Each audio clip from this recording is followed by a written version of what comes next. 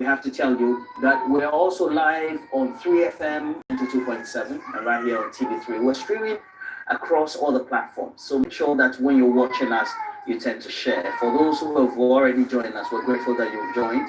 And I know that some of you are raising issues about the stream, but I think that it's being rectified. If it's not being rectified, please make sure that you put it there and let us know what you think. But a lot so far has happened.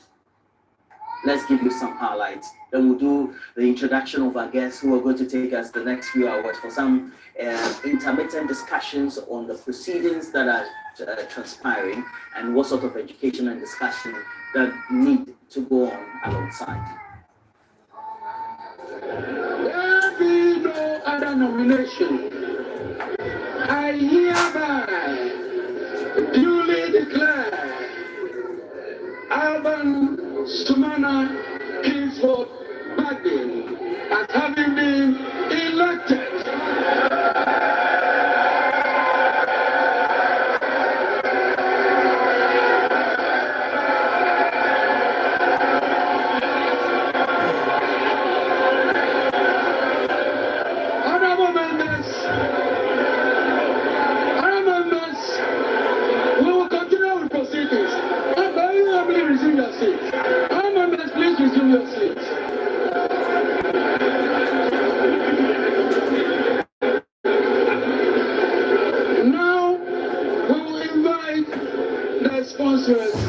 To conduct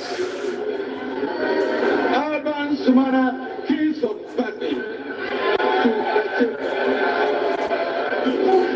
This is my fourth term in this house, and this is the first time in the history of this party.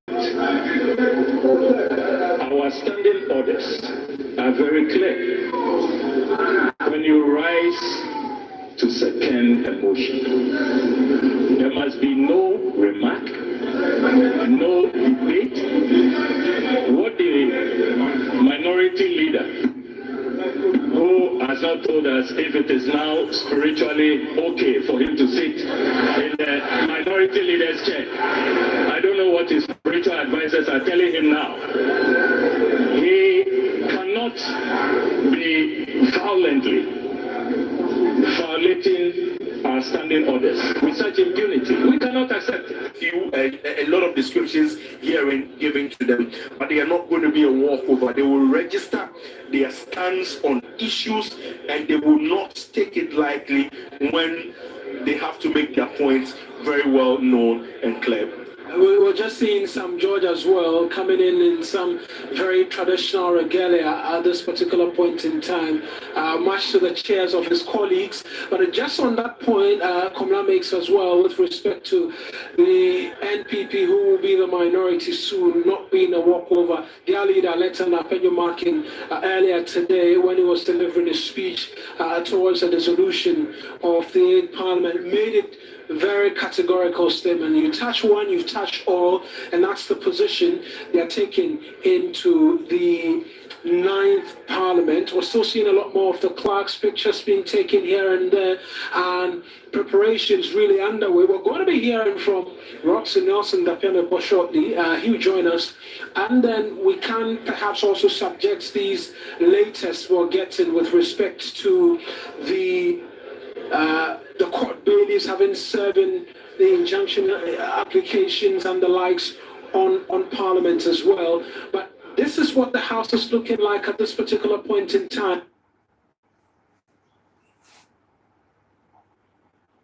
And with the exception of two, we had every member of Parliament, of course, sworn into office, and subsequently they then undertook the processes that would lead to the swearing into office of the Speaker of Parliament, Alban Sumana Kingsford Badin, somebody who's been in the House since 1996. But it also means that, well, he knows the rules and the standing orders very well and has a great memory, institutional memory behind him. But let me just introduce some of our great guests right here. Their regulars right here have been with us throughout the year of 2024, always actually, and Election Command Center and transitioning for us to climax adequately this great coverage that we've brought you. Again, you're watching us right here, TV3. So go search for us, TV3 Ghana. You're also listening to us, 3FM 92.7, also streaming on same platforms, and make sure that you share the stream. I've seen a number of you are watching us from Dubai, Liberia, elsewhere. Please keep sharing the stream. Let's have some great conversations thereof. And I'll start from just right here, my extreme right, just more my immediate right, so to speak. Professor of Political Marketing at MAHAMA University of Ghana Business School, and Kobe Mensah, very controversial figure. If you follow his account on Facebook, he's always pumping up. How are you? Oh yeah. Very well. Good morning. Morning. And then Thanks for also, having me. and then also Dr. Palgrave Wachidankwa, in the Akufo-Addo Bawumia-led government, was the immediate spokesperson on governance and security. And he's right here. Good morning to you, Dr. Palgrave Wachidankwa. Good morning, Roland, and it's good to be here. Yeah. The political aide to Alan Chairman is also here, Nana Yaw Sapong, with the Movement for Change. Good morning to you. Good morning. I love your white smoke. I like your plenty time. Thank you. Yeah. But I have to thank Miss Nancy. why big man? You say former. Like, you want to hand you over. Yes, I'm Camille's grandchild.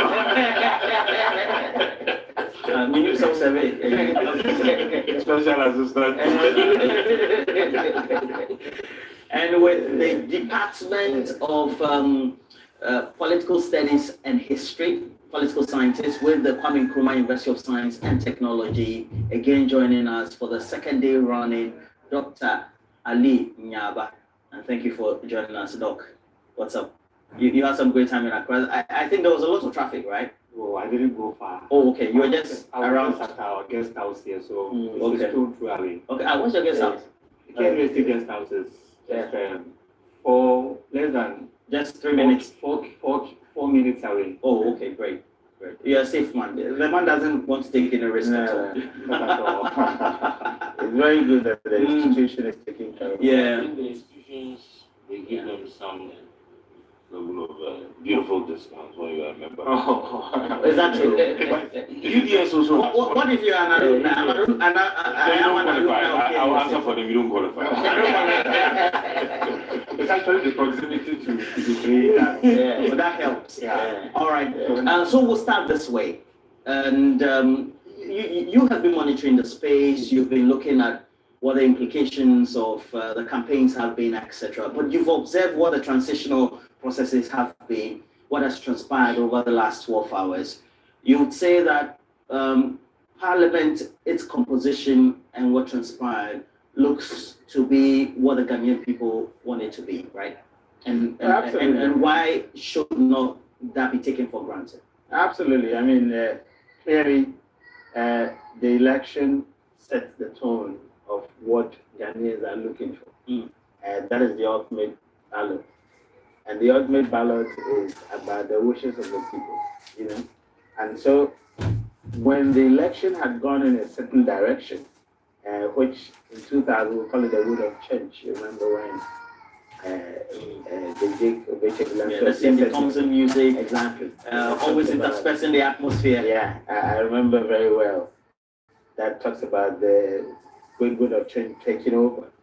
You know, the same thing has happened in this particular occasion as we're talking about. So once the election has gone a certain direction, you expect the parliament to reflect in the wishes of the people. And that is what, is showing. But I think we should go beyond that. I think the entire atmosphere, and I'm sure Padre would agree with me, that there's a sense of what people wanted, regardless of what the argument could be.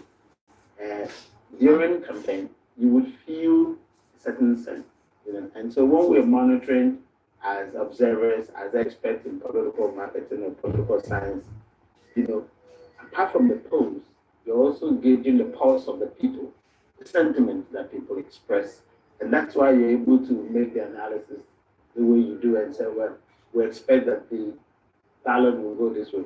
And even the incumbents actually feel that. I remember when I was doing my PhD, Odessa is a great man.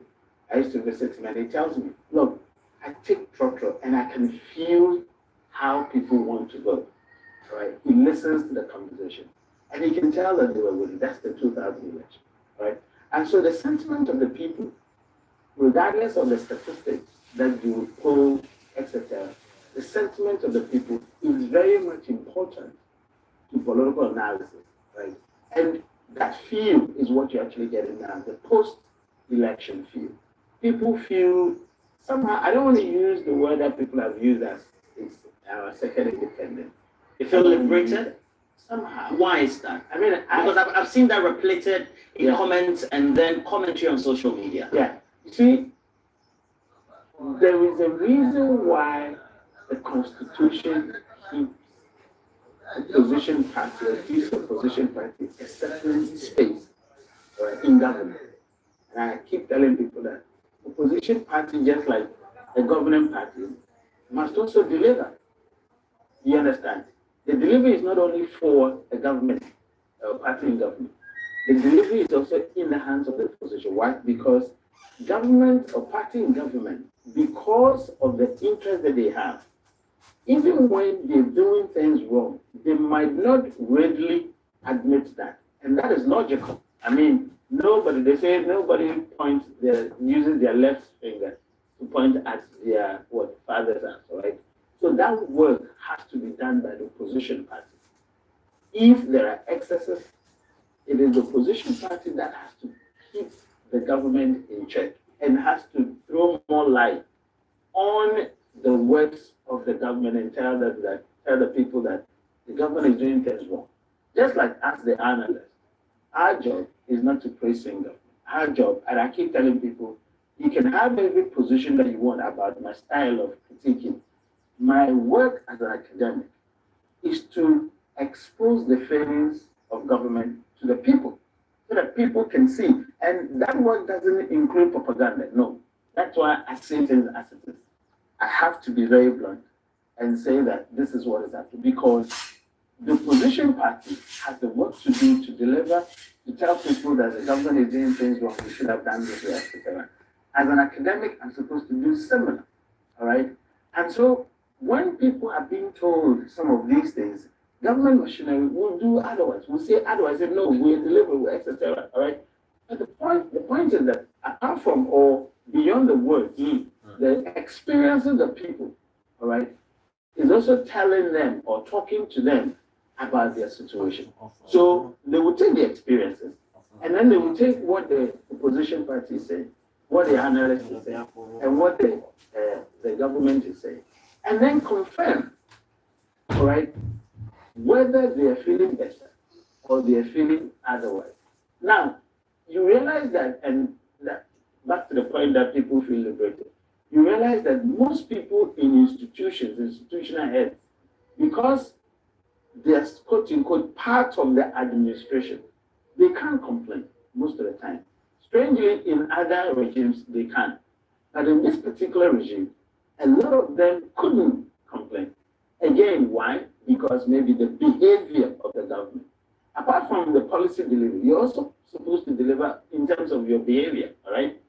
But if the government posture is in a manner that it makes it difficult for institutions, heads of institutions to complain, then that is where the liberation comes in, right? Because immediately the government is actually overthrown. Then people feel they spring up to actually let their voices heard and say, we didn't like this, we didn't like that. But you ask yourself, now why didn't you complain? Come on, they're part of the institution, they're part of the structure. They can't complain. And it's not their fault. It's logical.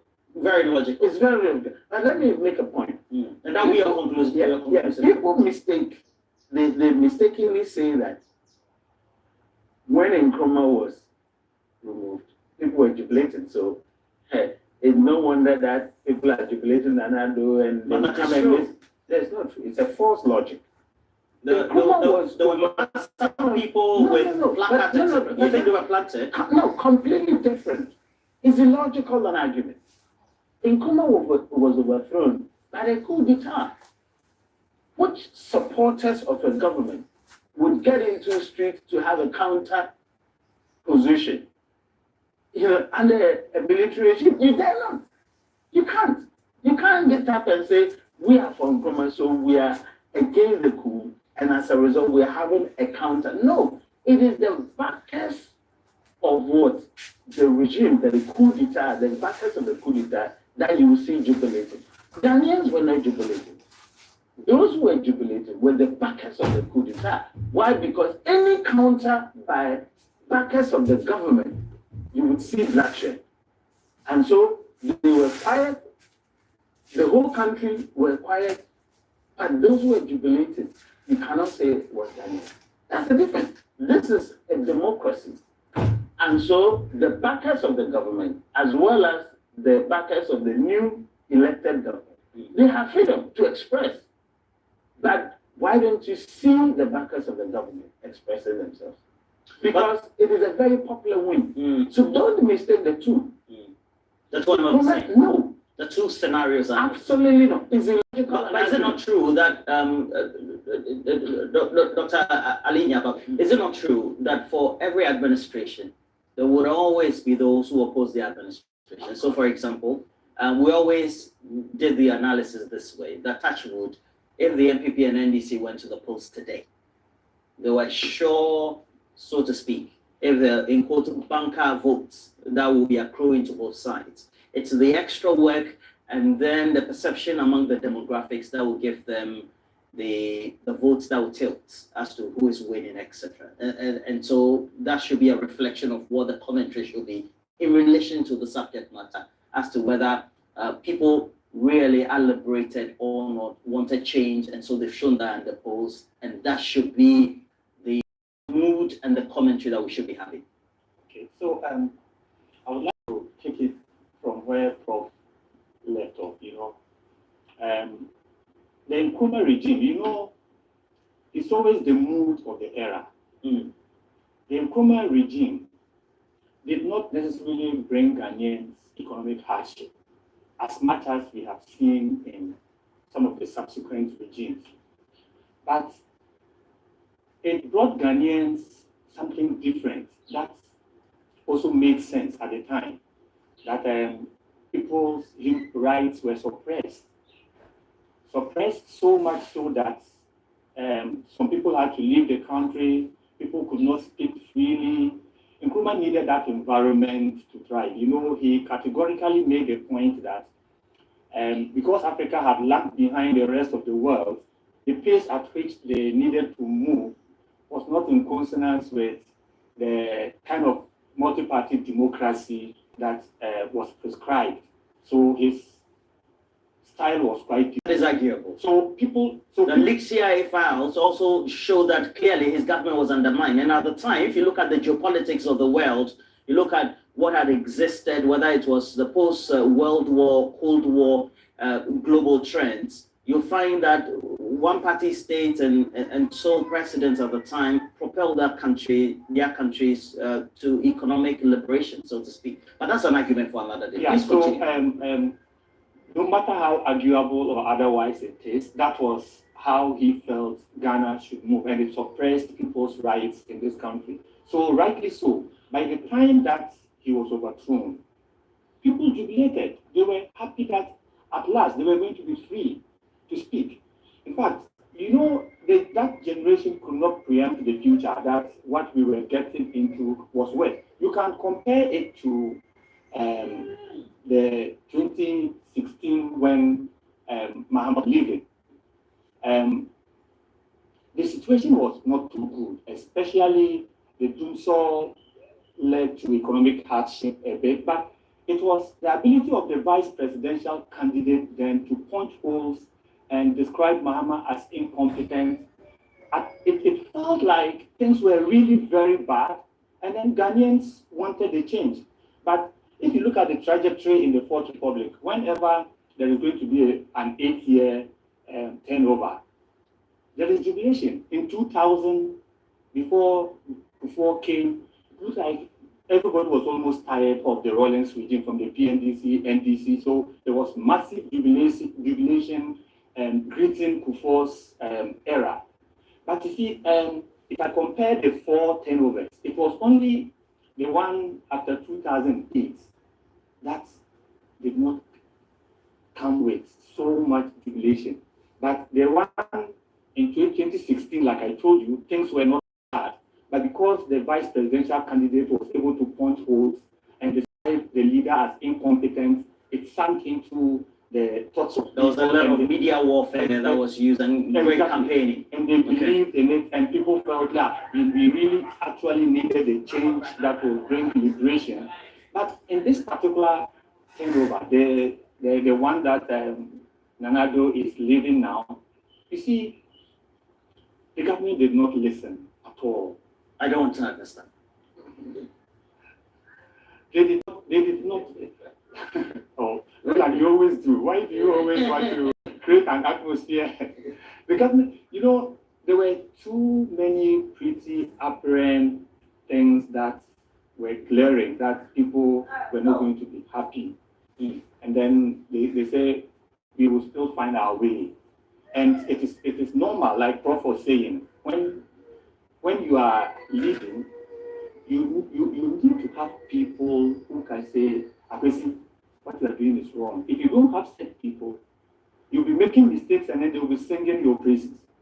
You understand? So it appeared the government that its own. So unlike what I would like to deviate a little bit from that, it looks like the people did not want what was there. It's not like they actually wanted what we are getting into.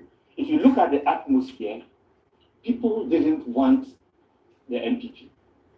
They did not want the MPP. It's not like they were actually so convinced and enthused about the NDC either.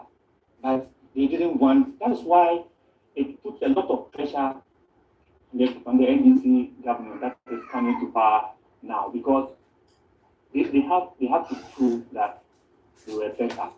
Not just better than this one, but they are liberating. Like yesterday, I was listening to a very senior journalist on your Kwesi Pratt Jr. saying that we should not force Ghanaians to lose confidence in the political parties. In the political class, yes. Generally. Yes, you see, we should know at this point, we sought to seek liberation from NDC. But he made a point from that MPP. We are seeking liberation from NDC because we think that NDC can liberate us from the MPP shackles. You understand? It will get to a time that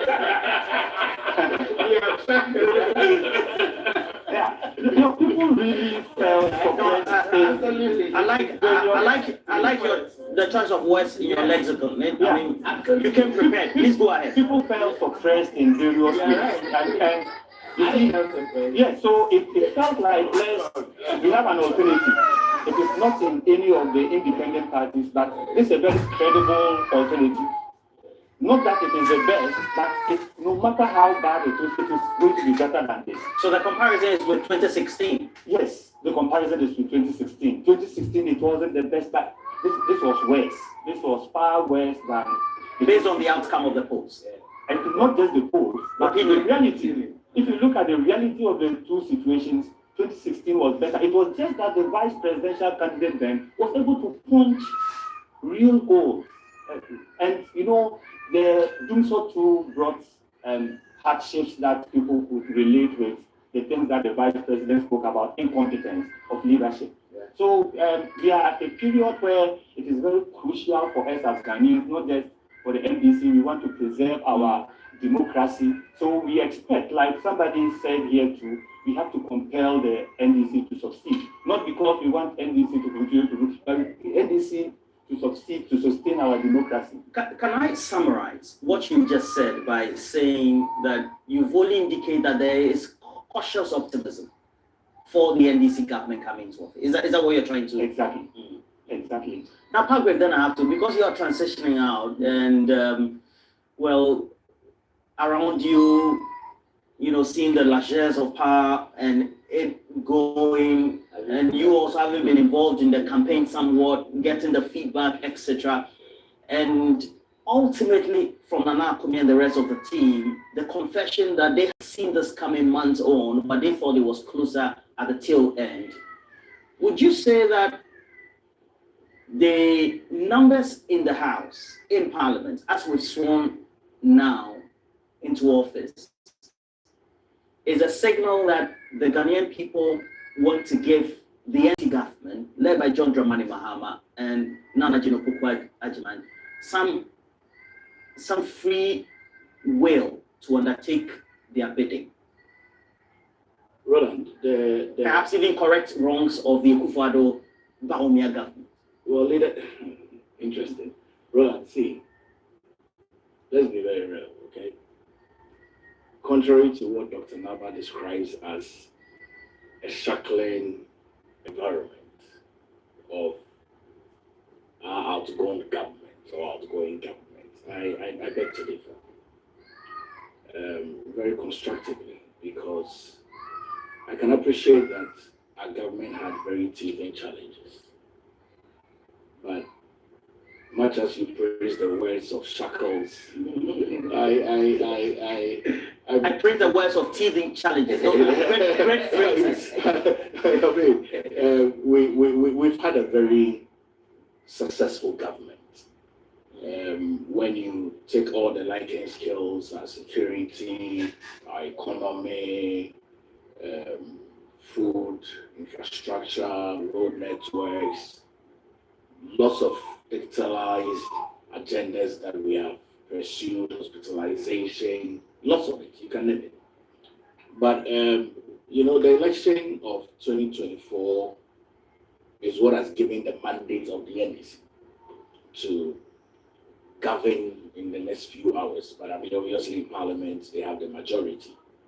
And for me, as an observer of democracy, it further deepens our democracy prowess. And also to state that in political campaigning, there are a lot of tension and words that are used that in the rule of law, in the respect of the constitution, in terms of transitioning, when it comes, you realize that everyone wears their guns. And be it as it may that we have lost the election, be it as it may that the president and Akufo-Addo outgoing has had a very successful transitional period for the incoming government, very commendable.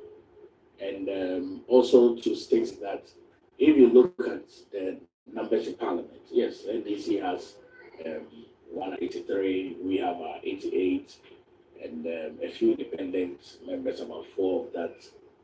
And the start of this 9th Parliament clearly shows that as an opposition government, we will keep the government accountable.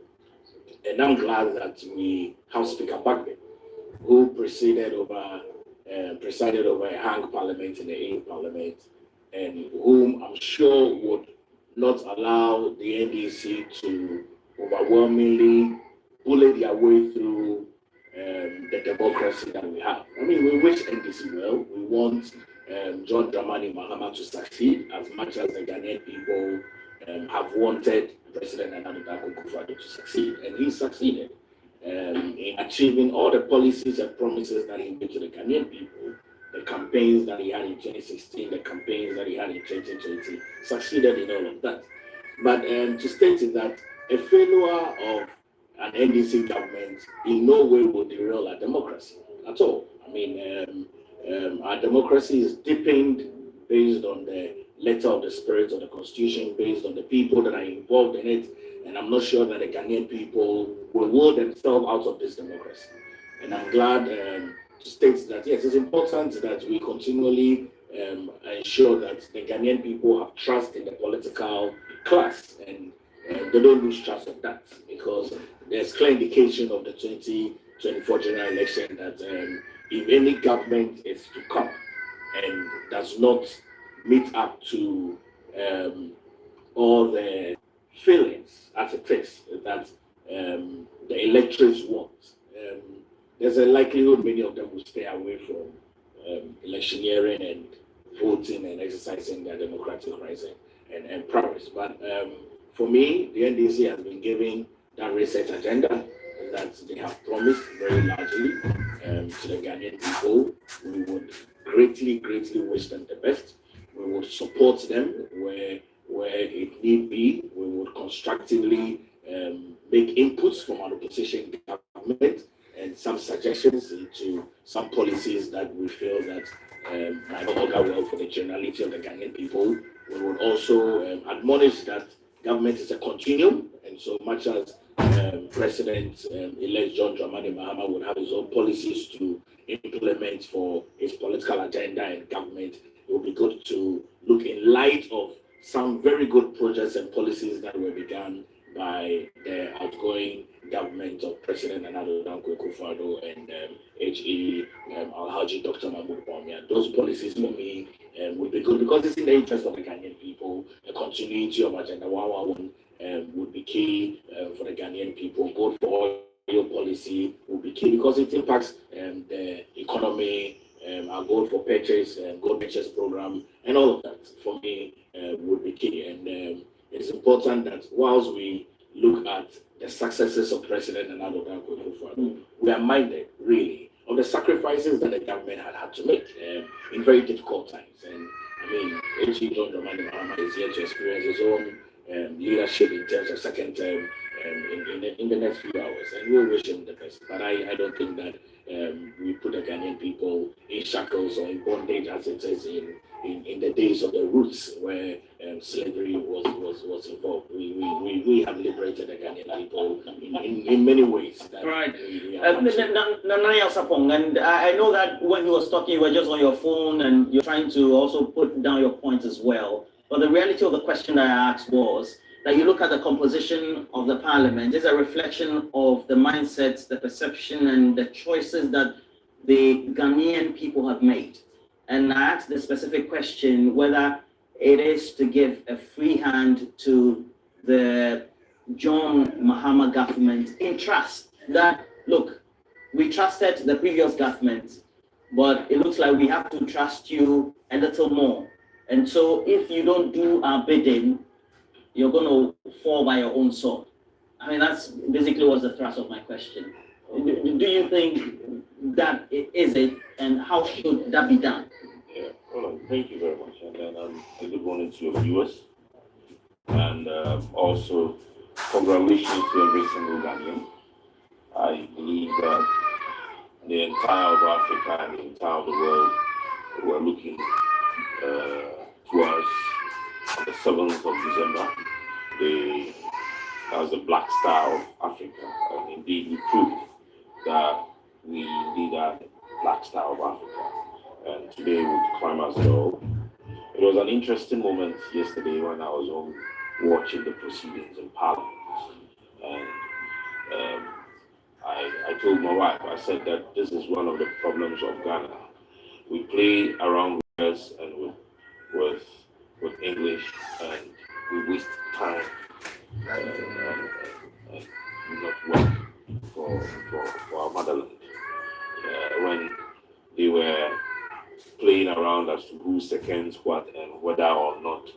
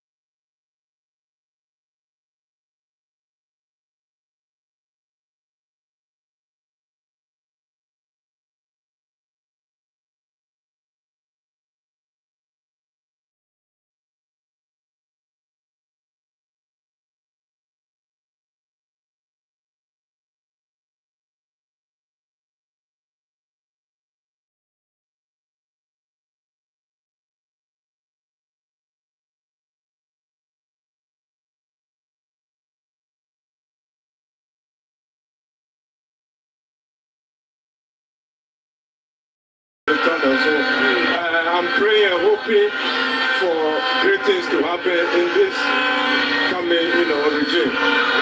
Thank you so much. Aseleman talking to us there. He's saying that he prays that after likeness will come. So this is a current state of the Independence Square, where you could see a lot of supporters gathered here cheering up, and it's been like this since morning, since dawn, and the whole place is full up. Try and get some more dignitaries to talk to. Many more dignitaries have arrived at the appropriate time. I'm sure other reporters who are stationed in there will tell us the number of people who have arrived for the swearing ceremony of the President-elect John Dramani Mahama. But in the meantime, let me try and get to the top and talk to some of the supporters who are gathered here. Let me get close to where they are now and speak to a few of them about the situation. Whoa. Madam, open your neighbor. Open your neighbor. Yes, sir. I'm a stomach. The president who does it, and the who does it, so you're not a government. I am the opposite. Okay, so she's here also to witness the swearing ceremony of the President-elect John Dramani Mahama. Let me talk to people who are gathered here. Boss, where are you coming from? Where are you coming from? America. What are some of your expectations, and then what do you expect to see in this ceremony? I'm expecting something great today. This is the situation here at the Independence Square. The entire place is full to capacity. Let me talk to you. Madam, where are you from? I'm a salmon. Yes. Okay, so what are you expecting to see today? I'm expecting more from our president, John Mahama. We want him to do more and more for us. People in Amasama, we are looking up to our to do more for us too. Especially Dar es Salaam branch, Amasama, at Siaba Ward. Okay, so these are some supporters coming to us that the whole place is very noisy, and it is the fun part for me as all these people you see here. Many of them are those that came to spend the night here, and they are so excited. They cannot wait for the event to start. Let me take you close to where the dignitaries are seated, even though I don't have real access to where they are at the appropriate time. Other reporters who are stationed in there will explain to us those who have arrived so far. But so far I've seen so many chiefs arriving at this place. I've seen some foreign dignitaries as well coming to this place, and then they've all been granted access because they are duly accredited. But for those who do not have the accreditations, they are redirected to seats elsewhere. But so far, so good. The security arrangement here is on point, as everything from the beginning till now seems to be in order.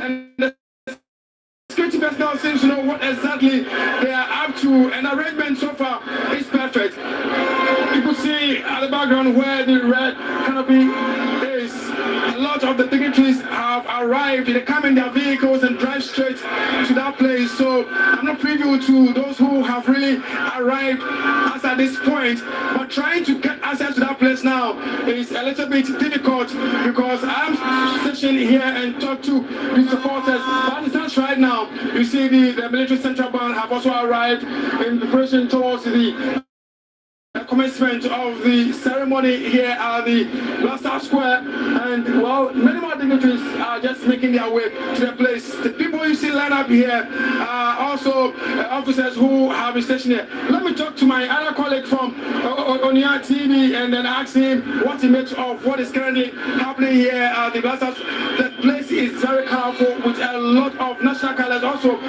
colors of the National Democratic Congress, NDC. Boss, so here now, and everybody is also expecting to see something very unique and very colorful, and that is what we are seeing here. So I'm not surprised that a lot of people have come to grace the occasion, and there are thousands of people out there who are also looking for an entry point come in here, but they are not getting access to this place. Obviously, because the crowd is so much, they say that if you come in here, you cannot find a place to sit. And the fear is that there shouldn't be stampede here because of the numbers. And earlier, I was also at the entry point where I saw that the security was now beginning to prevent people from coming into this place. But we want to try and see if we can get some dignitaries here.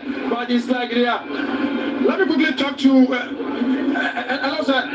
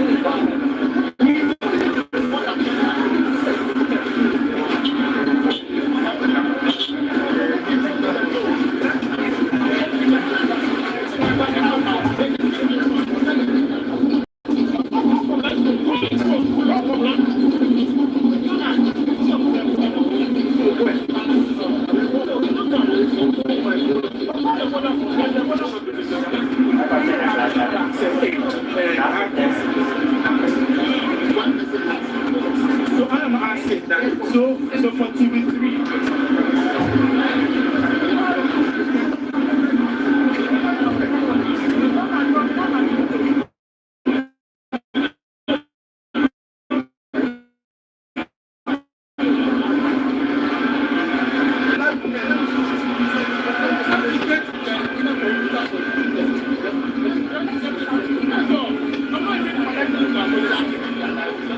Live pictures from the Blaster Square right here in Accra, and it's where we're having the inaugural presidential ceremony for John Dramani Mahama, and then also Professor Nana Jane Opoku-Agyemang. And as you know, a number of dignitaries, according to what we know so far from official sources, have made their presence felt based on notification about coming to this event this morning. So far, we do know that there will be 21. All right, let's go back to Armstrong. Briefings. One was live here, just at the spaces within the ARC, where they took time to explain categorically the protocols. If you have inner perimeter accreditation, this means that we have been able to appreciate the need to reduce the numbers. And so that person who is doing, who has access to inner perimeter can go to the green area where we describe as the Chamber of Parliament. So that person can go there. We are providing live feed to all media houses, both through online and through the Digibox and other social media handles. These have been shared with the media houses. What we are observing is that some of the media houses. Okay, so Armstrong having an interaction with Eric Ahinyanyo, one of the lead coordinators for this inaugural swearing-in ceremony. at the Black Star Square live right here on TV3. You can get the latest updates if you are watching us on TV3 Ghana. Always available, 3FM 92.7, also across the stream. Komla Kluche up with the latest. Komla, what can you tell us? Yes, many thanks, Roland. Welcome to the Black Star Square. And this is the inauguration or the swearing in of the President-elect John Dramani Mahama and his vice, Professor Jainan Opoku-Agyeman. It's been an event which started from the elections all the way through to declaration. And now the final one has to be the swearing in of the President. In the early hours of this morning, we saw the swearing in of the members of Parliament right in the chamber, but their standard seating has been had now. They've been moved to the Black Star Square where they would equally be witnessing the swearing in of the head of state. I can tell you security is quite tight. This is how the whole place looks like. From what you can see now is the inner perimeter. Only designated people with designated accreditation cards are allowed to be there. Not many media people are allowed to be in the inner perimeter. And even outside of the inner perimeter, your accreditation does limit you to a very large extent. Strict protocols being observed here and security as well. But let's try and see if we can engage some few people who are here, some very known faces. I can see a former Attorney General who is a legal counsel to the President-elect in that appointment yesterday. Welcome to TV3. Congratulations are in order for you. This has been long coming, isn't it? Yes, it has indeed. And it's well deserved. The President, the NDC, we all worked very hard, and I think it's well deserved. And what is it that you are expecting, for instance, in terms of the speech your boss is to give the people of this country? The speech? Did you say the speech? I didn't hear you. Okay, I'm saying, what is your expectation of the speech generally that he has to give to the people of Ghana? I believe he's going to give everybody hope. We've stated clearly that we are resetting the country, we are resetting Ghana, and of course, resetting to improve the situation we find ourselves in. And I believe he's going to give everybody hope that things are going to get better for Ghanaians. A quick one from you on this whole thing about oral. Many say, well, he should leave it to state institutions. What's your take on the oral? Please remember that oral was set up as a small committee to start receiving information. Simple. That's why oral was set up. If you read the communique on the establishment of oral, they were just to receive information from the public. So nobody should be afraid at all? Nobody should be afraid at all. They are receiving information on all information relating to recovering all the loot, as the expression for loot.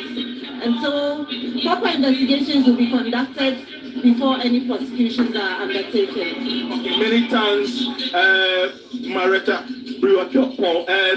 Let me talk to Mr. Tony later.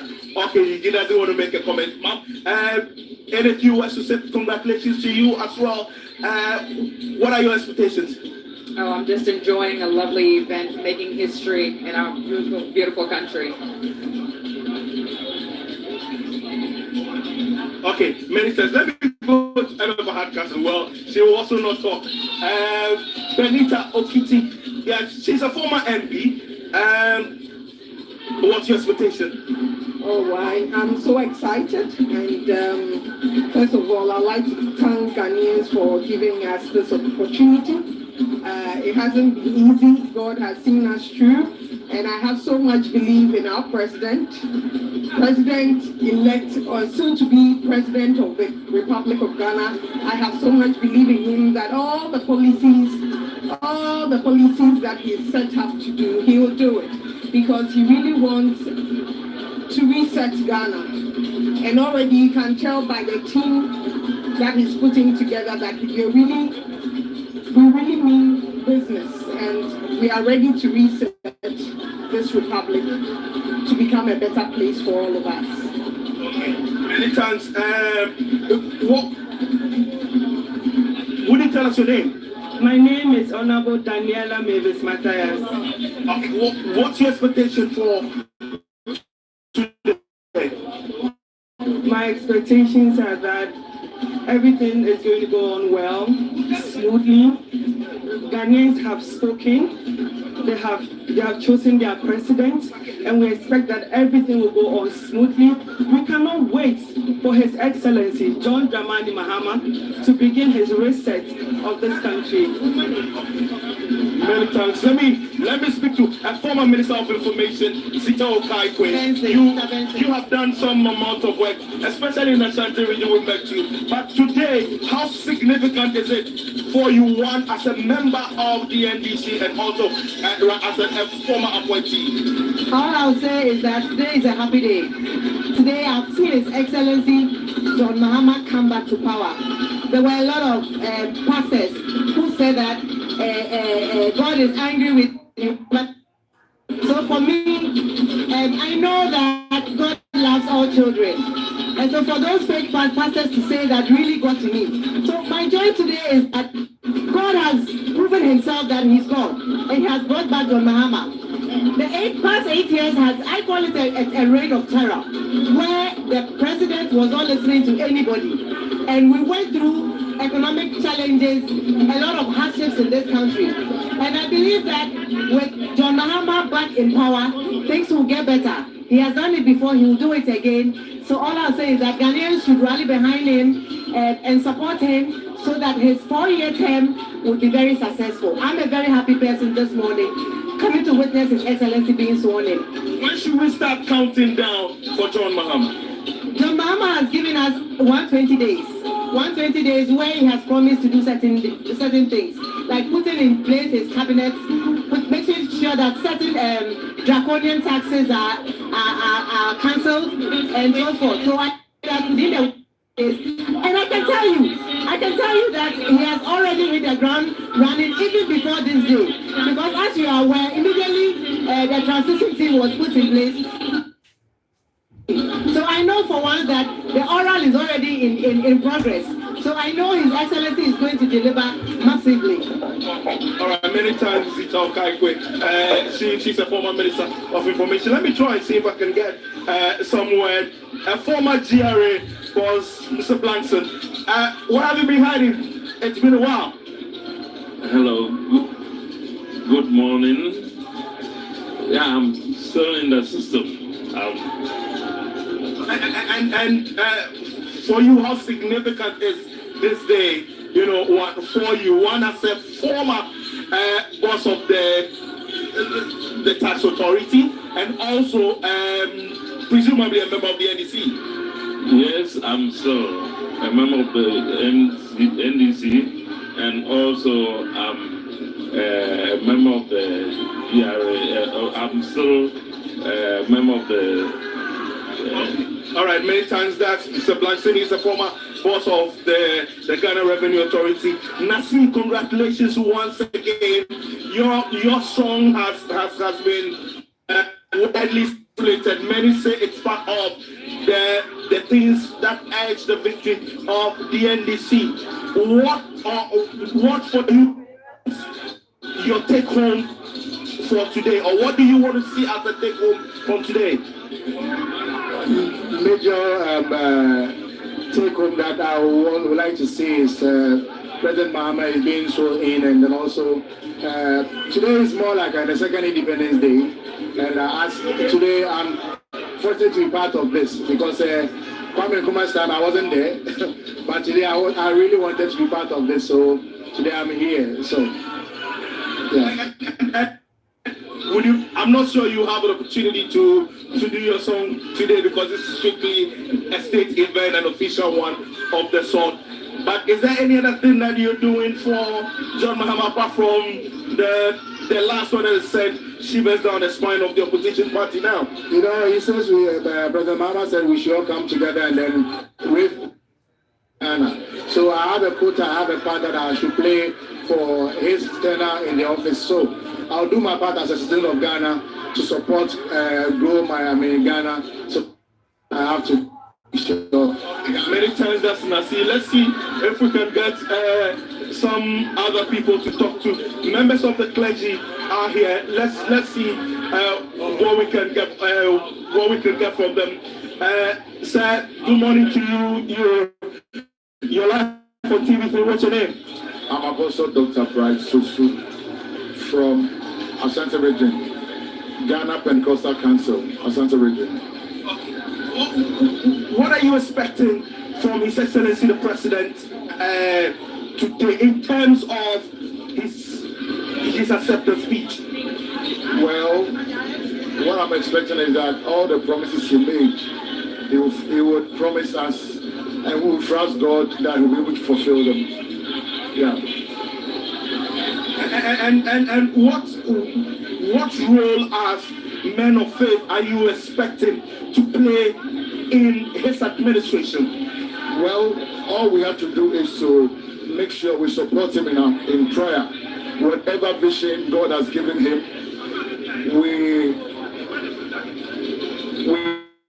are willing to stand with him in prayer, to hold his hand till the vision God has given him is accomplished. Yes. Okay, many thanks. Let me get a few words from Ma'am. Good morning. What's your name? Colonel Janet from Salvation Army. Salvation Army. What is your expectation for today? Pardon? What's your expectation for today? My expectation for today, I just want to be a witness to this great occasion. Okay, you want to be a witness to this great occasion. Let me quickly get some other people from. Sir, what's your name? My name is Gideon Amete. What's your expectation for today? Yeah, we want to see the president sworn in, and that's why I came all the way from Kumasi, to be part of this ceremony. And I'm expecting that the president will hit the ground running, and all the promises he gave during the campaign, he will see to them that they come into reality. Despite winning 2/3 majority, there are greater calls for unifying the country as well. In terms of his speech, how unifying are you expecting it to be? He's already started. If you have seen the invitation for this ceremony, it cuts across all political divide and religious divide. So we are expecting the president to use his massive support that he's had from voters to put us together as one people and cause us to forge forward. Okay, all right. Many thanks to you, sir. Let me see if I can get some other people from the outside again. Okay, all right. Okay, so what's your first off? What's your name? Reverend Gabriel Agbebe, EP Church. EP Church. Okay. What are you expecting, as men of faith, with respect to the swearing in, and also in terms of how unifying the speech should be? Oh, we expect. I'm looking now. Everything is going on well, but we expect very courageous and speech from the president. Very courageous, but in terms of how he needs to rally the country behind, it appears there's some sharp division in the country. As men of faith, what really are you expecting him to do immediately in terms of bringing the country together? That one God himself is in control, will take control. He will give him the wisdom and understanding to rule this country. Yes. All right. Many thanks, Reverend Agbebe of the EP Church. Let me see if I can get some other people to talk to. Few people. Say, what's your name? My name is Alhaji Idismail Ascones. Okay.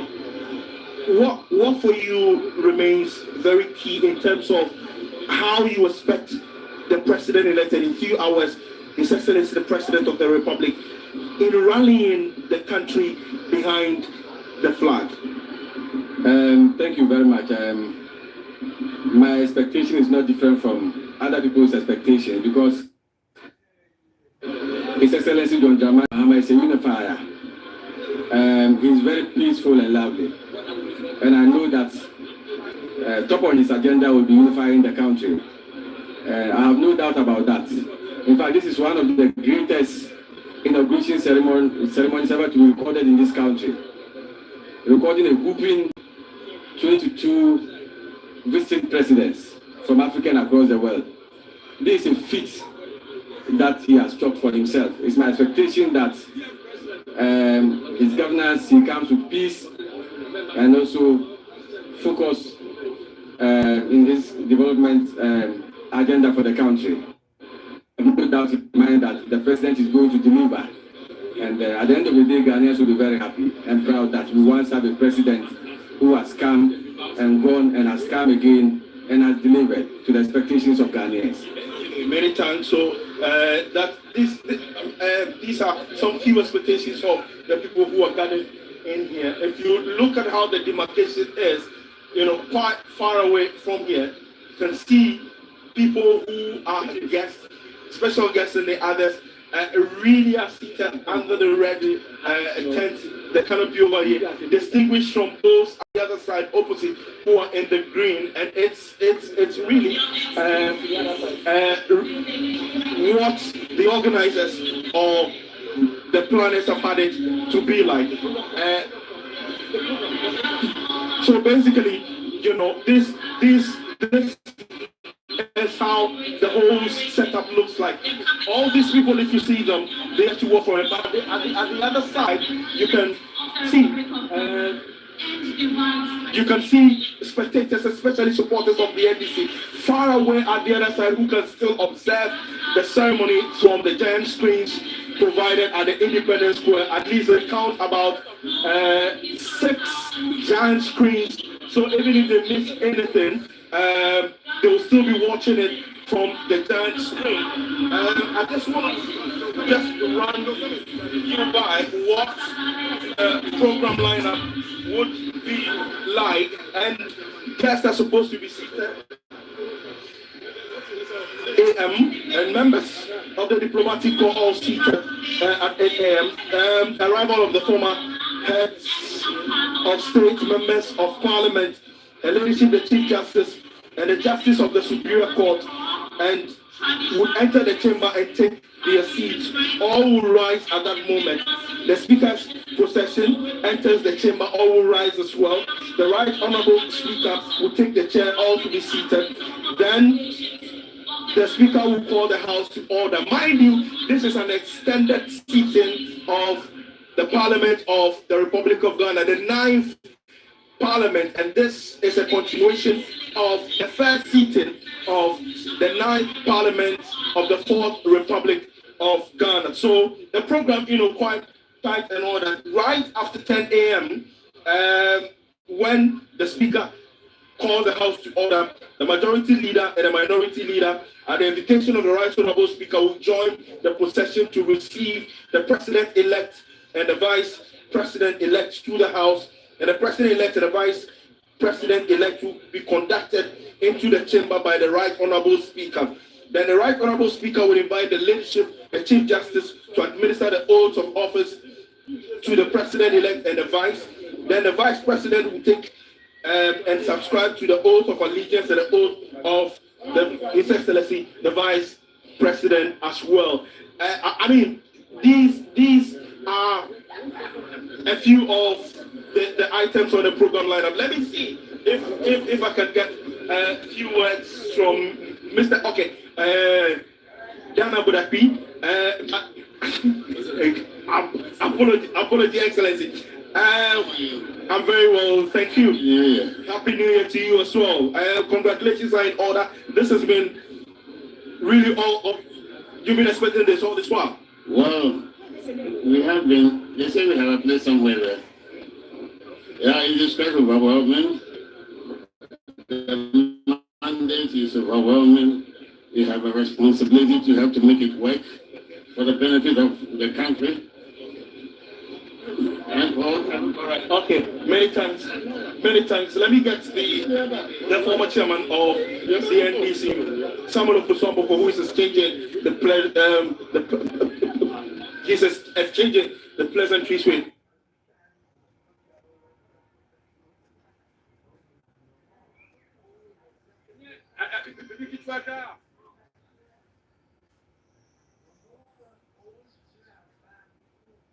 The day the Lord has made, and we should rejoice and be glad in it.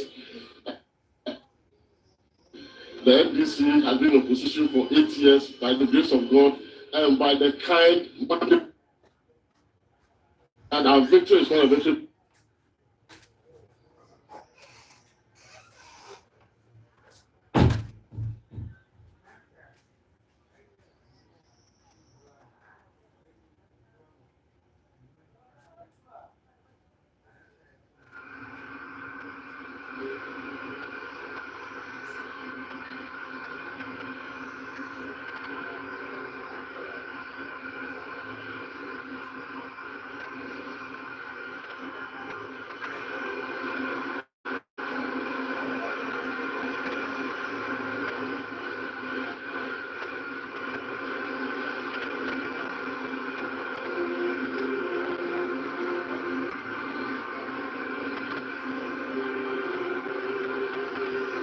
The Black Star Square dignitaries arriving for the presidential inauguration for President-elect John Dramani Mahama, as well as Vice President-elect Professor Nana Jane Obokwajiman. Aerial view of the Black Star Square just superimposed over the whole arena, just overlooking the Accra Sports Stadium. The Black Star Square in itself also gives you a vivid picture of what is firing. And now it looks like you look at this and certainly quite history be made. Yes, it's a historical day. And Trump Some people haven't the office.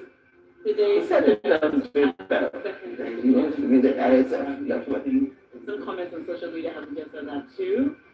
The Black Star Square, as we know, is there around 0 ground, but we see that the entire grounds have been covered with a green carpet.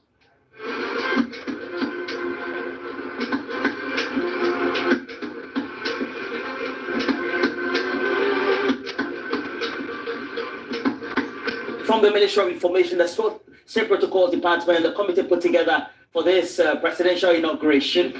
The expectation is to have about 21 heads of state from Africa and beyond. Already we know that a number of the heads of state across the sub-region, the rest of sub-Saharan Africa and the world have arrived. 3 vice presidents from across the continent are also expected, and at least 4 others who will be ministers representing government also in. Some 24 envoys are expected today just to be part of this historic occasion. And prominent as the police band, they do this annually for not only the state protocol for such event. And I, again, will do a great recall within the period over the years in the Fourth Republic. The police band as well as the army band have played critical roles for such national assignments of importance. More critical is the fact that there has been partition of the Black Star Square to make sure that for today's event, for the various dignitaries as also being ushered onto the ground, representing others. President Jacob Zuma of South Africa having just passed the cameras, and as you can see, also representing South Africa, giving a vivid description as somebody who also is representing the entire unity of the continent. And then also Julius Deborah, a number of the dignitaries of the John Mahama, Nana Jane Opoku-Agyeman administration, and Julius Deborah has been appointed the Chief of Staff for the Mahama administration. Already, we have a number of interactions being undertaken by Komala Tuche. And Komala, what have they been saying? In terms of uniting the country. Oh, I think the country is really united. We are very peaceful people. And all that we need to do is that we need to put God first in everything that we do. And as a country, God is the ultimate. And as we see the face of God in all things, I'm sure that the country will be a better place for all. Most great, Mr. Eric, Reverend Stephen Wengam. Happy New Year to you. Happy New Year. Yes, your brother, your son today will be having a second bite at it to lead the country. I know in the past few weeks you were with him, you prayed for him. Virtually and almost every other day, you are with him, saying a prayer for him in the country. For you, what's your expectation of his inaugural speech? Well, incidentally, I'm here with my global chairman, the global chairman of Assemblies of God, Reverend Dominic Yo. You know, Assemblies of God has 85 million members worldwide now. Well, my expectation, we are confident that the good Lord will guide him. He has the experience, he's been there before, and we are confident. He went out, I'm sure he has reflected, and he can only do better and become better. And our prayers are with him.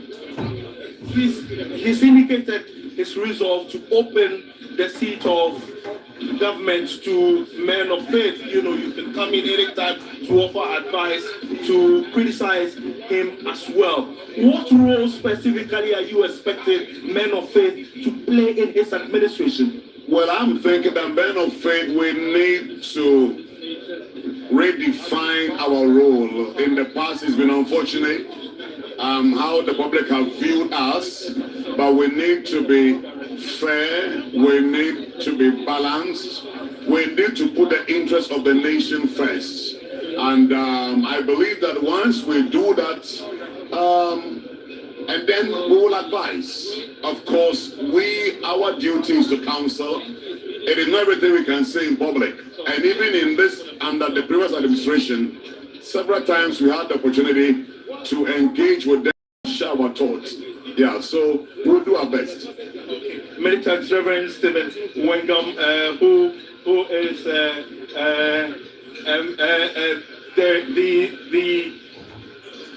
the head of the Assemblies of God here in Ghana as well. Let me see if I can get some few other people amongst you. A lot of the politicians are here. Let me start from here as well. Chief, congratulations are in order. Thank you, thank you. You have been on a network. Even yesterday you were there, by your expectations for today. Yes, yes. Of course, this is a new era. We are going to reset. We are going to reset Ghana. And I can tell you that after today's inauguration, the modus operandi of various workers in this country will change. And I can tell you that President Mahama is going to appoint the right people into key places that will help reset the country. Thank you. All right, many thanks. Lawyer Abraham Amaliba, this day has been long coming for you, is it? There's going to be a political change of weather. And that political change of weather presupposes that the oil is going, Akufo-Addo is going, and there's going to be a new order. And this new order will usher us into a Ghana that we all want. So today is the beginning, and you can see that the weather is changing. And once the political weather is changing, good things are happening to Mother Ghana. Mischievous Abraham Amaliba, then your short, he's the former director of legal for the NDC, and the director of communications for the NDC, lawyer Kakre someone. Yes, sir. Congratulations, I know that. I thank you very much for your good wishes. We hope and pray that we will abide by all the promises we made to the people of Ghana, for which they voted for us so massively, to drive away the most stinking government in the history of the Republic of Ghana. We pray to God for guidance and blessings. Okay. All right, many thanks, Lawyer Kakre someone. Let me also talk to a former KMA boss, Mr. Sabon, congratulations are in order. Thank you very much. What's your expectation? Oh, my expectation is that everybody should be happy, because the wind has changed. It has actually changed for the better. So everybody should be happy. Everybody should be happy. Sorry, in terms of governance and the speech John Mahama is going to be giving, his inaugural speech, so what's your expectation? Oh, to be very honest with you, I'm pretty sure that President John Mahama is going to appoint expertise, people who actually know the job. And I'm pretty sure that they will perform to the benefit of the government. Many thanks to you. Sir, congratulations on all the real life on TV3. What's your expectation of His Excellency the President today? Well, he's already has a track record of delivering. So basically, he's just going to continue his work and achieve the effectiveness that we are all looking for in the management of the economy and governance of the country. Okay, many thanks. Sir, your life on TV3, what's your name? My name is Alex Caesar. Oh, okay. What's your expectation of His Excellency the President today? Well, my expectation is that His Excellency is actually going to deliver on his mandate as promised to the people of Ghana. Remember, as he went around campaigning, he really signed more or less a social contract with the people. And I think that he's coming to do exactly that by representing the country. Okay, many thanks. Let me go to Amanda. Okay, all right. She doesn't want to talk. Let me pick a few thoughts from you, sir. What's your expectation of His Excellency the President today?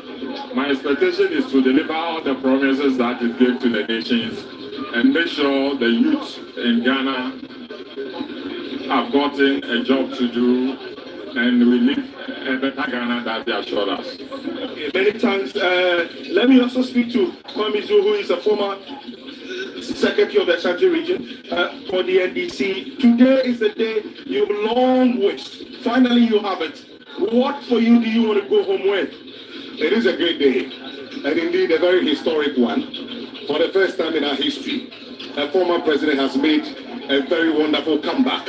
And more importantly, we are going to have the first female vice president of the Republic of Ghana sworn in today.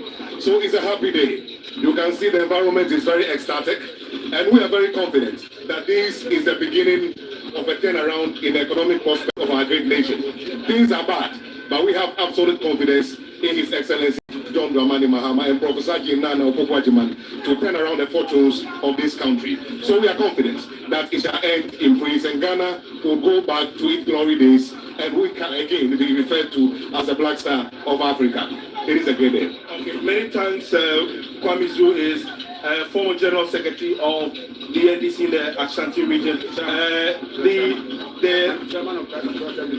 The chairman of the Christ Apostolic Church International. So what's your name? I am Apostle Samuel Apostle from Tom. Okay. What is your expectation of His Excellency John DRAMANI Mahama today in terms of unifying the country in his inaugural speech? Yeah, I'm about to say good morning to all Ghanaians and viewers. I believe that His Excellency appreciates the gravity of the work in front of him. And I am expecting that his speech will bring all the people of Ghana together.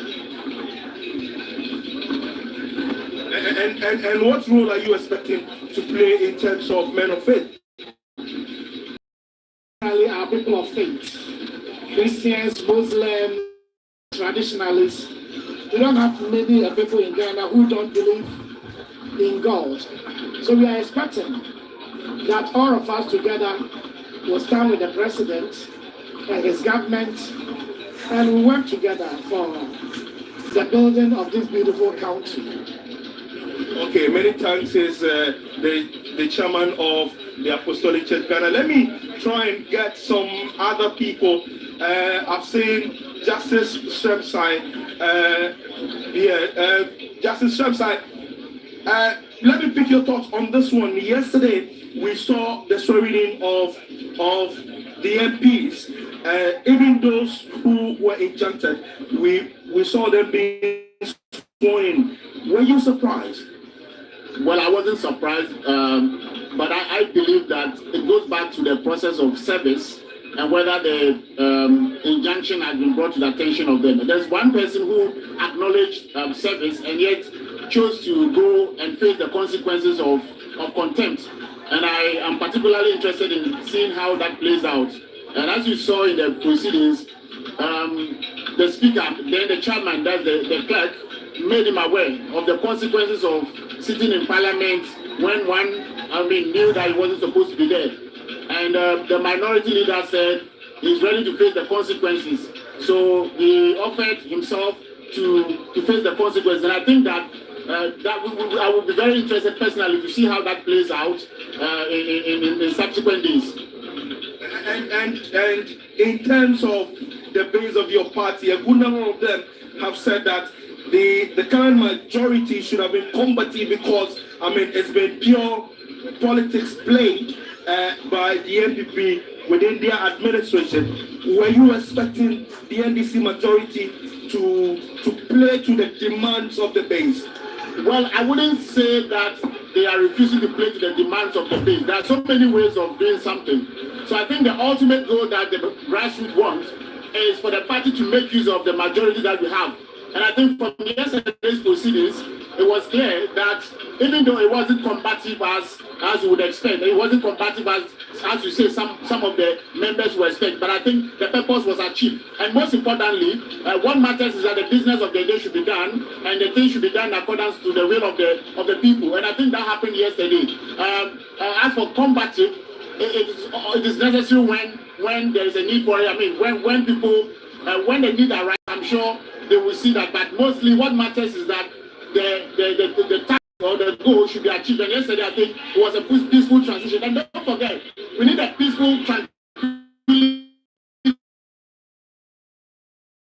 It was beautiful and it was something that should be commended. Justice Femside is a member of the NDC's legal team. Let's make a talk of economists as well. Professor John Gachi this year. Let's see if we can get a quick word from him. Prof, congratulations are in order. For you, what are you expecting His Excellency the President to say in terms of the economy in his inaugural speech? Well, I think he will give hope to the people of Ghana about how ready he is to reset the economy, to put things in place, to marshal commitment from his team to deal with the debt crisis that we have, how to address food inflation, to address the difficulties that households are going through. I think these are the things that will feature in his speech. Of course, he will be reconciliatory and give hope to the people of Ghana. Okay, Professor John Gachi is the one we just spoke to a short while ago. Let me also try and speak to a former boss of the National Service Scheme. No, I'm starting from there. So from there, you became a presidential staffer, and you continue to play a key role. I am Director Special Duties of the NDC. You are a very big man. I'm a big man, you see me. How are you? I'm very well, thank you, sir. What for you are your expectations of His Excellency the President? Oh, that we deliver on our manifesto pledge, and we think that Ghanaians will be, that's the contract we signed with the Ghanaian people. So we are sure that with the structures in place, we begin hitting the road running. Reconciliation is part of the process. How reconciliatory do you expect it to be? But Ghana has never been at war, so I don't know about reconciliation. We are not at war. We have won election. The president is going to be sworn in, and we are going to kickstart. Yes, there's peace already. People have peace in their hearts. Yes. Many times it's a Kwagbenu. He's a president, a former presidential staffer. Oh, a former boss of the Tema Oil Refinery and boss as well, Mr. Wadako. Congratulations are in order. I saw the work you did in the Shakti region. What played the trick? I think the the people of Ghana have become very interested in the way the country is run and the way the country is governed. And the trick was to communicate the truth, and eventually the truth prevailed. And today we're about to witness the swearing in the second coming of His Excellency President John Mahama. I know you've not been given any appointment yet. Well, what are you eyeing? I'm a farmer, and I'm very comfortable working on my farm. You just would want to be on your farm. You don't want.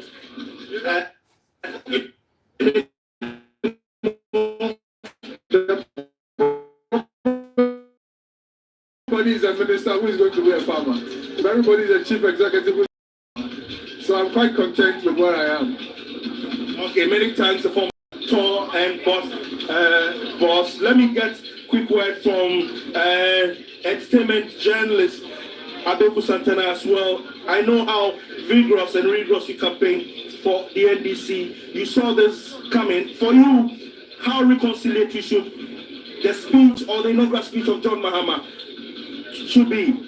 Governor and TV3 Media General, we want to thank you for the immense coverage for His Excellency President John DRAMANI Mahama and Vice President Professor Jenano Pokwajima for the entire campaign. As you covered around the country in all the cronies with His Excellency, you saw yourself the trust, the goodwill, the confidence that Ghanaians have for His Excellency John DRAMANI Mahama. So based on that trust, that goodwill, that confidence, we bring that the Almighty God will bring that change, that transformation that we're all looking for. You can see that the atmosphere has changed. There's so much calmness, there's peace, there's that sense of purposeness that we're looking for to see a real transformation, a leader with integrity, a leader we can trust, of humility, a leader who has so much respect. And that is what we are asking for. We are praying to the Almighty God that all this will come to pass and we'll see a transformation in our country. Okay, many thanks to Santana. Let me get a few words from those in the entertainment industry as well. Kafri Danku, an actress. What's your expectation of His Excellency the President? A new day has come and I'm happy to be a part of it. I'm happy I added my voice and I can't wait for this new Ghana. I'm so happy for myself and my Ghanaians, my families, my fans and the whole Ghana. Yeah. Okay, many thanks. What's your expectation? Oh, I mean, we know JM is going to deliver. He's going to reset Ghana, and we'll all be happy and proud. All right, many thanks. So many people continue to try. Okay, the arrival of the majority leader in your shorts, Dr. Kesela Tufosin, over there. The clerk to Parliament has already arrived in your shorts. Let me see if I can also get some very quick one from some other people who are here as well. The former head of state of Nigeria, Goodluck Jonathan, sir, your life on TV. Okay, his aides, Goodluck Jonathan's aides do not want him to speak any short over there. Let's see if we can get a few more supporters there. The regional chairman of the NDC. Let me start from the Western North Regional Chairman. Today is the day you've been well expecting, isn't it? Yes, we've been expecting these days. If I had not, these days should have come about a month ago. When you say a month ago, how do you mean? Constitutionally, today should have been today. Yes, I'm just joking. Honestly speaking, after the election, some of us were eager for these days to come. So we are very, very happy. We are here to support the inauguration, and everybody here is happy. We are happy. I'm sure my people are watching me, and honestly speaking, everybody who is watching me from Western North is happy, very happy. Okay, many thanks. Let me get the next one.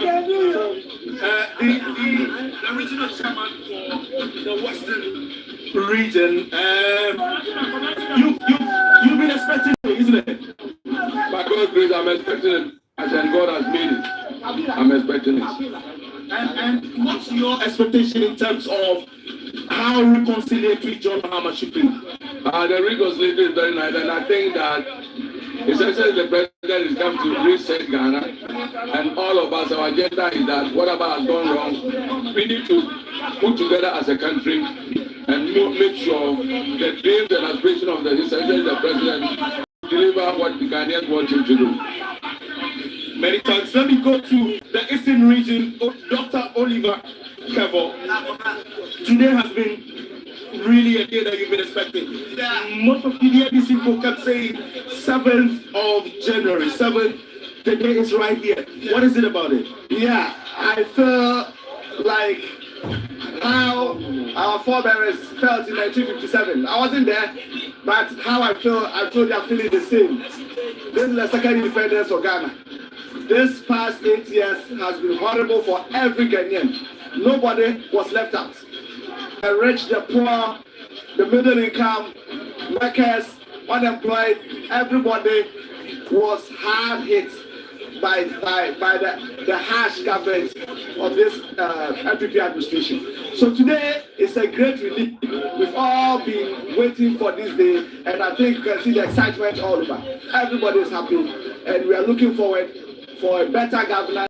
We are looking forward for a 24-hour economy that will generate jobs for the young people of Ghana and bring prosperity to all Ghanaians. Okay, many thanks. Let me go to the border region, Chairman Agbabito. For you, I will take it from the leadership of the majority. Are you satisfied with the leadership of the majority and also the speakership? Definitely, we are happy. Every member of parliament or anybody appointed by the leadership or the people in charge of the party, they are fit. And therefore, I believe that everybody that is sitting at the helms of the party in leadership in parliament, they are the right persons to lead their party in parliament. Okay, many thanks, Chairman Agbabito. Let me go to the OT regional chairman as well. Firebrand today has been one that you've been really expecting, is it? Yeah, yes, I'm expecting it. We are all happy and we are ready for battle.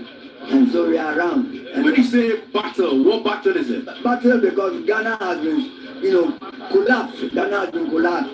And we have to start from our scratch. We are resetting, we are resetting Ghana, and we are taking it as a war, and we have to fight a battle to win the battle and to set. Yeah. Okay. Many thanks, Mr. Kandaba. Okay. Well, you will not make a comment. That's Kandaba for you, the outgoing Minister for National Security there. A lot of people have gathered here, former heads of state are all arriving here at the Black Star. And shortly, once Parliament sits and proceedings start, then the inaugural ceremony will kickstart officially. But the expectation is that John Mahama's speech, most especially, quite apart from the swearing in, would be that which will be reconciliating, will be that which will give hope, will be that which will rally everyone around the Black Star and to give a semblance of hope to the many people who have reposed confidence in him, not just from his party, but from really across the political divide as well. Back to you in the studios.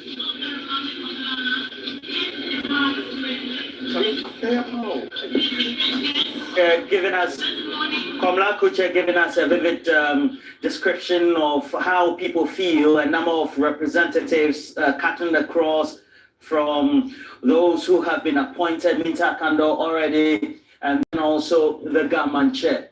Also, your shots there, but also giving you what the main issues are, the sight and sound, their expectations are. We already do know that the number of foreign dignitaries, various presidents, vice presidents, as well as representatives of various governments are already in the country. And from formal sources and what we've checked on the ground, We have former President of South Africa, Jacob Zuma, already in the country.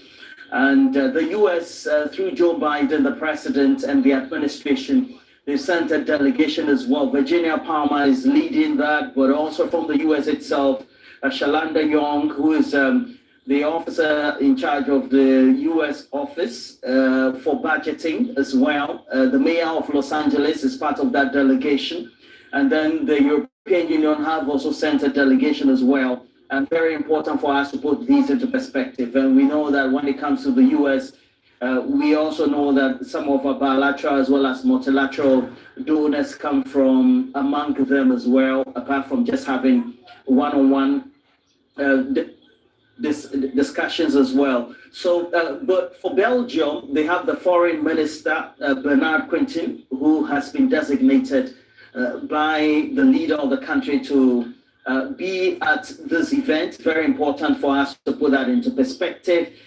In Africa, I also have already reiterated the presence. We've already seen the pictures, live coverage for his arrival at the Kutuka International Airport. That is the President of the Federal Republic of Nigeria, President Tinubu, and then also from Kenya, William Ruto, the President of Kenya, is expected on the grounds as well. So an area of dignitaries from across various subcontinents, the continent of Africa, elsewhere, just to make sure that they are able to spice up this event. We're told that hundreds, if not thousands of people from across the country have been given invitation to also be here. Former President of Nigeria, Goodluck Jonathan, and then also the current president, all of them walking in tandem, representing the Federal Republic of Nigeria. And within the ECOWAS sub-region or the West African sub-region, Nigeria is one of our main allies because they are among the few English-speaking countries, apart from Sierra Leone, Liberia, those who speak English right here. Of course, parts of Cameroon also speak English, but mainly dominated by the Francophones in West Africa. But also speaks to the greater expectation of Ghana. Since we began the Fourth Republic, Ghana has become the beacon of hope. And you take a look at what the Afro Barometer reports, being the surveys that are conducted continent-wide across the continent of Africa. You'll find that Ghana and the democracy, apart from just witnessing some issues of reduction in fundamental issues of free speech, etc., over the last couple of years, is widely respected across the continent. And then when we go to the greater part of the world, on the global stage, among the Committee of Nations, Ghana are getting a lot of accolades. We have a bigger relationship now with Xi Jinping's China, with their Belt and Road Initiative, where we have a great relationship with them. You'll find that they've become one of our main creditors. And so when we're doing the external debt restructuring, China, with that component of close to $2 billion, were one of the key partners that we needed to agree the terms with, apart from the Paris Club, as well as those concessionary agreements we have with the World Bank and the other Bretton Woods institutions. And then you find that the arrival and then the presence of some of those personalities are critical, and Kobe Mensah-Pro, one of the biggest economies in the world. I don't even have to say the US, the state of California. Los Angeles is in there. Even Los Angeles in itself as a city is a big economy. And you have among the representatives from Joe Biden, the US president, the mayor of Los Angeles here. What does it tell you? So, I mean, usually when there's a new government, it's almost like a business.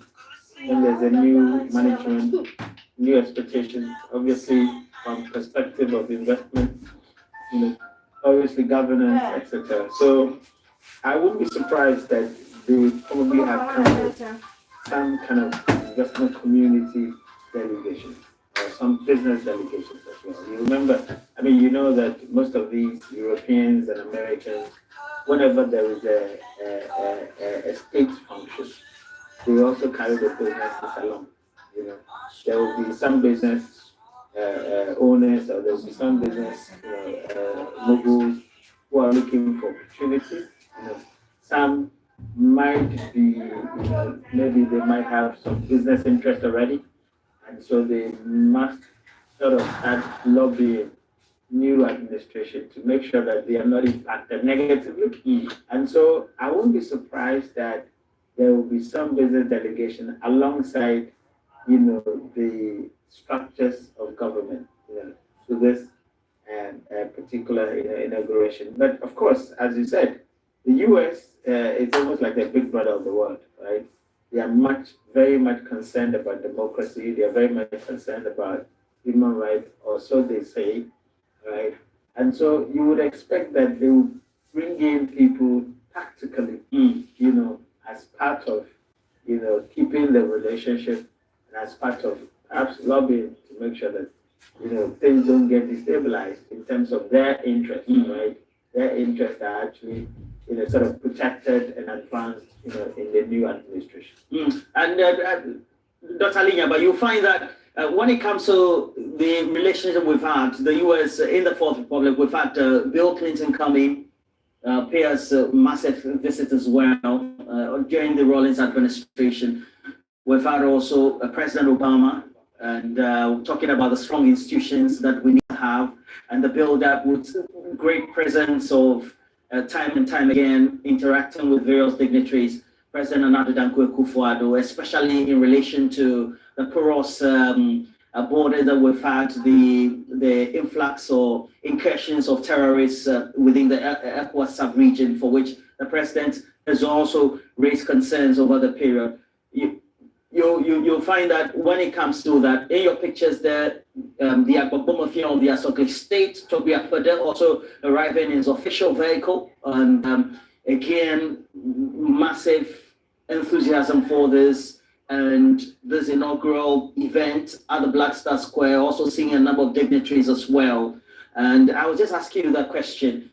How important is it that Ghana stays and gets the respect among the Committee of Nations, why the democracy is being consolidated, and how it has to be a continuation for the sub-region, for Africa?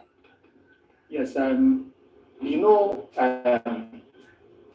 Ghana seems to be a light for the rest of West Africa, if not the whole of the continent, when it comes to maintaining the kind of governance that the West seems to prescribe.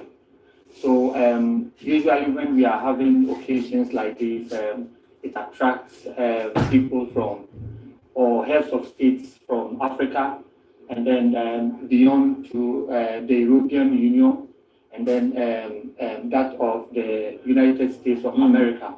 It's an endorsement of what we have been able to achieve as regarding democracy over the years, but most crucially, it underscores how Ghana has been able to maintain its diplomatic relations with very significant development partners like the USA, the European Union, and then other African countries. So it's when it is buzzing like this, and then you, in your introduction this morning, you said it is almost unprecedented the number of heads of states and other diplomats who have confirmed to attend this occasion. It's just a testament of how we have been able to maintain our diplomatic relations with these development partners, and also how we have been able to maintain our status as a beacon of democracy in the continent. So it's all good and well for us. We hope that like very early in the morning when people were trooping into the space, we had fears that we may not be able to control the crowd. So the atmosphere is calm now, and it is showing how we've been able to man the space, control the space, and I am thrilled by the number of people who have subscribed to this occasion. All right, and so live pictures from the Black Star Square. If you are watching right here on TV3, you know that we're streaming across social media, YouTube, Facebook, share the stream. What do you make of this presidential inauguration already underway? You're listening to us live, 3FM 92.7. Security topmost, a number of the delegates also arriving in a formal bus, just also being shepherded by security. You'll find that when the delegations arrive, depending on whether they're representing various heads of government, among others, you also find in their mix the chiefs and the various traditional leaders of our country who also intersperse this live coverage we're giving to you. TV3, 3FM, live coverage, live from the Black Star Square. It is the presidential inauguration of John Dramani Mahama, second time coming alongside his vice presidential candidate or vice president-elect, Professor Nana Jane Opoku-Agyeman. And as you know, since 1993, we've done this to make sure that the Fourth Republic has been a beacon of hope, not only for Ghana, but for the rest of the continent. And since then, apart from President Jerry John Rawlings, we've had John Ejekon Kufuor from 2001, subsequently Professor Evans Atta-Mills, post-2009. Then we had also John Dramani Mahama and Nana Addo Dankwa Akufo-Addo, the return again as we're witnessing the swearing ceremony or inauguration of John Dramani Mahama. And look, and earlier on I talked about the discussions that President Nana Addo Dankwa Akufo-Addo has had with the various leaders across the continent, but more so even with the US, etc. But you take a look at the subcontinent where we are, the incursions by the terrorists, you come from the Sahelian regions, the concerns that have been raised by those countries in there, and then also how we need to consolidate that peace. You see that despite our differences, we're doing right by ourselves. Parkway. Yes, very much. President Nana Addo Dankwa Akufo-Addo set a very good precedence, chairing the sub-region of ECOWAS. 2 term. You are aware as well that the president-elect John Dramani Mahama was also a chair of the ECOWAS Heads of State. There's clear indications of solidarity from the sub-region, and I'm glad to see that President Tinubu is here. He is now the chair of ECOWAS, so it's going to be a very interesting rendition of our democracy. I've received indications that our sitting Vice President, Alhaji Dr. Mahmoud Bawumia, and flag bearer in the 2024 general elections would also be at the swearing in, which goes a lot more into deepening of the democracy and the fact that we are one people, the fact that we have been able to transition from one government onto another government, the fact that we have one country to govern, and despite our different political persuasions and orientations, we want to be able to see that Ghana works. We want to be able to see that the vision Ghana is achieved and accomplished by everyone that is so given the opportunity. And His Excellency John Dramani Mahama hasn't got a lot of time to waste. He has to hit the ground running almost immediately. Prof was talking about the 24-hour economy. We are aware that it does work in other countries. My simple definition that I gave to the 24-hour economy is that John Dramani Mahama has got a lot of time, so he has to work 3 times to be able to achieve what he has to achieve. And so for me, after we lost our election, I needed to now prepare myself into the reset agenda of the incoming government. And in recent times, I've been studying the NDC manifesto because we want to be able to keep to full prove and test all the things that they mentioned in the manifesto and the promises that were made. All right, so a lot more dignitaries arriving on the ground, and Komla Kluche will give us all those updates, and it's now. Okay, many thanks to you in the studio as well. It's still the continuous coverage of the the inaugural ceremony of the President-elect John Dramani Mahama. Well, a lot of dignitaries continue to arrive. The former heads of state are arriving, and there's been a lot of cheers from among the crowd. It's been excitement, it's been ecstatic and all that. But let's still get some reactions from people who are hearing. Professor Richard Asiedu is the Central Regional Chairman of the NDC. For you, what made the trick briefly in terms of securing the Central Region? Thank you, my brother. You know, Central Region is a very vast with a lot of tribes. And so they term the place as a swing region. It's a swing region because we don't have the same perception about people and about politics. So ruling the Central Region is always a Herculean task. So all the time people tell us, we give you the vice presidential candidate slot, yet you don't deliver. They think that Central is the only the fancy constituencies. Central Region spans from Ehutu. We have Efutu, we have the Senya people, we have the Aguna, we have the Gumua, we have the Fantamari, we have the Bremai, we have the Kumfi, we have the Chres, we have the Asens, and we have the Chufu. So all this group of ethnic groups forms the Central Region, as I told you. So we have to devise strategies to suit every constituency before we could win the seat. We don't have a lot of time, but for you, what's your expectation? Briefly, my expectation is that Central Region needs development and we need jobs. And the president has promised that he's going to use the eastern corridor of Central Region to build factories and also promote industries to help us get jobs for our teeming youth. That is our hope, and that is our vision that the government did for us. Many thanks, Professor Richard Asiedu is the Central Regional Chairman of the NDC. Let's get some other view from Sir. Congratulations in order to you. As one person who has a keen interest in the politics of this country, what for you remains your expectation of the president-elect? Very good morning to your viewers. One would say a lot of people have, expectations are very high. But looking at John Dramani Mahama, what he's done before and what he said in his manifesto, I must say that he's going to deliver. I believe in him. He's going to deliver. And when should Ghanaians start counting down for him? Today is the first day, and so he gave us about 120 days from his.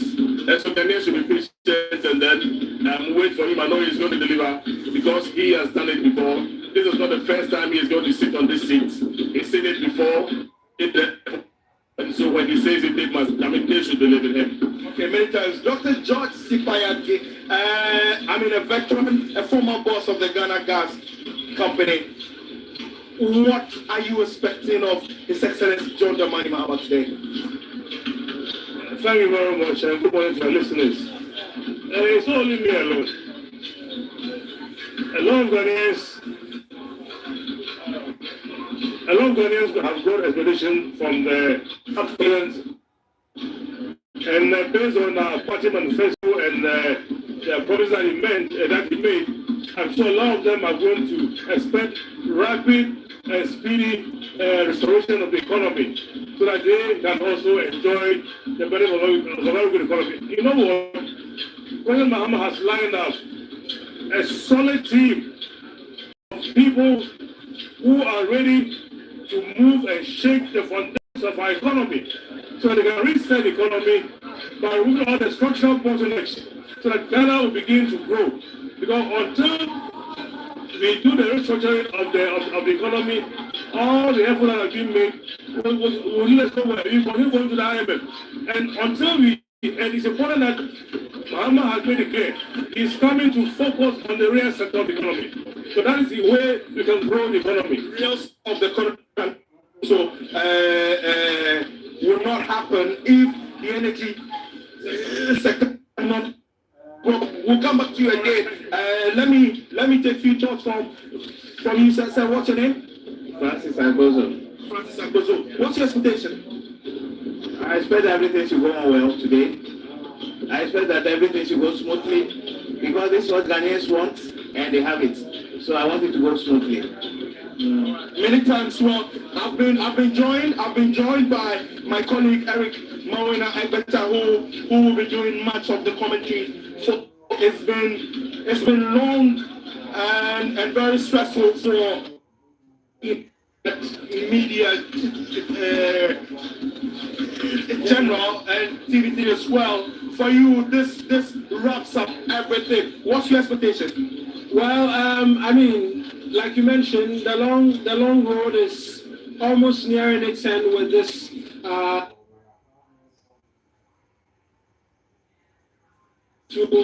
And the anticipation continuing to build up. We can only look forward to what is expected to happen, and particularly that inaugural speech that will be delivered by the president-elect, who shortly will be sworn in as well. That really will herald what his intentions are. It's been a long drawn battle for him up until this point. He's campaigned strongly on the promise of resetting almost everything in this country, and a number of questions that have been asked as well. We cannot tell really what's making the crowd. Yeah, we cannot see, because I mean a good number of people have been told that if you are inside the cordoned off area, you cannot see what is happening. But those who are in the popular stand, quote unquote, they are really enjoying what those who are arriving and all that. We cannot see it, we don't know. Absolutely, but we know that the former president, John Ajay Kufuor, has arrived. We caught wind of that announcement when it came through as well. And then a host of other dignitaries. I've seen the U.S. ambassador as well make her way through, members of parliament. Like Jonathan as well, he bypassed that a short while ago and denied us an interview even though. Well, so, I mean, a host of dignitaries expected to be here. We've been hearing from even speak the sheer number of individuals who are deciding to be a part, heads of state from the West African sub-region, and then other parts of the continent, and then the rest of the world, perhaps should be a sign for many who are watching from their homes that perhaps the good tides may be returning to the good people of Ghana. But again, I make the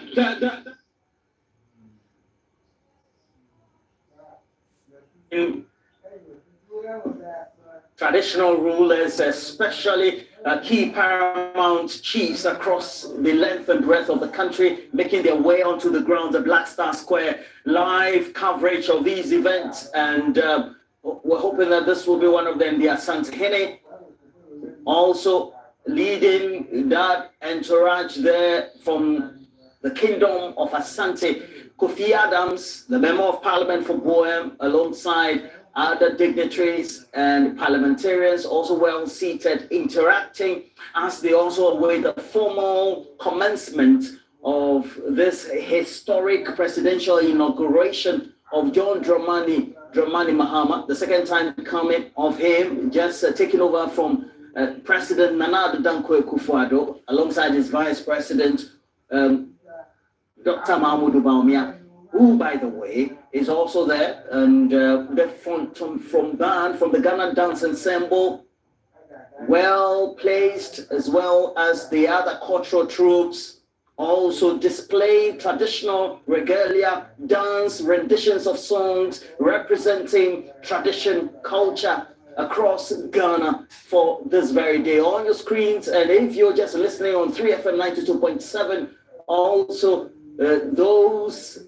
Noche dancers walking back, representing when the of the Volta region migrated from Noche in the present day Togoland to Ghana, all be represented right here at the Black Star Square.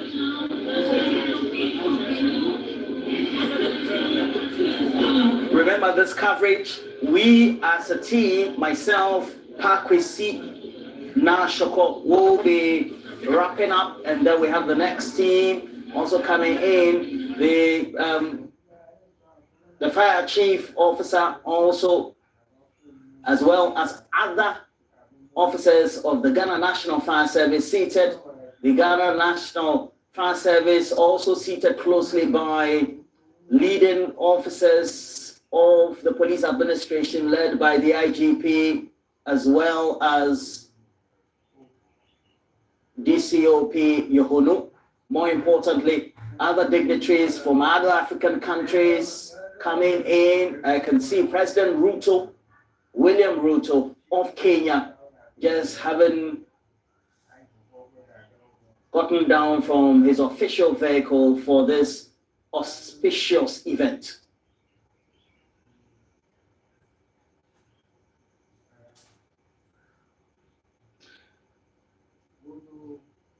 And Dr. Alinyaba, the presence of these important dignitaries, especially the heads of state, what does it signify for us for this important day? It's a sign of how Ghana have been able to maintain its diplomatic relations with other countries in Africa and beyond. And it's credit to all the regimes from the beginning of the Fourth Republic and beyond up to this day. So it is something that is testament of how we have carried ourselves as a nation, as a beacon of democracy, so they say in the continent. Yeah. So it's something that we all enjoy as a country. If we had reached a point where we are having an important occasion like this and nobody around us seems to show enthusiasm by attending, and then other partners outside of Africa like the USA and Europe are not paying attention to what we are doing, then we should be worried about how we have carried ourselves as a nation, both in terms of diplomatic relations with other countries and the benefits thereof. We've come to a point in our democracy where it looks like, despite, I have to say, is it a rank cross election? We still have the presence of the vice presidents who are outgone now, who was a presidential candidate of the NPP as well, and then the former president, John Njakunku, for all of them there, just trying to lend credence to the fact that we have a united front when it comes to our democracy, right?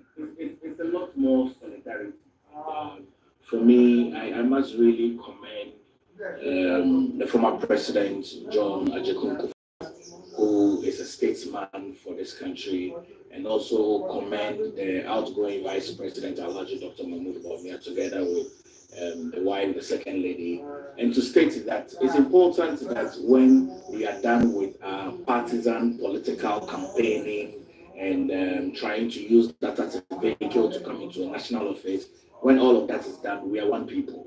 And just to state that I'm glad that John Dramani Mahama is being given the support, because he didn't give this support in years past. You recall, he didn't attend the swearing-in of Nana Akufo-Addo in the 2021 swearing-in. He didn't congratulate Nana Akufo-Addo. I mean, but all of that is gone into history. But we should learn from these. These are statements that rallies the rank and file of the grassroots. I mean, when the grassroots sees this level of commandery, and we have always stated that we have a lot of peace amongst ourselves at a very higher echelon. So as politicians, you will see that I will exchange pleasantries with my opposite political person, NPP, NDC, CPP, and the likes. But if that does not trickle down to the grassroots, then we have a lot of admiration to go to. And I'm glad that this is happening.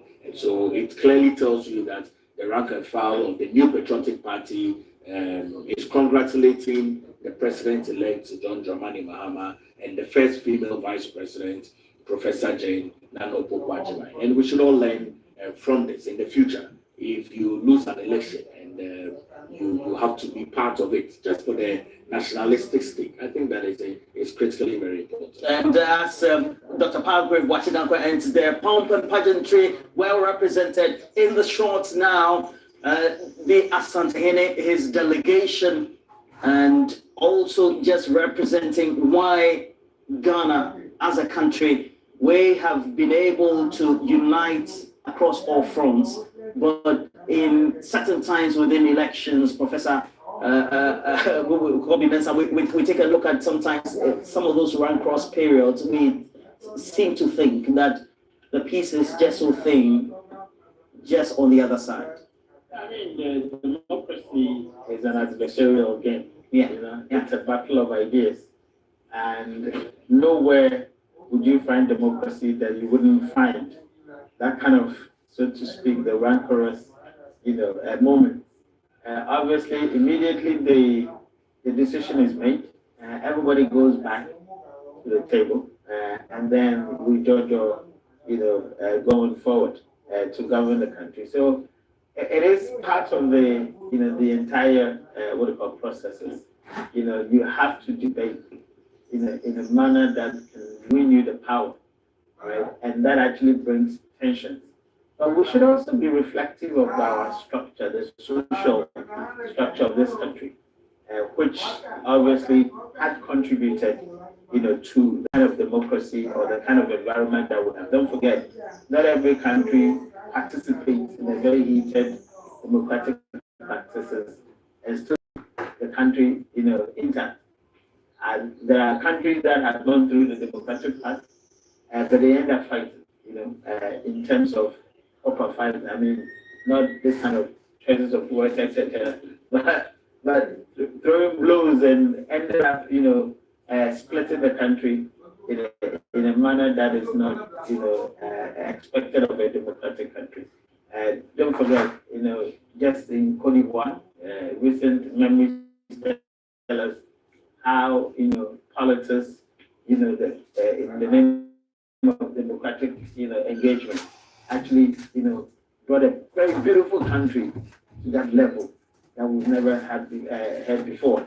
I mean, I lived in Cote d'Ivoire sometime, and I loved the way it was. Just to later on see that the country was in tatters, you wouldn't want to, see that. But you see, we have to give credit to our systems. These traditional structures are very important. Our social structures are very important. The other time, I just sent a piece, and I'm sure that maybe it will be asked tomorrow in the daily graphic about a very critical reflection of how Ghana's, society has grown. And I was making references to the emergence of, charismatic and Pentecostalism, right? My argument. All right, thank you very much, Dr. Ali Nyaba, as well as Dr. Pablo Kwachidankwa, Professor Kobe Benson as well. But again, just to give you a recap, currently the motorcade of the president-elect, again, just being interspersed in the short, but also a number of dignitaries already also arriving. You have he himself also coming onto the ground, John Dramani Mahama, already also Professor Nana Jane Opoku-Agyeman, and also with the entourage making themselves present, making their way onto the ground. But just by way of recap, to tell you, the traditional regalia, well represented, your 247 the second, the entourage, he's leading, already on the ground there, making way to find their seats, has to be ushered, well coordinated by the committee alongside the State Protocols Department. And we also do know the king of the Asogli states, the Agbomofia, and we also have him coming in there, that's Toby Akwada, and we also have the Gamanche, King Taki Churu the second, also in there alongside the president of the National House of Chiefs, Ojiao Hoya Jebi. Now, that we have, as announced, a number of dignitaries who have come in, various heads of states, also representing their various presidents and governments across not only the continent, but also the world, all there. And President William Ruto, we just told you some few minutes ago, has already presented himself, arrived safely. And then Jacob Zuma, former president of South Africa, right here in Ghana. Alongside, we have the various heads of the various security services, not only the Ghana Armed Forces, the Ghana Police Service, the Ghana National Fire Service, and all of them ready, and the team who are leading the dispatch for the incoming president, the president to be sworn in, also having those live pictures being interspersed in this great coverage by TV3, 3FM, 92.7, streaming live, and you can always. Now, And it is not only the neighborhood, but the whole of Accra also paying homage and then also host to this great event, but also unified by the other 15 regions across the country where you're watching TV3 and the rest of the world. But please know that you have to stay right here. TV3 Ghana, across social media, 3FM 92.7. The next team will take over, and the great events that we're bringing to you live from the Blaster Square will be brought to you with great information, with all the things that need to be known, the personality of the various heads of the institutions of Ghana and across the world who are currently in the pit. We have the various heads of the Ghana forces, the Chief of Defense Staff, as well as the other ranking leading officers of the Ghana Armed Forces, as well as just close by the Ghana Police Service led by Dr. Ekufu Dampare, the IGP. And then just next to the police service, we have the Ghana National Fire Service. And the next team certainly will be taking over, bringing to you this live coverage.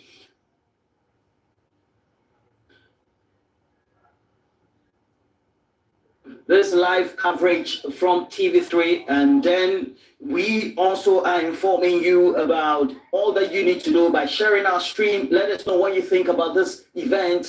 Blaster Square is where the main event is taking place, the presidential inauguration of John Dramani Mahama. So far, the Ghana Dance Ensemble have been giving to the attendees as well as viewers great renditions through their big phantom from drums, and giving renditions of music. Also, we have big cultural troops, not only from the Ghana Dance Ensemble, but also various cultural groupings who also are making display of a number of activities. So far, we've had some interactions. Komala Kluche, Armstrong, all the grounds giving to you vivid picture live with the dignitaries as well as the various heads from across the continent, not only presidents, but also those from the various parliaments of the continent, others also representing their various governments, and this is a sight to behold.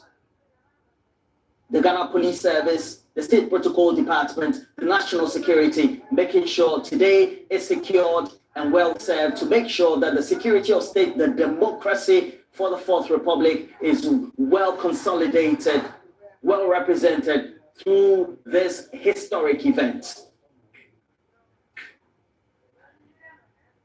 So far, a number of dignitaries in the 21 heads of state, vice presidents, representing also various parliaments across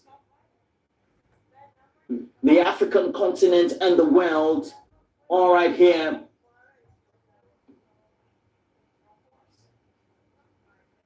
And apart from former President John Ejekum Kufuor, we also have the outgoing Vice President of the Republic, Dr. Mahmoud Bawumia, who also in the last election was the presidential candidate of the NPP.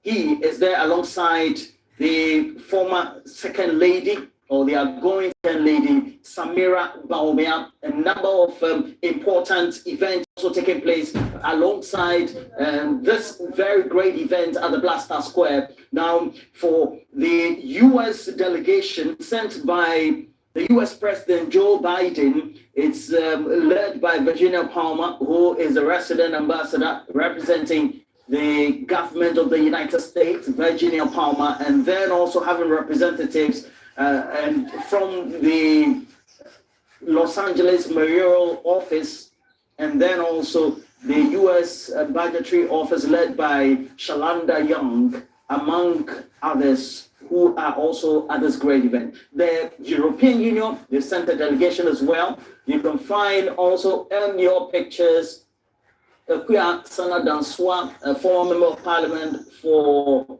North Dai, and then other dignitaries also making their way onto the grounds. The inaugural event for President-elect John Dramani Mahama, as well as the Vice President-elect Professor Nana Jane Opoku-Agyeman. Just in case you're watching either on the streams of 3FM 92.7, as you're also listening, or also watching right here on TV3. Please make sure you share the stream. The various heads of the security services also there, just making sure that the right things are done, marching through. Also very historic and important, President outgoing as he would be, Nadu Dankwa Akufo-Addo, having some interactions on the seat, as well as where he's seated on the dais with a number of dignitaries.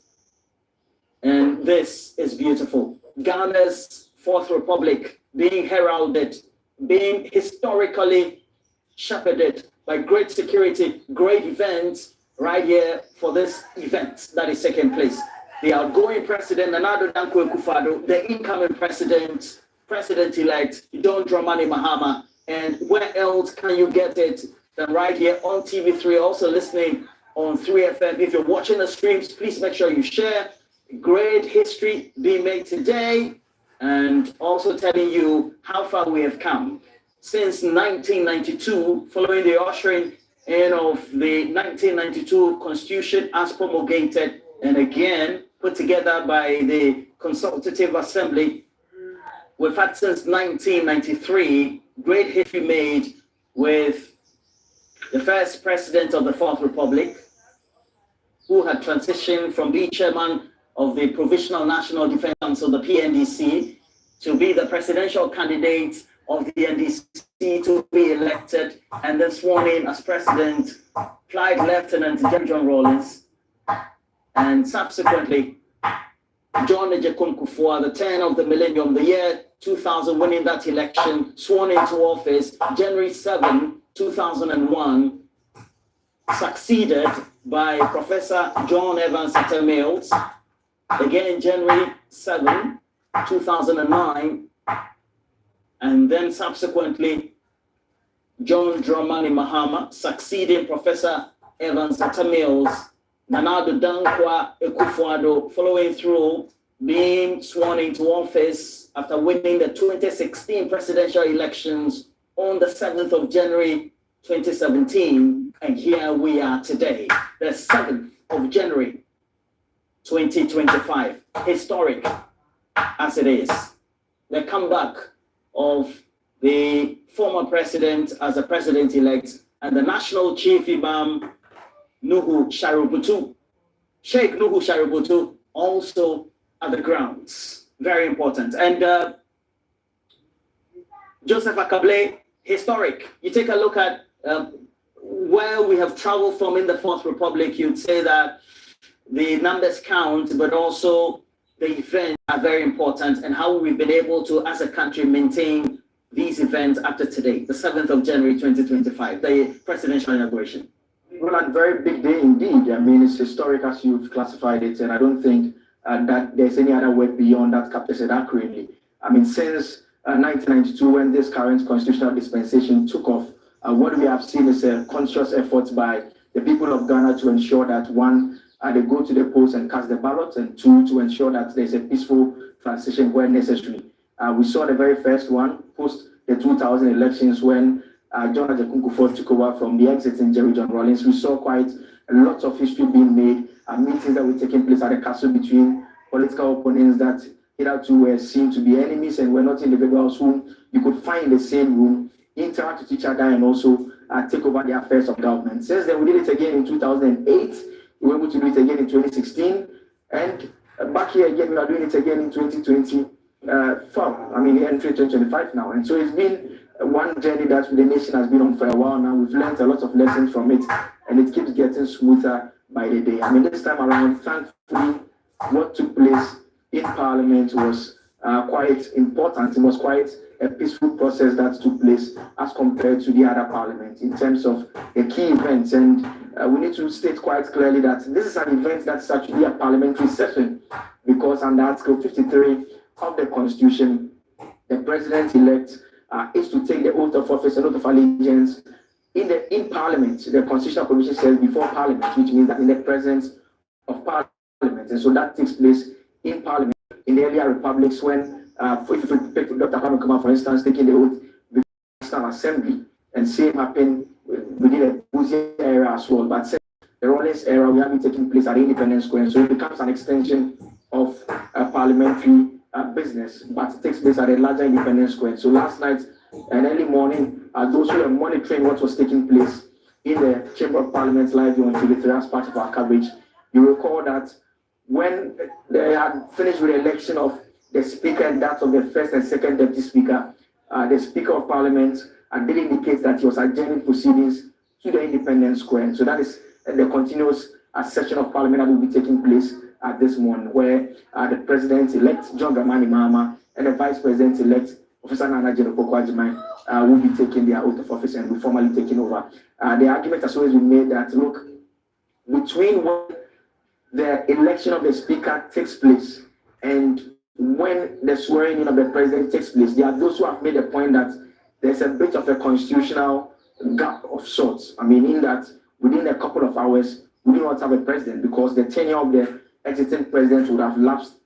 Fortunately for Parliament, immediately it lapsed just within about an hour or two. The House is able to get its Speaker in place if there's no crisis. And that is how come the previous Parliament, when that transition was taking place and there were disagreements and there were back and forth among the members, there was a concern that, look, what will happen? Because it will mean that the House potentially will wake up in the morning and there will not be any parliaments, there will not be any executive. We just have a judiciary in place headed by the Chief Justice. But I mean, fortunately, it is just for a couple of hours. The House goes sometime around almost 3 to 4 a.m. there. And now we have the session that is taking place now. We expect that, look, between now and let's say some couple of hours time, we expect the session to be now 10 a.m. So we still do not have a president in place, but a couple of hours time, we expect that swearing to take place for the president-elect to take office.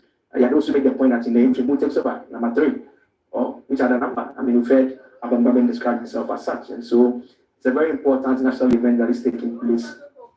From the pictures that we are bringing you from the Independence Square, we see an attempt to make the venue also look a bit different from how it looked in previous years. And so this time around, there's a bit of a covering which ordinarily didn't exist. We've seen also an attempt to try and limit the inner perimeter as much as possible so that there's more or less an identifiable space where you can have the parliamentary session taking place. And so that is also a very good thing that we've seen taking place there. Lots of dignitaries are not just from within the country, but beyond as well, the African continent coming over to participate. I see Dr. Valerie Sawyer in the shot a couple of seconds ago. She has already been named as a senior presidential advisor on governance matters. In the previous administration, she was a deputy chief of staff. She has got also behind her there. So it's a very good event, and all those who matter in the country can make it for have been invited or have accreditation to the other particular events are able to attend and witness what is happening at the Independence Square. The first time we are having a lot of I must say, we are going to have a first time female vice president take the oath of office and take the office. I see former First Lady Rebecca Akufo-Addo, Excellency, close, immediate past years, immediate past years, and close by was they are now former president. They're now former president. Yes. Soon to be former president. Yes. I mean, I can bring in. Let's wait for that. Martin and Kennedy. So I'm joined by my colleagues, Martin is here with us, and Kennedy Amano. Martin, your reflections so far. Yeah, I mean, it's been, first of all, kudos to the organizers. It's looked very, very well coordinated. Right from the onset when we saw the canopies going up, the laying of the green carpet, I think they are trying to represent the colors of the national flag as much as possible. And so the floor where most of the dignitaries will be walking on is green. And then you have the topmost part of the canopies being red, and then a few yellow patches around just to, trumpet the specific colors of the Black Stars, which has dominated a lot of African flags, if you pay particular attention. And many of them have been attributed to what the former president of the Republic, Dr. Kwame Nkrumah, started. So they thought that, there are some scholars who have said that the red, gold, green that runs through many of the African flags is as a result of the influence of Dr. Kwame Nkrumah on the continent, who we can also attribute the continental unity of a single Africa to. Dr. Kwame Nkrumah was actually strongly pushing that agenda of a united Africa based on those colors, etc. But as we speak, many people look very excited to be part of this momentous segment of our growing democracy. And as of now, we are told that about 21 heads of states from different countries have shown interest. Many of them have arrived. I'm told that 2 or 3 more are yet to be picked up from the airport, and then they will come straight to the event grounds. And again, the organizers have clearly demarcated. So if you don't have accreditation or a certain type of accreditation, you can't just access any and everywhere. And so many of the locals or people around who want to observe this are sat under the main shed that is at the Independence Square. Then the canopies and tents that have been built are for the special dignitaries and invited guests who will be filling up those places. And in the gym, so on your screens now, you can see the members of the judiciary going to take their seats, filing to go take their seats. Again, the head of the judiciary, that is Her Ladyship Gertrude Tokolu, yesterday was in Parliament to swear in the Speaker. It was quite interesting, the developments in Parliament from last night. Many of them are also expected here to actually form a parliament. So the president can only be sworn in the presence of Parliament. So on these grounds, Parliament is expected to actually sit and start proceedings, and then it will be on the back of that the president will be sworn. So just a reminder in terms of where we are with the event, the order of proceedings as has been made available from the organizers. It starts with all guests being seated. The members of the diplomatic corps, they are also seated as well. Then you have members of parliament seated. Then from there is the arrival of the former presidents. Then arrival of invited heads of state. Then the next step becomes Her Ladyship, the Chief Justice and Justice of the Superior Court, enter the chamber and take their seats. And so that is where we are currently in terms of the event. And so it's also safe to say that the event is about 21 minutes late because based on the brochure, at 10 a.m. we should see the Right Honourable Speaker calling the House to order. We expect that to take place in a tad. And you were talking about, Martin, about the color coding. And the color coding is meant to also direct the dignitaries where they should sit. Right. We know that one of the yellow tents will be for the incoming First Lady and her family, the first family, so to speak. On the other hand, will be where the parliamentarians will also sit when the Speaker calls the House to order. We know that the other tents are also for the dignitaries, depending on where you're coming from, whether it's a mission or it's an embassy, so to speak. And so the color coding, very much like the flag, but it's also specific to direct people where they will sit today. As they already packed the place, you can see that, listen, we are almost there with the new government. Once that swearing in takes place, it's a different era for this country. And people talk about the history, the historic nature of the event. It's a lot of attention on the return of the former president. Yeah. We don't talk a lot about the fact that there is also our very first female vice president. You're absolutely right. Because it's actually a huge deal for this continent. Yes. A continent where many women are emerging as leaders of the country. It's good to know that we are inching closer to that. We have our very first female vice president. Earlier in the year, Namibia had chosen its very first female president. And so it's good to know that we're here on the doorstep of doing the same thing for women in this country. And I think I agree with Kemini perfectly. It's a significant step in that a lot of the times when you're aiming for the roof and beyond. And now there's a certain level that you can look beyond now.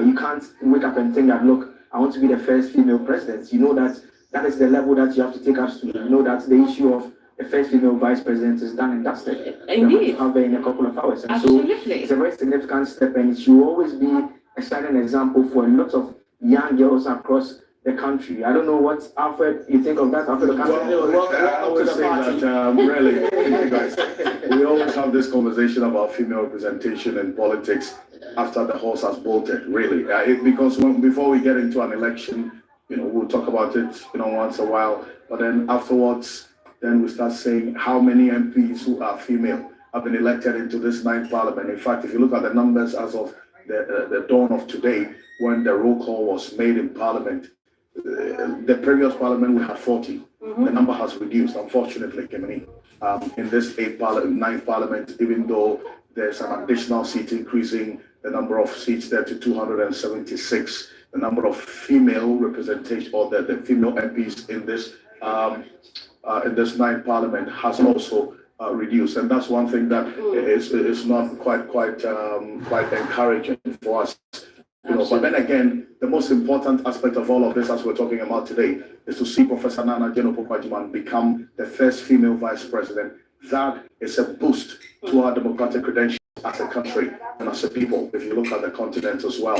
And as we're seeing right now on the screen, a number of the dignitaries still arriving. We have a number of the heads of states and then also their vice presidents in town. And one to look out for as well, as we're seeing, we have a former president of the People's Republic of Nigeria also there. We have the president of Nigeria himself as well, and there the former president of South Africa, Jacob Zuma, is also here and present. We also have the Belgian foreign minister also present in there, and the delegation of the United States President Joe Biden, also he's an outgoing president himself, in there as well. And then we have the Virginia Palmer, who's the U.S.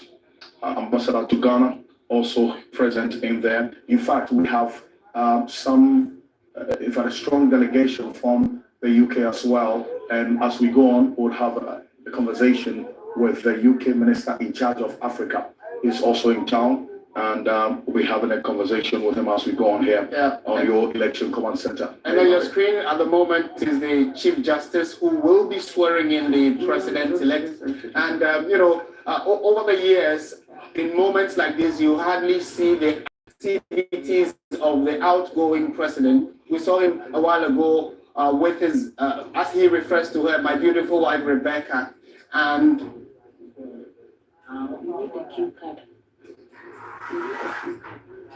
well, so, Martin, we are currently at the stage where we're expecting the Right Honorable Speaker's procession to enter the chamber. And so that is the stage where we are now. We already completed the other stage in terms of the Chief Justice and the Justice of the Superior Court coming in to take their seats. And so the next step that we expect to happen is that the Speaker will come in, will enter the chamber, all members were expected to arrive, receive him, then the Speaker will take his chair, then he will call the House to order. Then that becomes a formal parliamentary session. Then the majority and minority leaders, at the invitation of the Speaker, will join the procession to receive HE, the President-elect, and HE, the Vice President-elect, to the House. And the next step will be that the President-elect and the Vice President-elect will be conducted into the chamber. Then the oath administration goes on as well. And so that is it by way of what we can expect within the next 15 to 20 minutes. Oh, you forgot the first, speech to the people. Yes. The president would have to speak to us for the very first time. 8 years ago, we had a rather terrible experience after enjoying such a beautiful speech. We know what took place afterwards, and so we'll be very keen on marking. You want to say that we later found out that half the speech was plagiarized. You didn't want to go there. but the point I'm making is we'll be very keen on listening to the incoming president, because whatever he says on that at that moment will set the tone. Very significant, and it becomes the key speech that we are going to look out for at the end of the 4-year tenure. This president will be doing 1 term.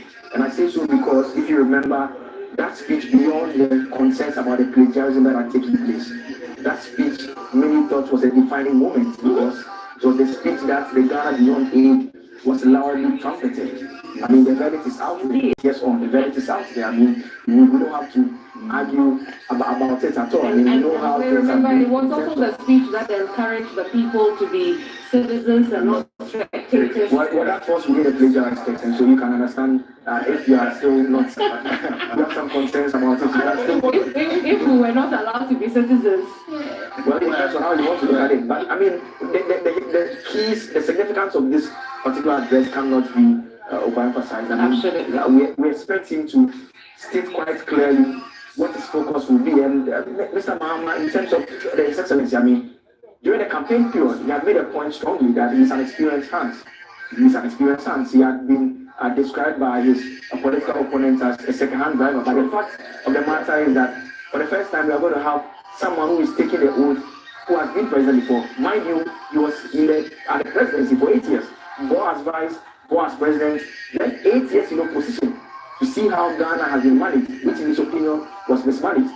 He comes across with lots of experience. I'm sure it's just in his opinion. So we have the verdict is out there, especially after the last. Let's just put it out. The Speaker of Parliament, Right Honourable Albert Sumana Kingsford-Bagwin, has just arrived at Independence Square, where a parliamentary session is taking place right now.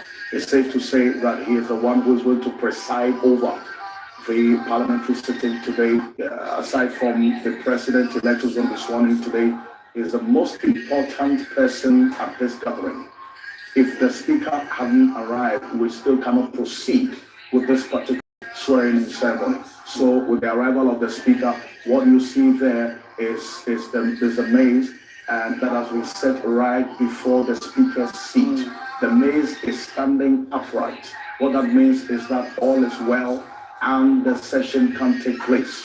If the maze had been swung anywhere beyond the middle, then we'll have an issue, because the positioning of the maze communicates a particular situation. So as we see now, the maze is standing upright. What that means is that parliamentary business is set to take place. The Speaker of Parliament went round and beckoned on his deputies as well. As we do know, yesterday, in fact, this is the early hours of the morning, we have Bernard Ahiafo, who is the Akachi South Member of Parliament, sworn in as the first Deputy Speaker, and also the Member of Parliament in the Ashanti region from Mena constituency, specifically Andrew Esiama Amoakum, also sworn in as the second Deputy Speaker. In fact, he retained that particular position as second Deputy Speaker of Parliament from the 8th Parliament. He is the second Deputy Speaker of Parliament for this 9th Parliament as well. We're seeing as well Kofi Boachi, who was recently announced as part of the preparatory team for the Operation Recover All Loot Oral. He's also part of the security team as well. He has a lot to do in this administration. As a matter of fact, during the campaign as well, he was in charge of the security for the NDC in the Ashanti region. You see former National Security Coordinator Larry Bevnolati as well in your shot.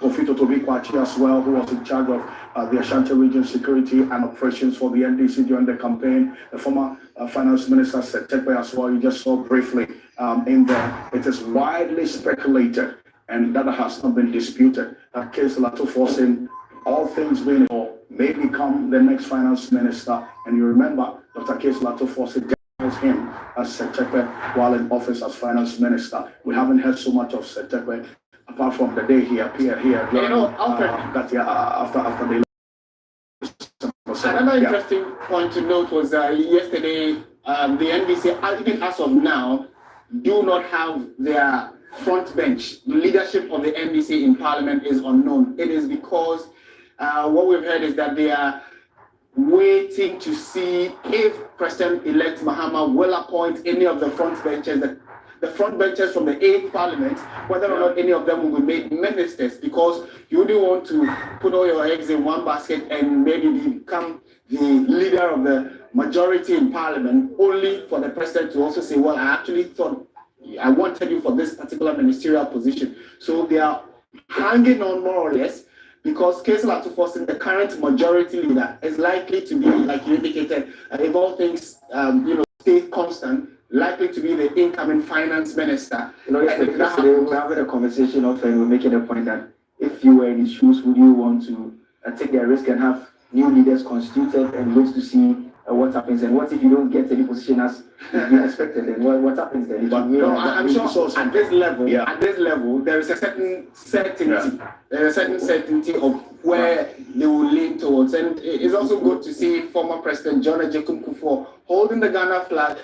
Some people are saying he seems rather more excited about the fact that the John Dramani Mahama is and the NDC are going to be, managing the country at least for the next 4 years. Why is that? Because he's smiling. Yeah, he had his own issues with the outgoing government. Serious issues with the NPP, and even in terms of the incoming government. You recall when he had endorsed Dr. Baumia in the build-up. Yes. One of, if I could describe him as his protege of sorts. Yes. Absolutely. That was that interview that some 2 journalists had with him. A number of people thought that was a plan one that didn't really work according to plan, and he thought that he really descended into the background of that kind of politics that then drew him into the arena of insults, and he was really rated for what he did during that particular period. But it's also instructive to note as well that he still remains a key figure in the NPP. And going forward, as the NPP is talking about rebuilding, reorganizing into 2028, is one person that you cannot overlook. He has his own caucus in this particular NPP as we have it. There are many who thought that the Nana Akufo-Addo-led NPP caucus did not treat the Kufuor caucus that well. So a number of persons who identified with his caucus really did not have a good time over the last 8-year period. With Nana Akufo-Addo at the helm of affairs. You heard Wachija Crosswell, the former energy minister, in that statement that he released. He says that there is this mindset that the party had been hijacked by one person who was behaving more like a Caesar. And so they need to seize their party back. Now, we'll see how things will play out in the coming days. Operation Recover Our Party, really. Just a bit of information on the arrangements at the square. You recall Kevin was talking about the colors. And so we understand that the red branded canopy is for the judiciary invited guests, which includes outgoing ministers, party executives, and the diplomatic corps. And in terms of the green branded canopy, special envoys, invited guest presidents, former presidents, and governors. Then there are 3 other black branded ones. Those are for the parliamentarians and spouses and parliamentarian staff. Then there is also 3 other yellow canopies. The first one is for the NDC Functional Executive Committee members.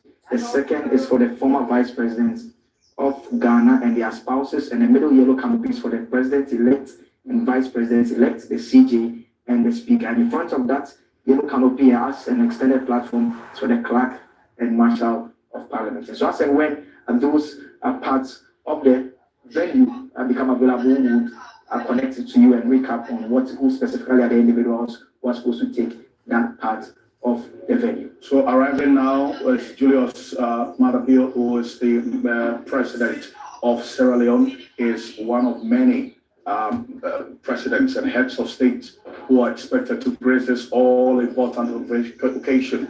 We have right now, as you say,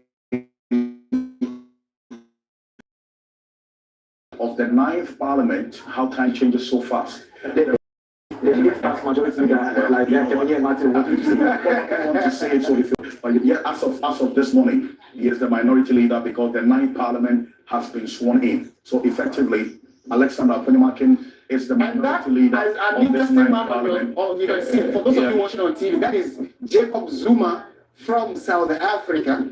On your screens, it is interesting that we actually do have him in the country to support the swearing in of John Dramani Mahama, who a few days, just about 2 days after the final declaration, had to take a quick trip around a number of countries, so he reignites relationship. There's an interaction he had with President Akufo-Addo at the presidency.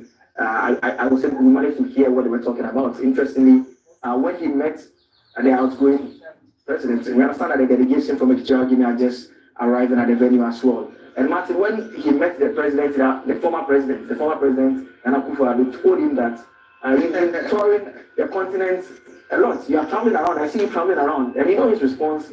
He said that, look, he wants to hit the ground running. Oh. And he does not want to travel once he takes over. So he wants to have time to settle immediately he takes over. And that is how come he was doing the tours that ordinarily he would be doing once he's taking office. And so that comes back to the point that we're making earlier on about the fact that, look, this is someone who is an experienced leader. He's been there, he's done that. He knows the terrain. Of course, there might be a change or two based on what has happened in the last few years when he was in opposition. He didn't have direct access as president to some of the key decision makers on the continent and beyond. So it is instructive to especially many people who are watching, and based on the level of expectation of the president-elect, they have to quickly touch base with a number of the presidents of other countries, especially those that we have good bilateral relations with, to trigger or initiate conversations regarding what kind of assistance they can give us as a country now that he is about to take the realms of affairs of the country. And so it's part of why some of the countries he visited, those presidents have actually also decided to come down to support him in his inauguration. And we also have the leadership of the National Democratic Congress, the Chief of Staff also sat together. So that is Johnson Esiedun Ketia, National Chairman of the NDC in white. On his right, we have Julius Debra, who is the Chief of Staff. That was not in doubt because he was Chief of Staff when Mahama was president and was actually his right-hand man throughout opposition. I am personally amazed that the Rwandan president, Paul Kagame, is also in Ghana. I mean, it's amazing to have such dignified personalities on the continent come around to observe and grace the occasion. And some people of a certain level of repute have talked about how Ghana and Rwanda are the shining examples of what the continent can be if we are focused as a people in trying to help Africa out of its current doldrums and challenges. And Rwanda has been touted as a shining example on the continent. As we speak, many people have said, and personally I've also observed how Rwanda, the capital, Kigali, is the cleanest city on the continent, and President Paul Kagame has been very instrumental in getting the country that had serious genocide in 1994 come out of that genocide, and now a shining example on the continent. So it looks like Ghana is also on the same path. I've been to Kigali before. It's a beautiful country. Very beautiful. And what's amazing about Kigali is the fact that, look, the land space is not particularly flat like we have it in most parts of the country. It's quite a hilly area, but they've been able to build such that they make good use of space. And so because if you have a limited flat space, you go down a lot before you raise the building up.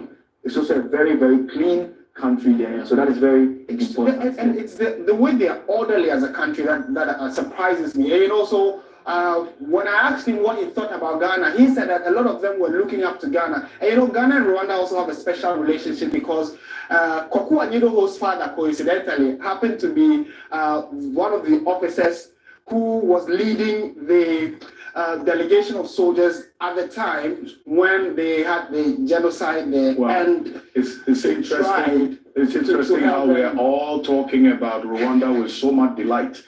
One day talk about Accra with such delight. And that is why it's necessary to look at that example. The president-elect John Dramani Mahama is arriving now at the venue that is the Independence Square, where the parliamentary session is taking place as we speak. So this is the moment all the persons, and in fact everyone watching us, has been waiting for. The president-elect John Dramani Mahama has arrived at the Independence Square.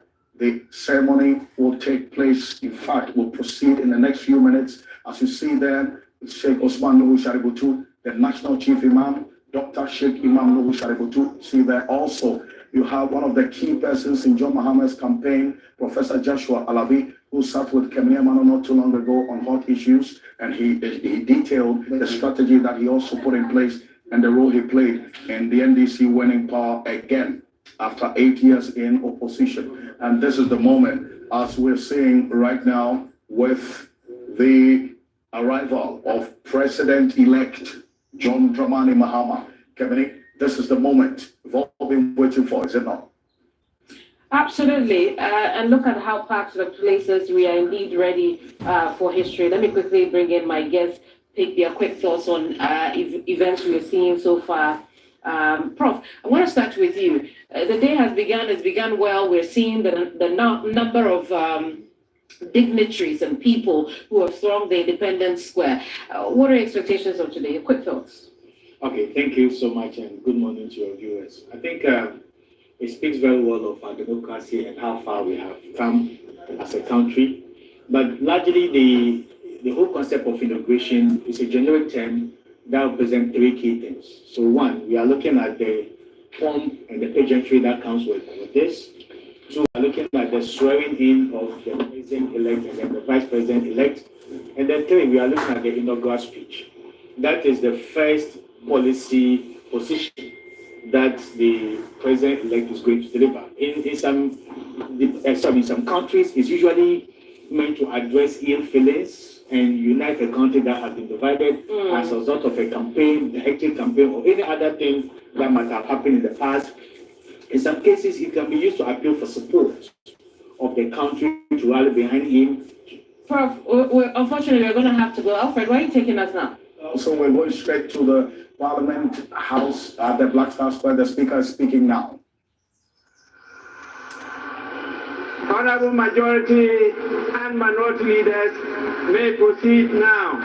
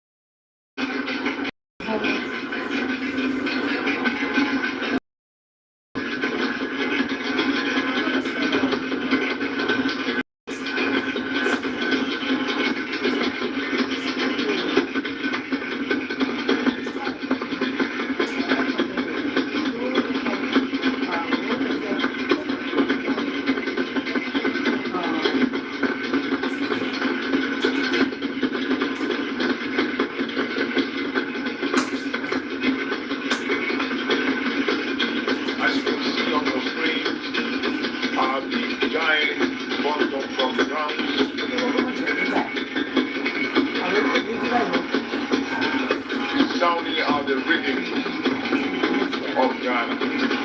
And now we have on our screen the police mounted squadron escorting, I believe, the vice president-elect to the ground.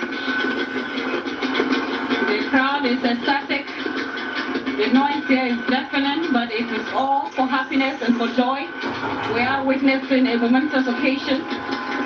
Ghana having its first female vice president.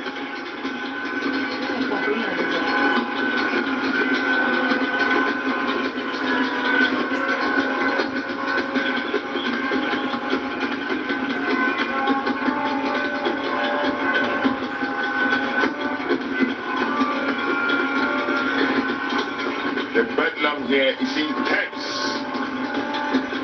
It is intense. There is much joy, happiness, excitement, all in readiness for what we are about to witness.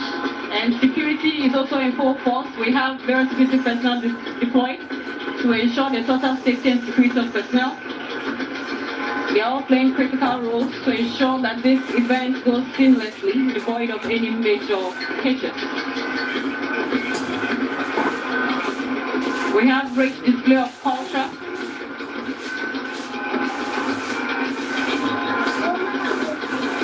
I believe that. And that is PSP Mary Agamba.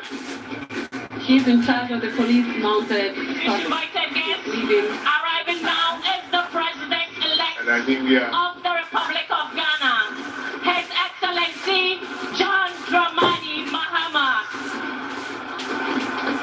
Shall we all wave our flags to welcome him?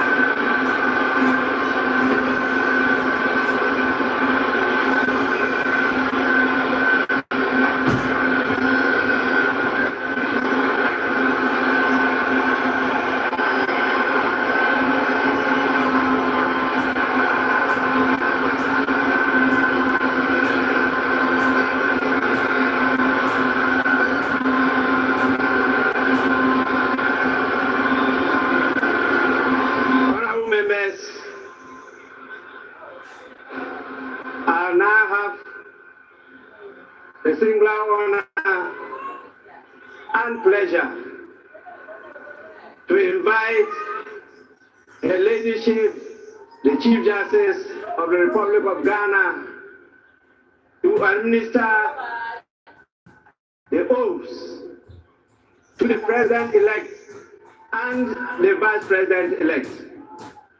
We will start with the Vice President-elect, who will take and subscribe to the oath of allegiance and the oath of the Vice President.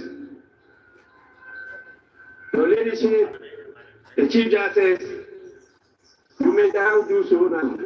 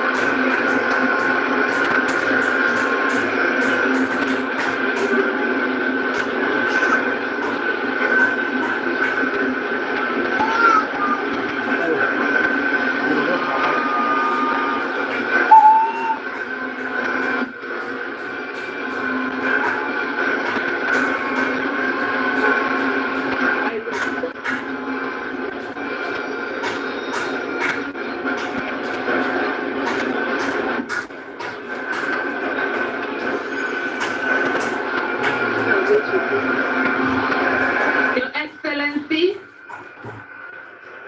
first the oath of allegiance. Kindly say after me. I, Professor Nana Jane Okonkwo-Agyemang, do in the name of the Almighty God swear. Do in the name of the Almighty God swear that I will bear true faith and allegiance. That I will bear true faith and allegiance to the Republic of Ghana. To the Republic of Ghana, as by law established. As by law established. That I will uphold. That I will uphold the sovereignty and integrity of Ghana. The sovereignty and integrity of Ghana. And that I will preserve. And that I will preserve, protect, and defend the Constitution of the Republic of Ghana. Of the Republic of Ghana. So help me God. So help me God.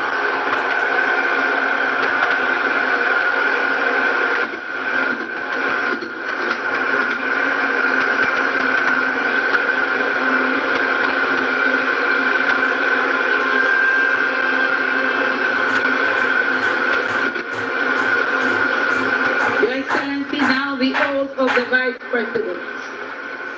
I, Professor Nana Jane Okonkwo-Agyemang, having been elected to the office of Vice President of the Republic of Ghana, to the office of Vice President of the Republic of Ghana, do in the name of the Almighty God swear. Do in the name of the Almighty God swear that I will be faithful, and true to the Republic of Ghana, that I will at all times, preserve, protect, and defend the Constitution of the Republic of Ghana. The Constitution of the Republic of Ghana. And I dedicate myself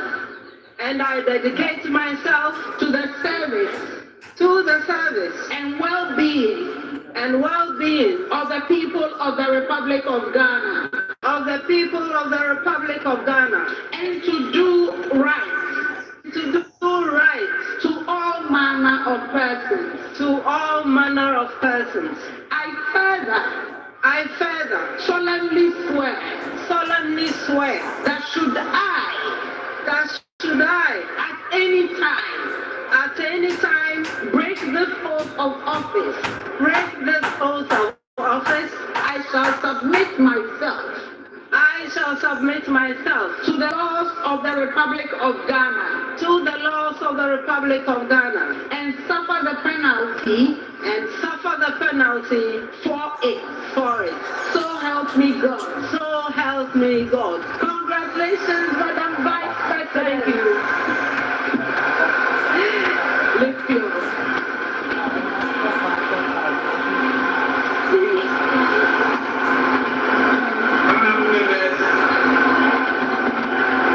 The Vice President of the Republic of Ghana shall now sign the oath book.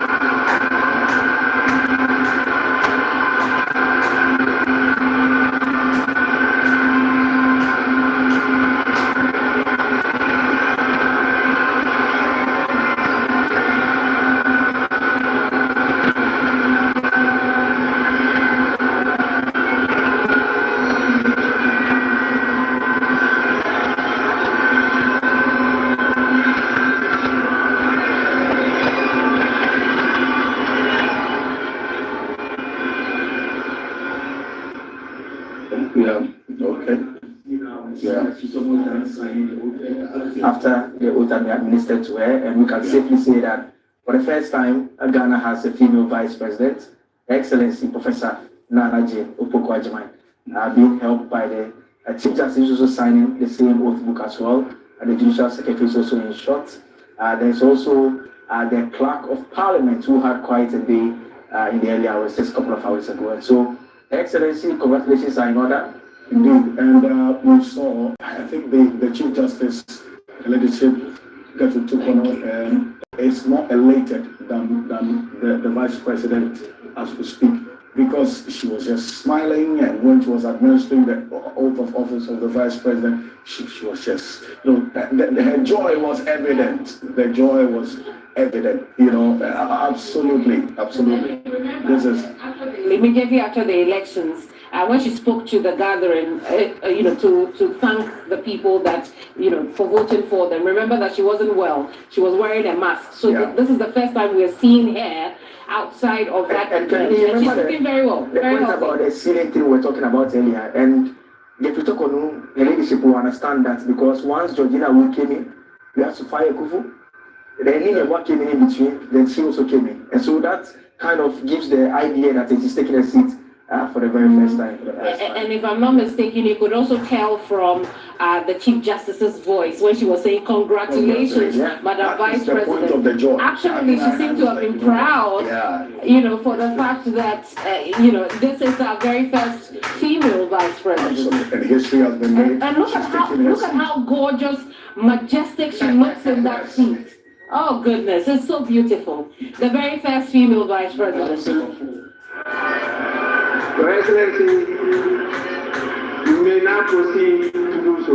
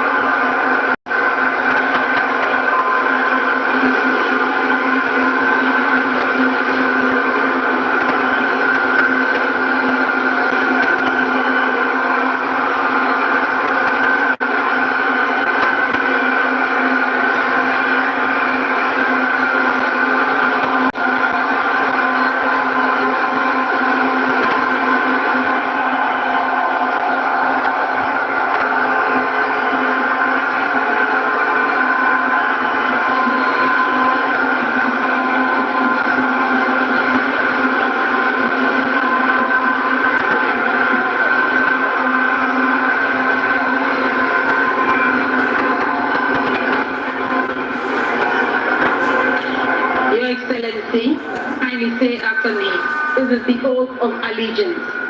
I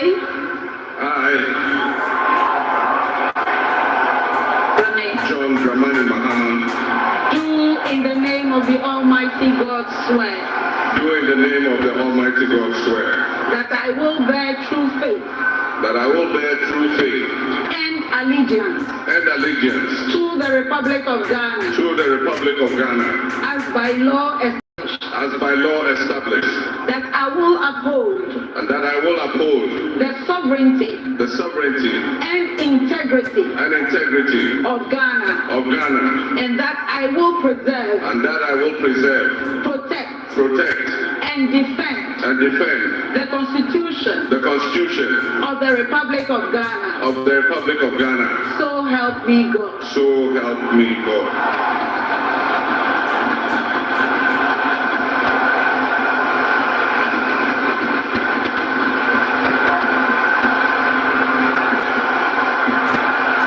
Excellency, now the presidential oath. I, John DRAMANI MAHAMA, having been elected to the high office of President of the Republic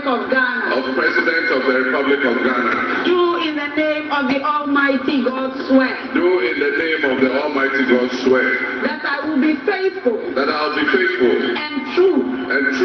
To the Republic of Ghana. To the Republic of Ghana. That I will at all times. Preserve. Protect. And defend. The Constitution. Of the Republic of Ghana. And that I dedicate myself. To the service. And well people of the Republic of Ghana, and to do right to all manner of persons. I further solemnly swear that should I at any time break this oath of office, I shall submit myself to the laws of the Republic of Ghana, and suffer the penalty for it. So help me God. Congratulations, Mr. President. Let me be the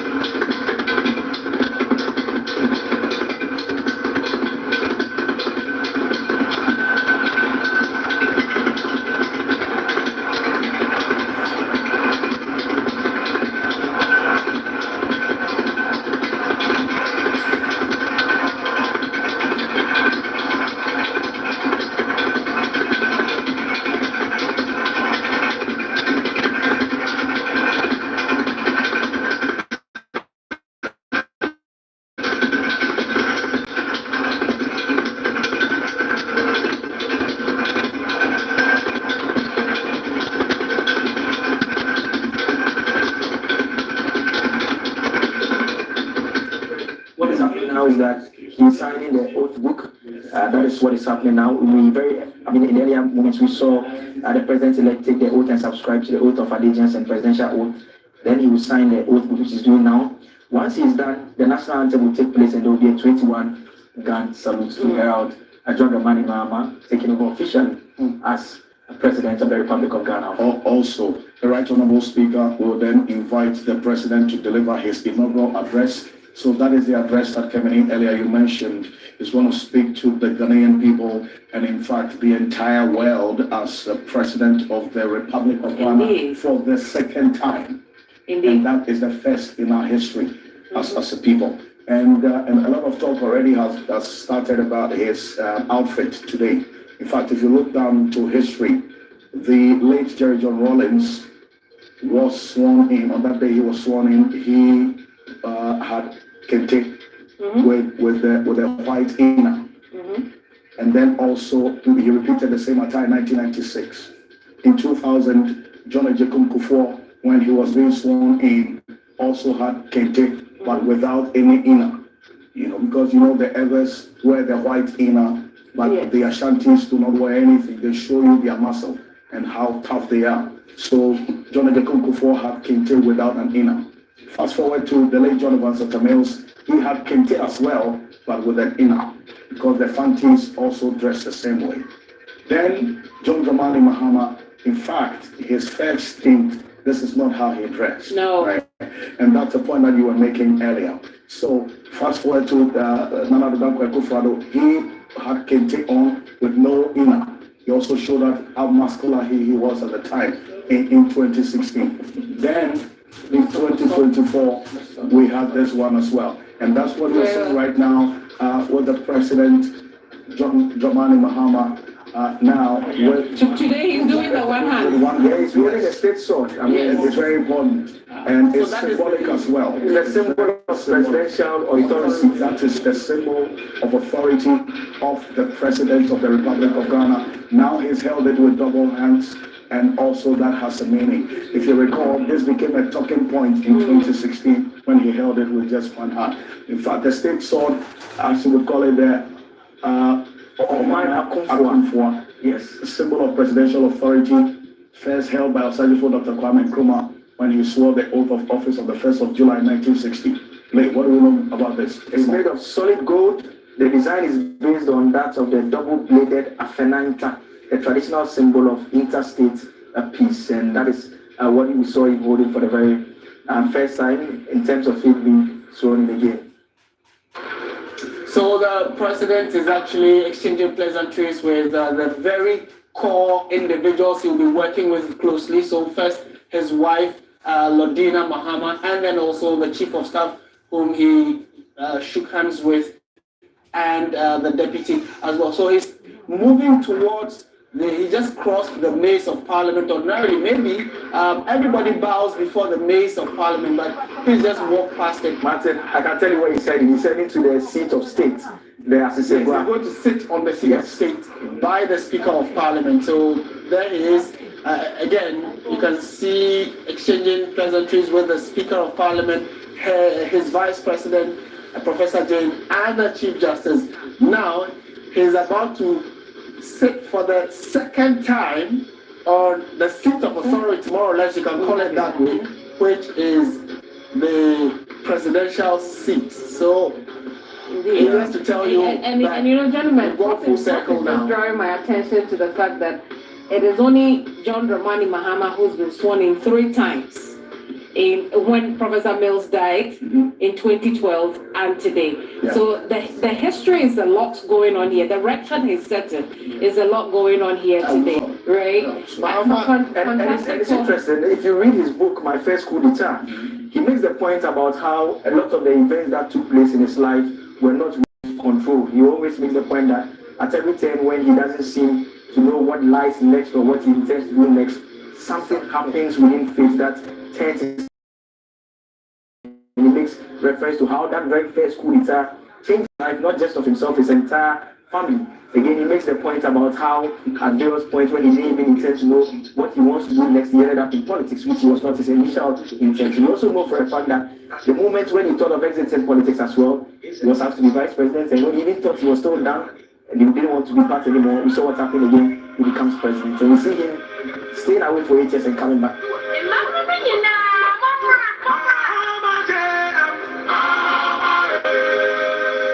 A true nation builder, committed to forging a brighter future for all Ghanaians. John Mahama embodies the pillars of leadership that our nation craves: trustworthiness, reliability, modesty, and above all, truthfulness. From the moment he stepped into the political arena, John Mahama has demonstrated an unwavering commitment to the people of Ghana. His approachable demeanor, paired with his genuine concern for the needs of the Ghanaian, has earned him their trust. A trust that is pivotal for any leader aiming to guide a nation through challenging times. What I really like about JTM is his humility. The man is simply so down to earth. It's unbelievable. He's so humble. It's unbelievable. I really like that about him. Your mama also nyame, odonyame, also nyame, openi person, odika kumata. Mihuna se mihuni nyabema. When you be so akoni yini pe, we akola, we openi, we supeni, we chivi, we be out. Try to be out to be a your mama to us. On cassette, we in a chili, we in a win. President Mahama is practical. He communicates his issues very, very well. And he understands the Ghanaian politics very well. He understands the Ghanaian people very well. And that is what I like about him. The brand, Dramani Mahama, is not just a name. It represents resilience, strength, progress, and empathy. I believe John Dramani Mahama is loved by many. His personality. And now, on your behalf, invite His Excellency, the President of the Republic of Ghana, to deliver his inaugural address. Your Excellency, you may now proceed to do so.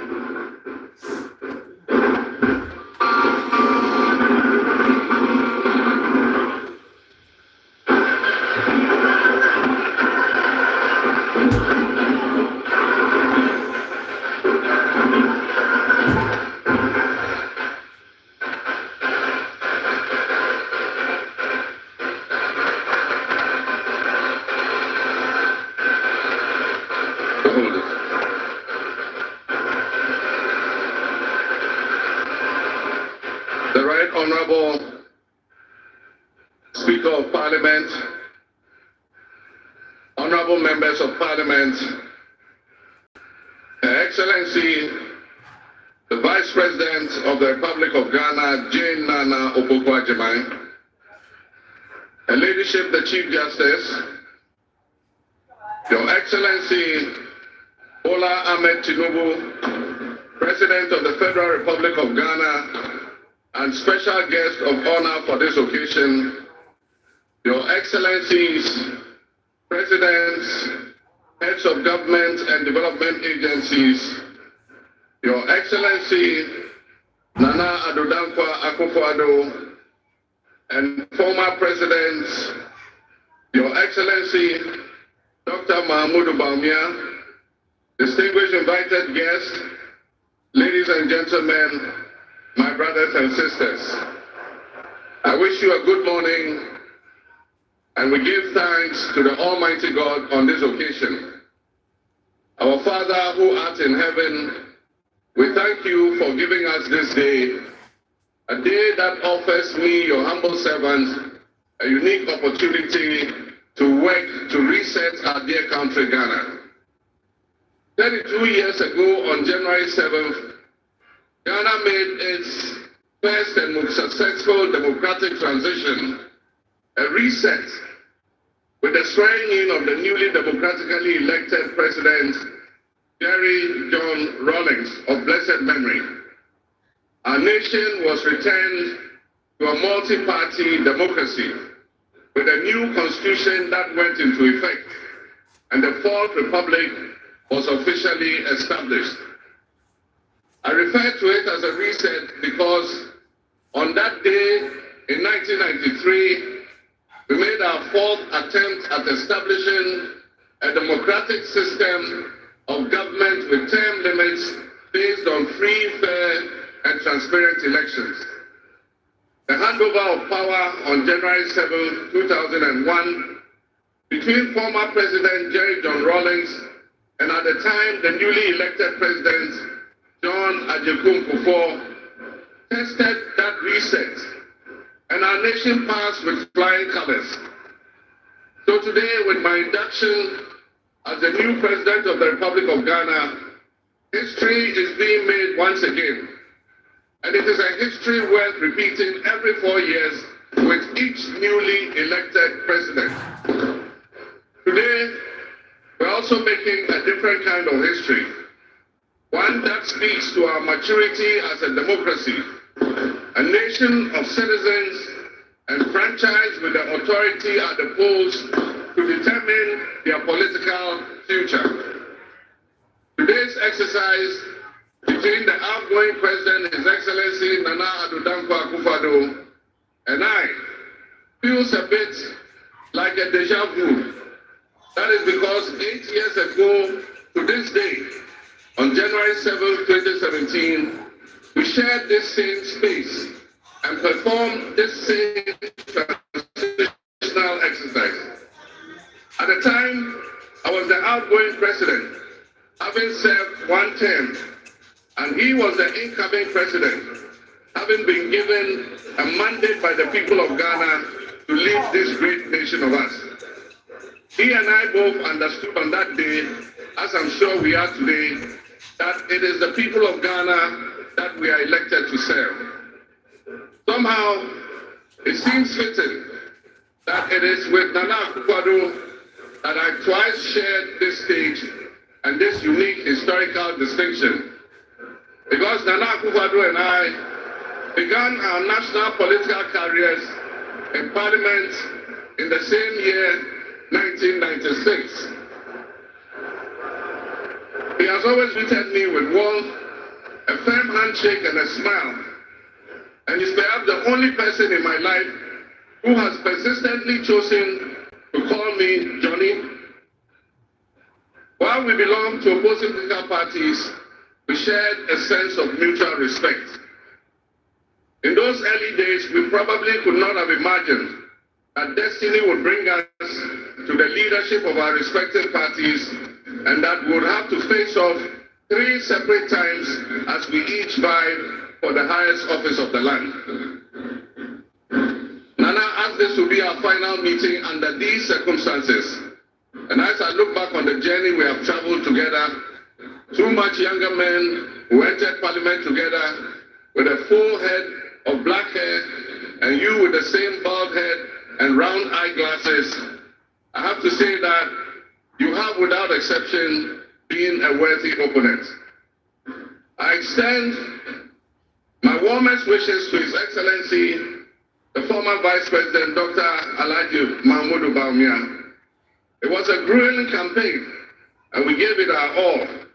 Your sportsmanship in making an early concession eased tensions and contributed to the early conclusion of the electoral contest.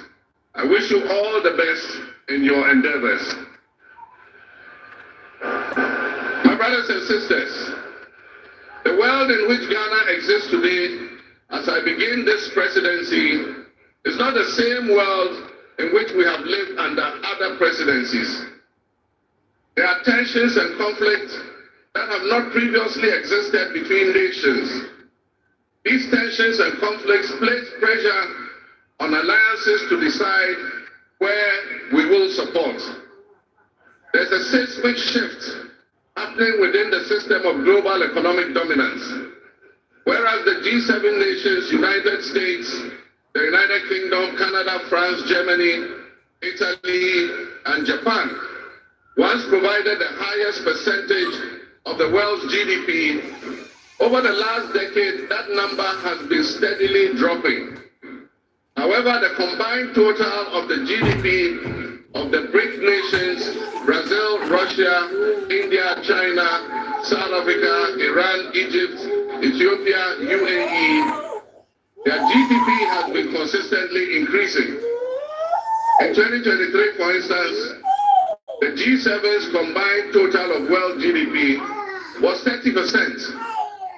But by 2024, by 2029, that number is predicted to drop to 27%. In 2023, the BRICS percentage of world GDP was 37.3%. And so what does this mean to us in Ghana? What could it mean to our economy? Where do we fit in this geopolitical maelstrom? Technology such as artificial intelligence has taken us to new heights, opening up the potential for national, financial, and security issues that we're not yet able to imagine. One example is the use of misinformation and algorithm manipulations on social media platforms to sway a particular sentiment or update from something. Now more than ever before, we ties with our neighbors, ensure that we're working together to keep our sub-region safe. We stand in solidarity and work in alliance with all our neighbors in the sub-region. Recognizing the history of our borders, we also acknowledge that on the other side of our country's borders are our family members. They may be Ivorians, they may be Togolese, they may be Burkinabes, they may be Nigerians or Malians, but they are also Akans, they are Kasinas, they are Guans, they are Ewes, they are Nzemes, they are Hauses, they are Moshis and Gurmes. Because we are all part of one another, one big family. With the increase of the climate crisis, and as the waters grow warmer, melting, the Arctic ice and permafrost, there is a greater likelihood for viruses that have been frozen and thought to be extinct for decades, perhaps even centuries, to begin to spread and create another global pandemic. The changing climate conditions, increased population density in urban areas, and mass international travel are enabling existing viruses to spread and mutate at a faster and faster rate than they did before. This is a serious challenge. Let us not forget the toll that the past epidemics of viruses like Ebola, COVID, and Mpox have taken on the families and communities and medical infrastructure in several of our neighboring countries and in the sub-region. Let us also not forget how swiftly and completely the COVID pandemic brought the entire world to a screeching halt My government will be working diligently to strengthen our public health systems while monitoring the global health situation so that when, and not if, but when the next pandemic or epidemic occurs, the loss of lives in Ghana will be minimal. The larger world exists around us and to some extent within us. While we cannot and should never use it as an excuse to stray from the direct and immediate needs of Ghana for the well-being of our citizens, we must also bear in mind that the affairs of the world, if we care to shape, lessen, avoid, or even at the other end of things, maximize the effect they have on us. My brothers and sisters, barely a month ago, we held historic elections that have caused dramatic shifts in our political landscape. I feel greatly honored that you, my compatriots, considered me worthy of receiving such an unprecedented and overwhelming mandate to steer the affairs of our beloved nation at this critical time in our history. The magnitude of this victory in the presidential elections and the gains that were made by my party, the National Democratic Congress, in the parliamentary elections naturally and justifiably resulted in great joy and celebration across our country, Ghana. But celebrations, no matter how justified and how well earned, must be supplanted by discernment, sobriety, and deeper insights into why we received this kind of mandate in the first place. By voting as you did on December 7th, the Ghanaian people conveyed a powerful message, yet often overlooked by us politicians. This message was powerfully emphasized by a giant of American political history, President Ronald Reagan, when he declared at his inauguration some 40 years ago that governments have no power except that granted by the people. While Ghanaians take great pride in our thriving democracy, they are deeply dissatisfied with the quality of governance over the years and have openly voiced that dissatisfaction through the decisive actions that they undertake at the elections. I also understand that democracy is not just a token adorned with periodic elections followed by pomp and pageantry with the establishment of a new government. They expect that if democracy is celebrated as a superior means of governance, then its outcomes must be more tangible and benefit them in their individual lives. Any honest introspection and reflection on the pulse of our nation would reveal that many within our population do not feel that they have benefited from or partaking in this democratic dividend. Where people buffeted by severe economic crisis and hardships. And in the last few years, we have lurched from crisis to crisis. But there is hope on the horizon. Today should mark the beginning of a new opportunity. An opportunity for us to make a difference in our governance and our economic management. We shall reset our dear nation, Ghana.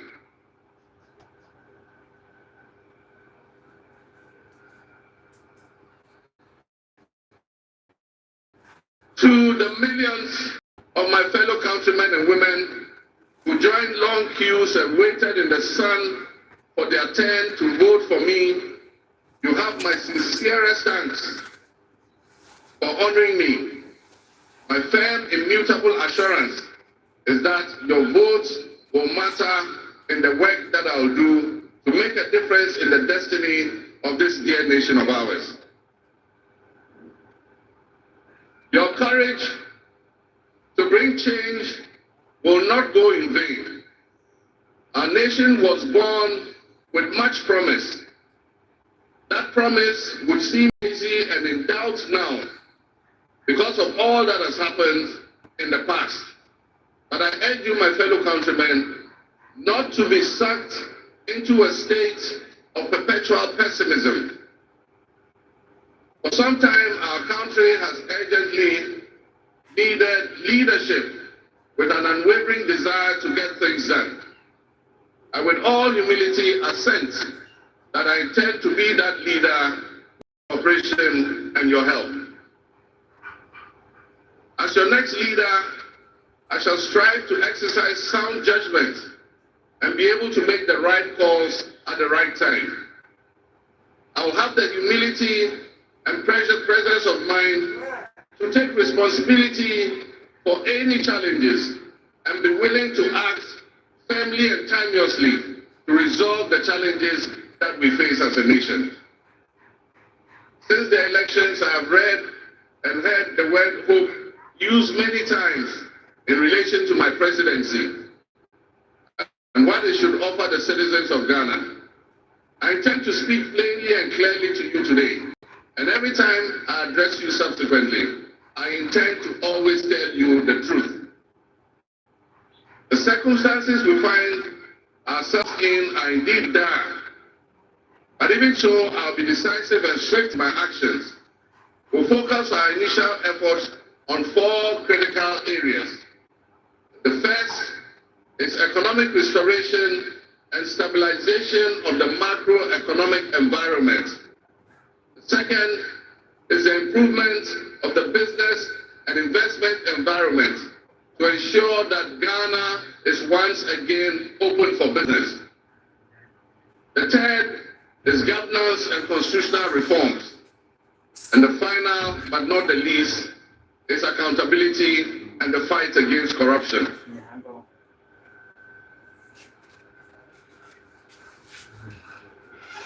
My brothers and sisters, actions have always spoken louder than words.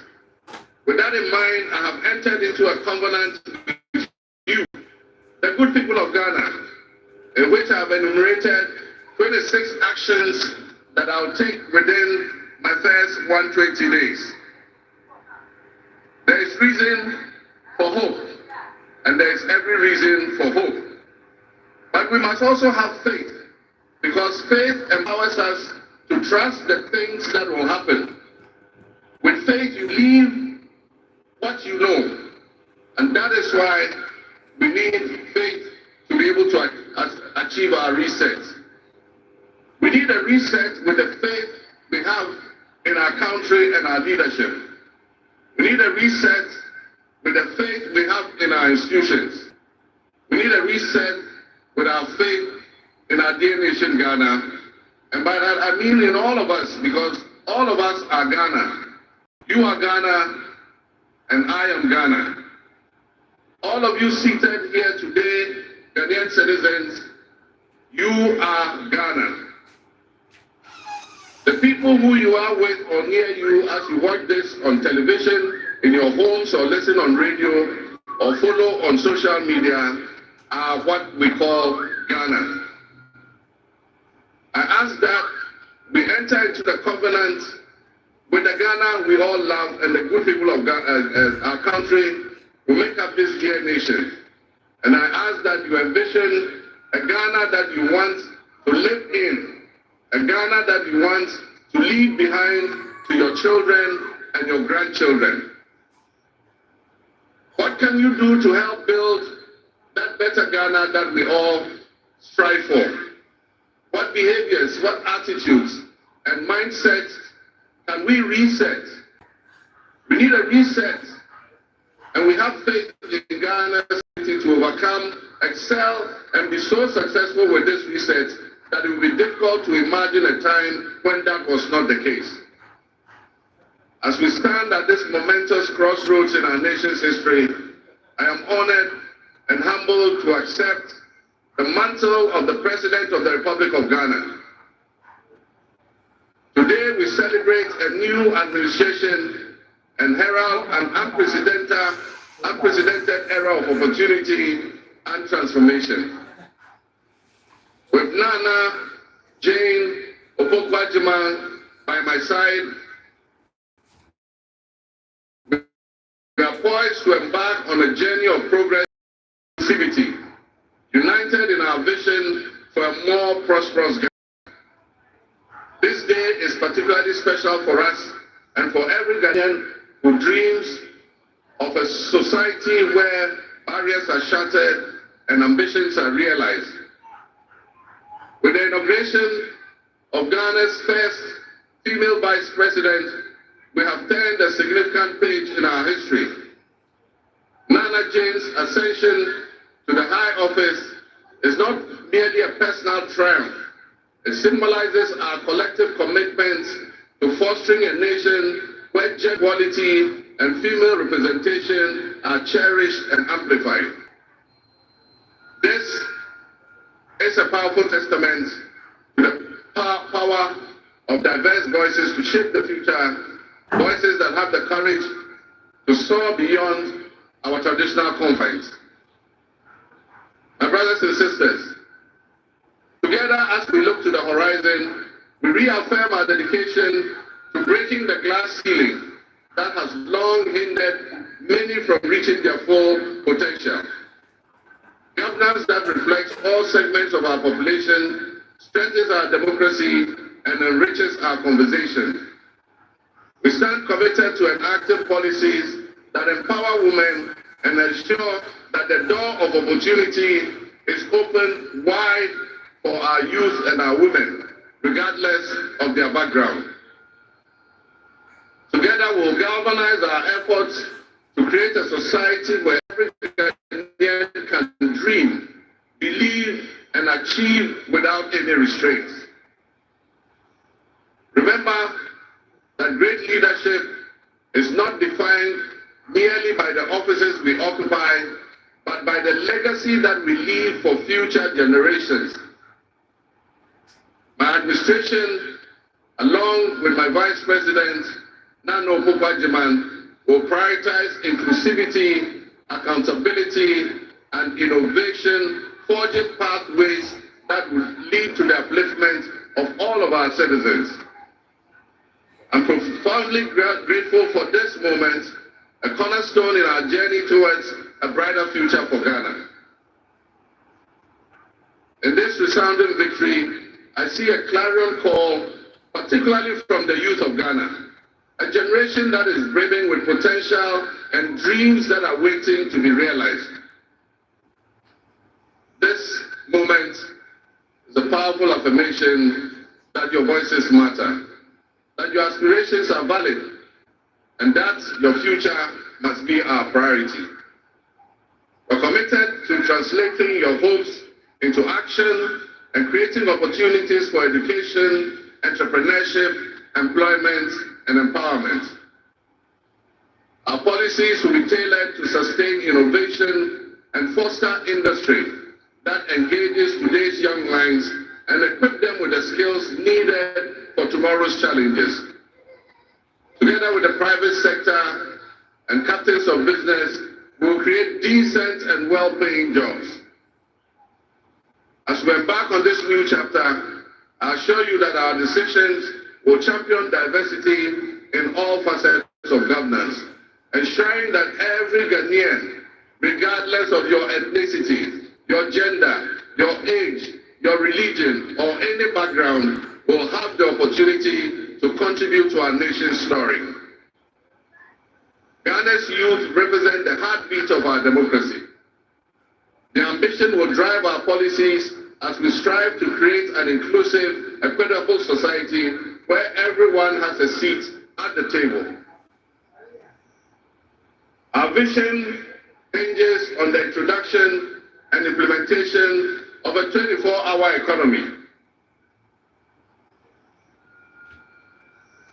We envisage an innovative and vibrant 24-hour Ghanaian economy, which will also be anchored in agriculture and agribusiness. This innovative approach will unlock potentials that have long remained dormant, enabling us to harness the energy and creativity of all our people. Just imagine a Ghana where our markets are alive and bustling at all hours of the day, with responsive public services accessible at all times, such that businesses can operate flexibly to meet the diverse demands that they are subjected to. and young people, including entrepreneurs, can find opportunities regardless of traditional institutions. The 24-hour economy model will also bolster job creation for the young people, stimulate local industry, and attract foreign investments, and allow us to build resilient communities and a sustainable future. This vision extends beyond mere economic transactions. It symbolizes empowerment, the empowerment of every Ghanaian to contribute to our national progress. My fellow citizens, this vision will allow us to embrace diversity, to cater to their varied lifestyles and preferences, and foster a culture of inclusion, ensure that every citizen can enjoy the fruits of his hard work. To the business leaders and entrepreneurs, I invite you to support this new model and join me in shaping a business environment where creativity thrives and where the fruits of your investment contribute to the collective welfare of our nation. Your role in driving our economy forward cannot be overstated. Your innovation and dedication will be a backbone of our success story. And I pledge to you that we would look at the tax regime and rationalize them so that they are more transparent and fair. Members of the business community, I assure you, Ghana is open for business again. Let me thank you, Your Excellencies, my fellow presidents, for leaving what is a busy schedule behind and coming to join us at this ceremony. Your presence brings honor to this inaugural ceremony. And I want to extend my heartfelt thanks to all of you and to our sister countries who have traveled from near and far to be with us today. Your presence is a testament to the strong bonds of friendship and cooperation that exist between our nations. And I promise you I will work to foster the partnerships that transcends our borders, and I'll work collectively with you towards regional stability, economic growth, and mutual respect between our nations. To my friends from across Africa and the world, I thank you and welcome you to Ghana. And in our local parlance, I say Akwaba to all of you. To my family and fellow citizens, my wife Lodina, I thank you for your unwavering support and commitment to our shared vision. This journey is not mine alone. It belongs to all of us. It belongs to each of you. Let today be the dawn of an era of hope, an era of job creation, an era of accountability, an era of institutional strengthening and resilience, and an era of unparalleled potential for all Ghanaians. We will write the next chapter in Ghana's story, and it will be one of promise, transparency, and transformative progress. My fellow citizens, this is a patriotic call to action for all of us to participate in building a nation that lives up to its promise, where hope thrives and dreams become a reality. Together, let us cultivate a brighter future for our beloved Ghana, where unity, progress, and equality are not just ideals we aspire to, but are the very fabric of our nation. In closing, I invite you to partner with us on this journey. Together we can create a brighter future for our beloved Ghana, where unity, progress, and equality are not simply goals we are aiming for, but are the cornerstone of our society. Let's work hand in hand to foster these values and strengthen our nation for everyone. My fellow citizens, our invited guests, I thank you very much. May God bless our homeland Ghana and make our nation great and strong. I thank you.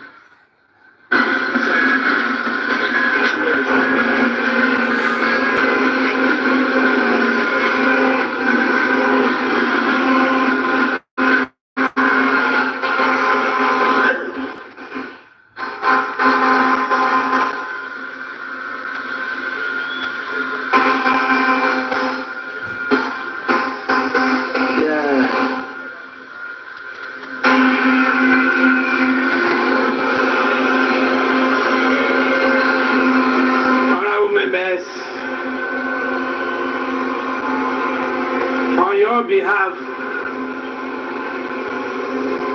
I convey the gratitude of the House to His Excellency, the President of the Republic of Ghana, for his address. Your Excellency, the House is extremely grateful to you.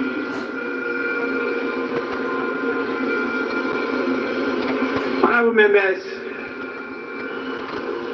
may now we have the presence of our special guest of honor in the distinguished personality of His Excellency Bola Ahmed Tinubu, the President of the Republic of the Federal, I should say the Federal Republic of Nigeria. It is my honor to now invite him to deliver his address. Your Excellency, you are welcome to do so now.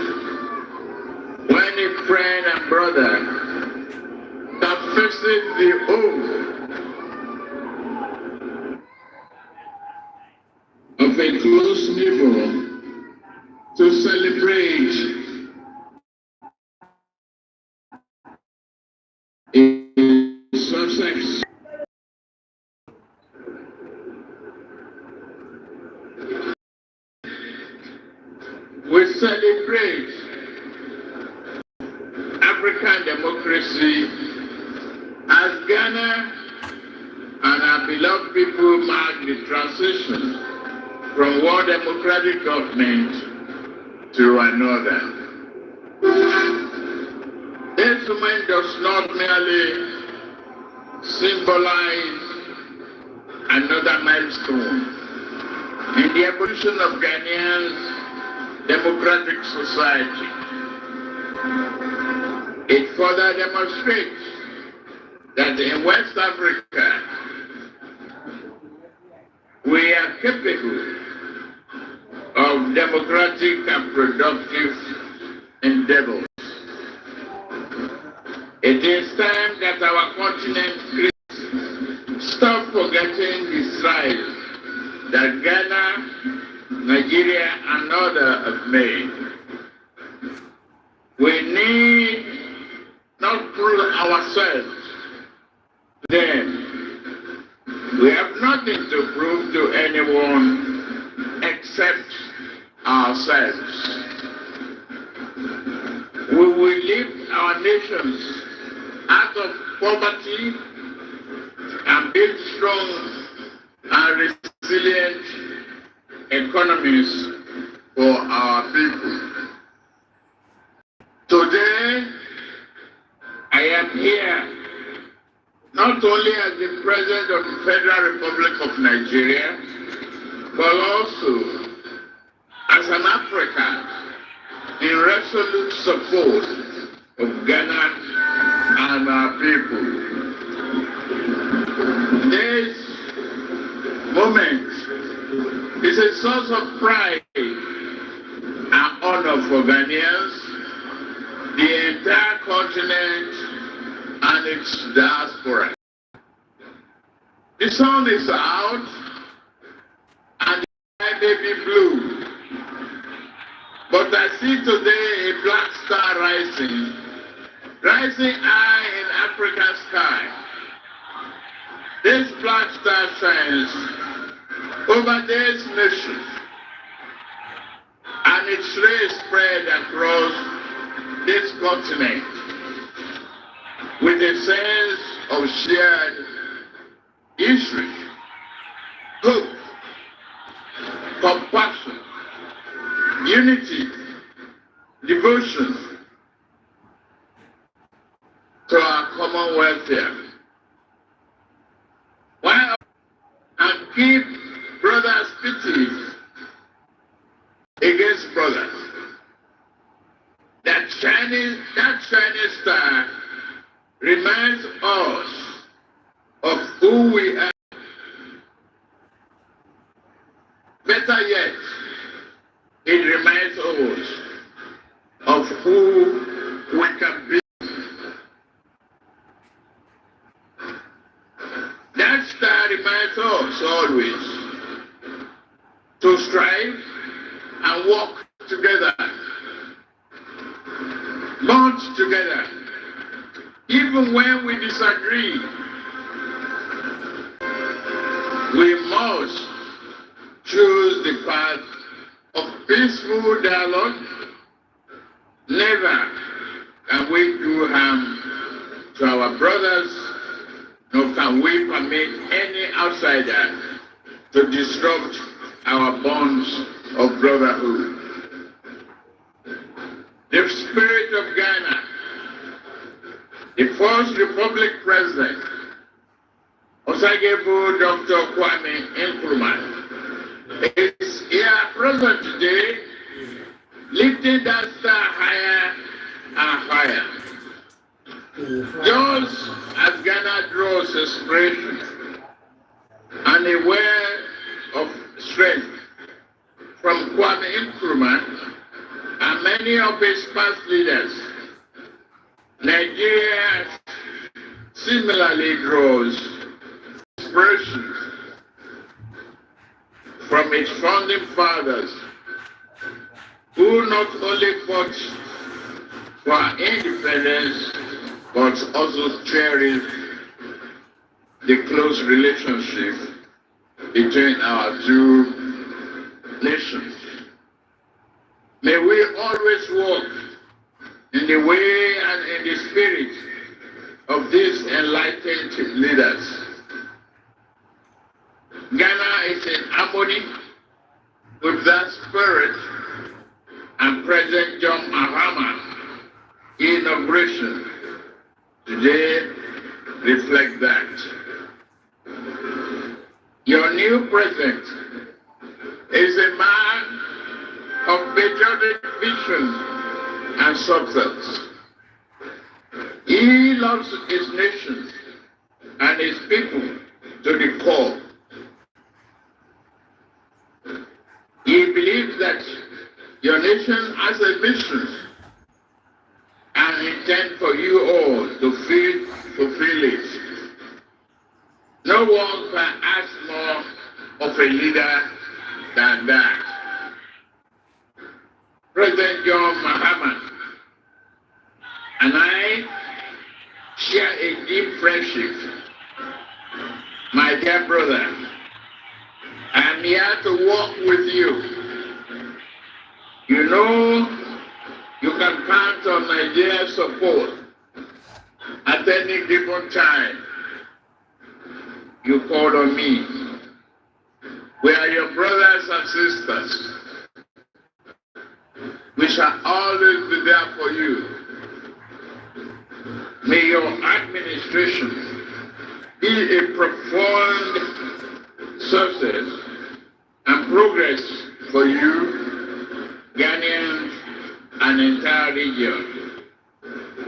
I am confident that new government under the leadership of President John Mahama will work with Nigeria to strengthen this powerful bond, leading to greater shared progress, prosperity for the people of our two nations. I have no doubt that your administration will bring about positive change and progress. Your accession to the power should also mark a new and invigorating momentum in pursuing sub-regional and integration and progress.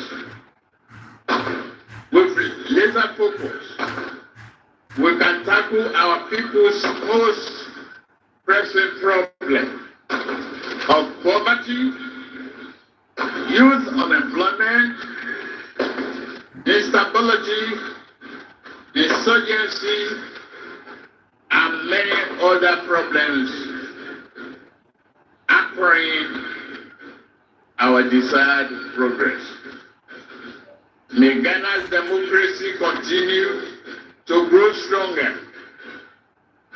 May progress and prosperity be your portion.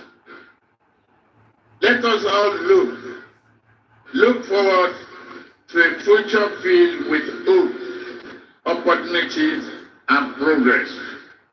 God bless Ghana and its beloved people. God bless the Republic of Nigeria and its beloved people. God bless ECOWAS. God bless our beloved Africa. I thank you for your kind attention. God bless you.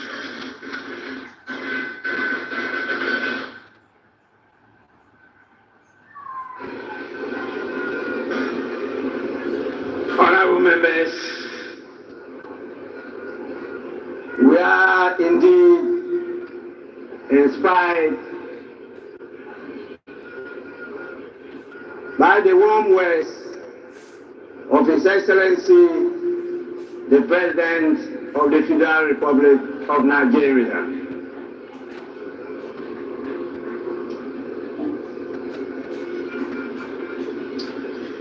And I have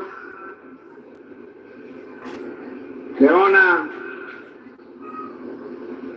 to, on your behalf, invite the visiting heads of state and former presidents to congratulate the President of the Republic of Ghana.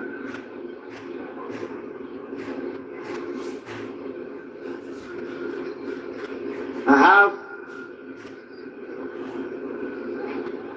a real tall list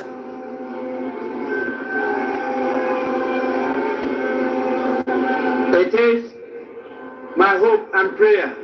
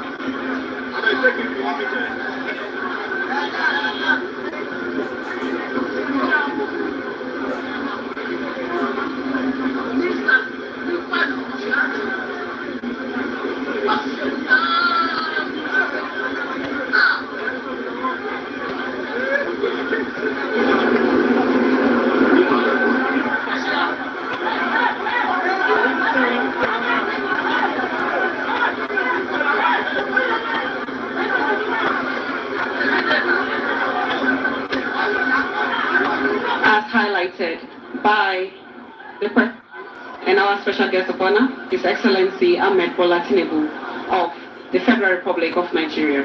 Now, what else? What is the next on the agenda? Because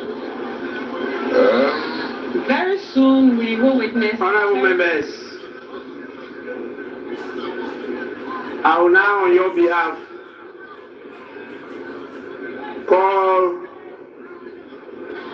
the names of our distinguished dignitaries, the heads of states and presidents from various countries, to come to congratulate His Excellency the President of Ghana. And I will start with our special guests, the President, the Commander-in-Chief, and the Head of State of the Federal Republic of Nigeria, the person of His Excellency Bola Ahmed Tinubu, to lead in this whole exercise. Your Excellency, you may proceed to do so now.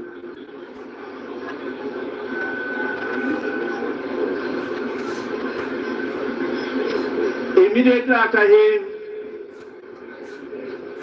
will be His Excellency the President.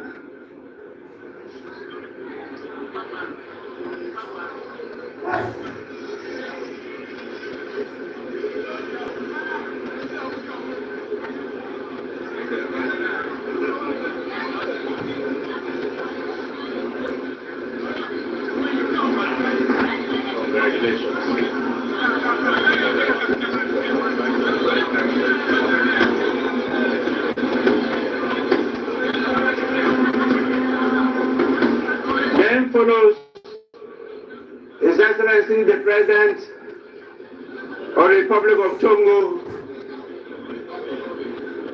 His Excellency Fauri Nasingbe. After him comes His Excellency the President of Benin, the Republic of Benin, in the person of Patrice Talon.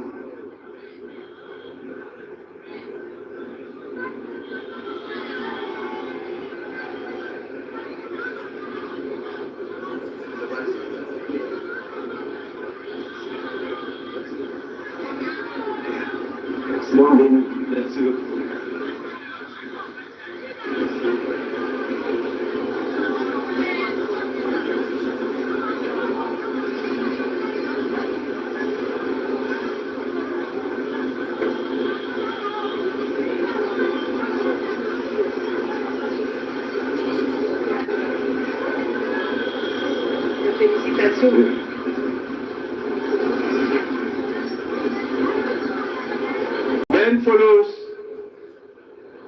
the President of Gambia, His Excellency Adama Barrow. After him, we have His Excellency Brigadier Julius Madabiu, the President of the Federal Republic of Sierra Leone.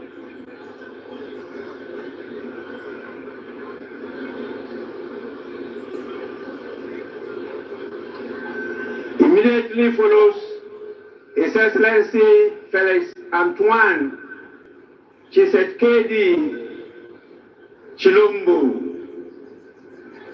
the President of the Democratic Republic of Congo.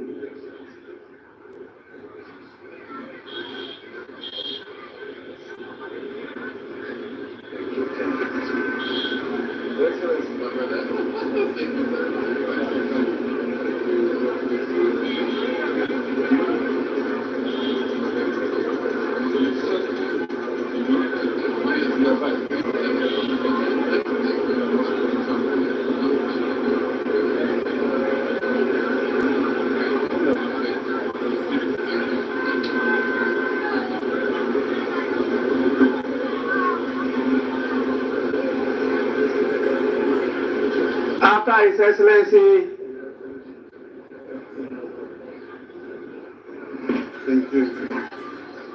the President of the Democratic Republic of Congo, we have His Excellency Umaru Sissoco Embalo, the President of the Republic of Guinea-Bissau.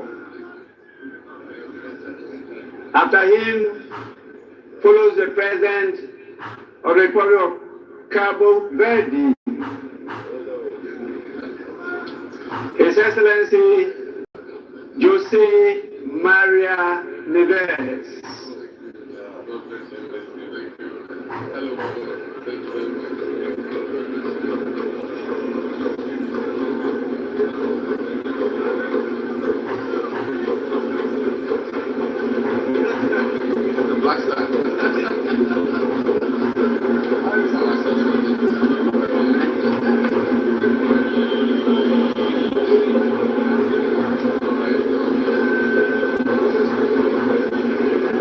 After the President of Cabo Verde, we have His Excellency William Samoei Ruto,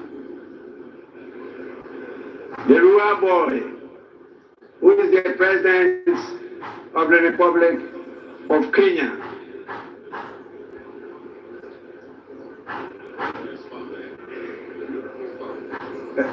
Rural boy.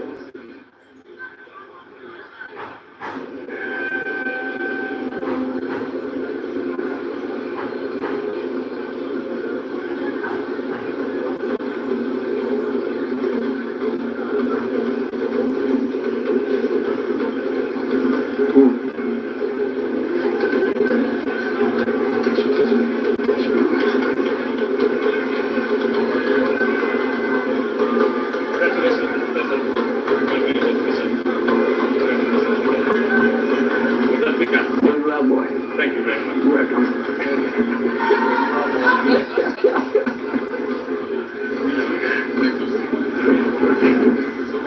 Honorable members, after His Excellency William Ruto is the President of the Republic of Liberia, His Excellency Joseph Numa Boakai Sr.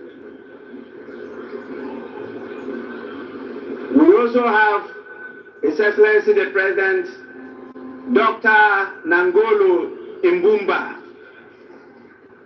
He is the President of the Republic of Nigeria. Sorry. That is a she, not a he. Doctor, you may forgive me.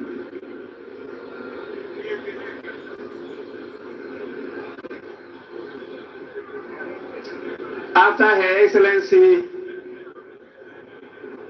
the President of Namibia, is His Excellency Bassirou Diomaye Faye, the President of the Republic of Senegal.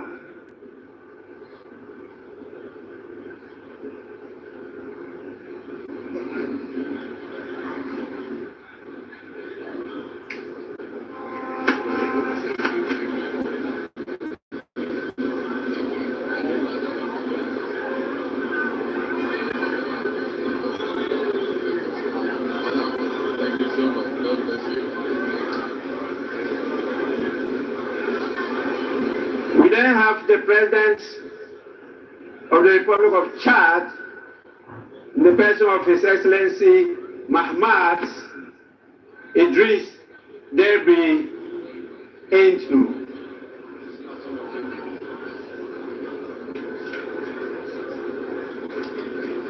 After him, we have the President of the Republic of Botswana, His Excellency Duma Gideon Boku.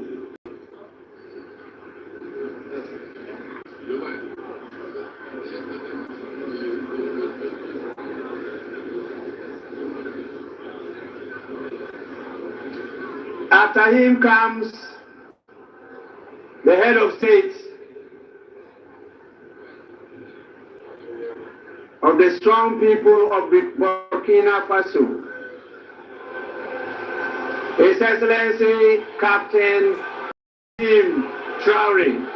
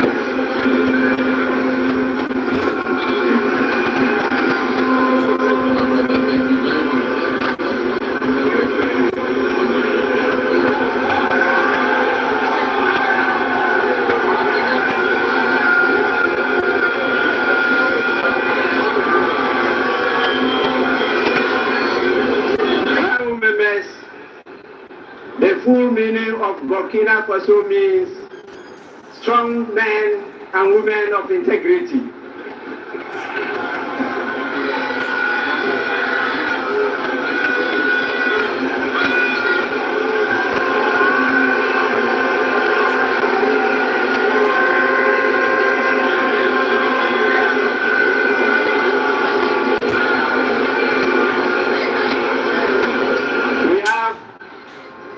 His Excellency Brigadier General Bryce Clotaire Oligui Nguema, the President of the Republic of Gabon. After him, we have His Excellency Mamadi Doumbouya, who is the President of Guinea Conakry. And after him, we have the Prime Minister Abdoulaye Maïga.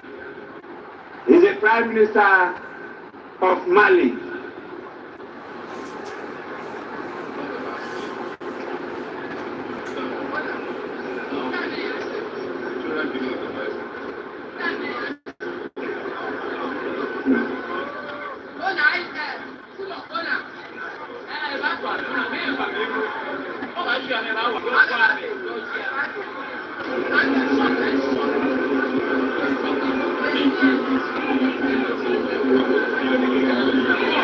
We also have the Prime Minister of Niger in the person of Mr. Lamine Zain Ali Mahman, and the Prime Minister of Haiti, His Excellency Prince Alphonse Jean.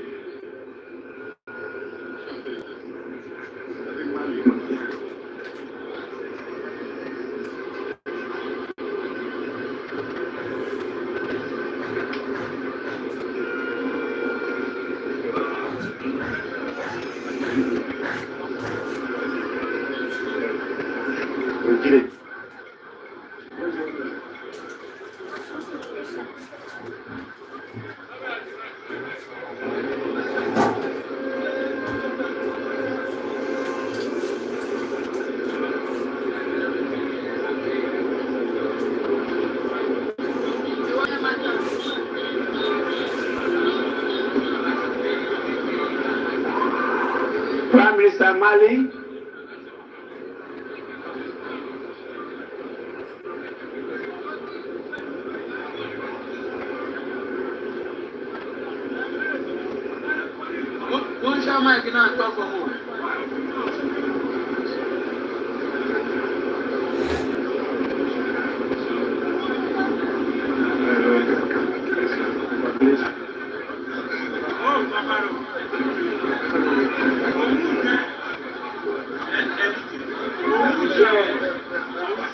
Prime Minister of Niger. After him is the Prime Minister of Haiti.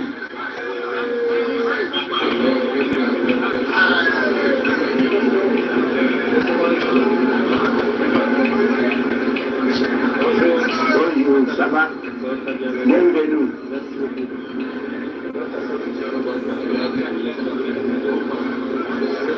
After that, we have the Vice President of Equatorial Guinea, the person of His Excellency Teodoro Obiang Nguema Mbasogo.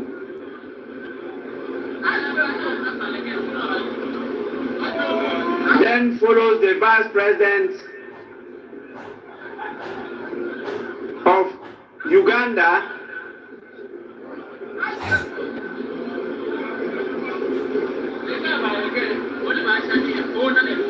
the person of Jessica Rose Epel Alupo.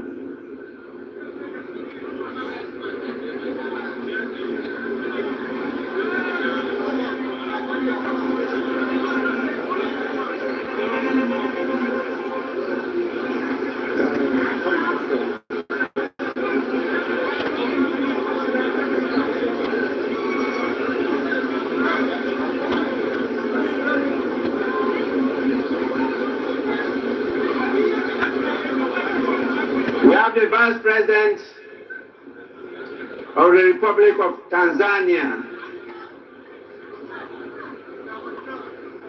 His Excellency Dr. Philip Isdor Mpango. Yes. That is rather the Vice President of Tanzania.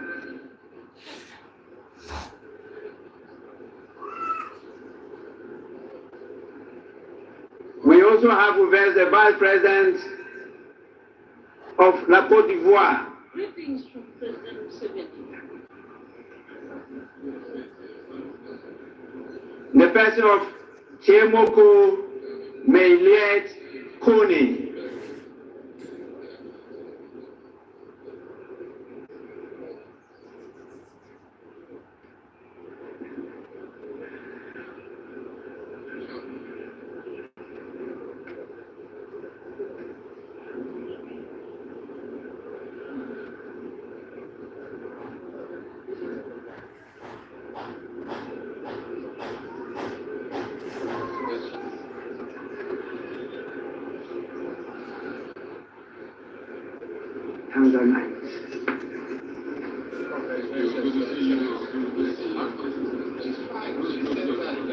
La Côte d'Ivoire.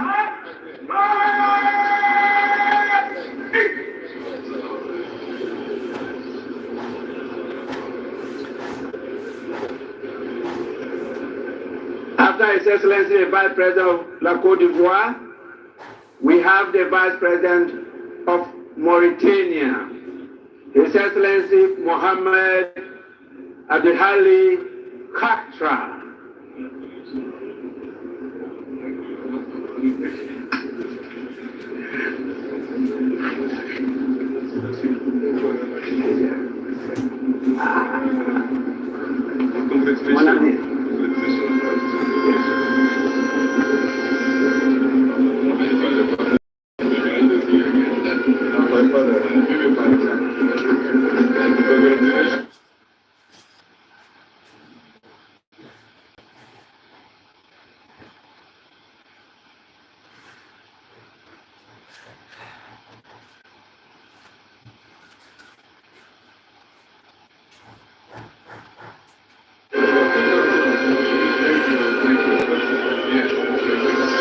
The Vice President of Mauritania,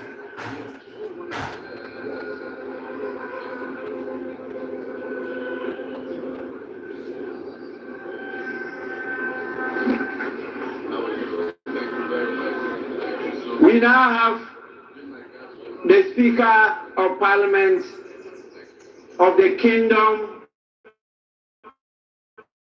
of Morocco, His Excellency Rashid Talbi Alami.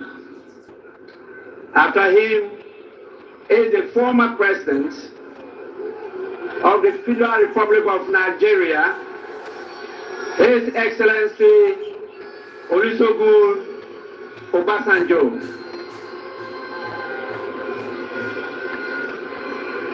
Together with his younger brother, the former president of Nigeria, His Excellency Goodluck Ebele Jonathan.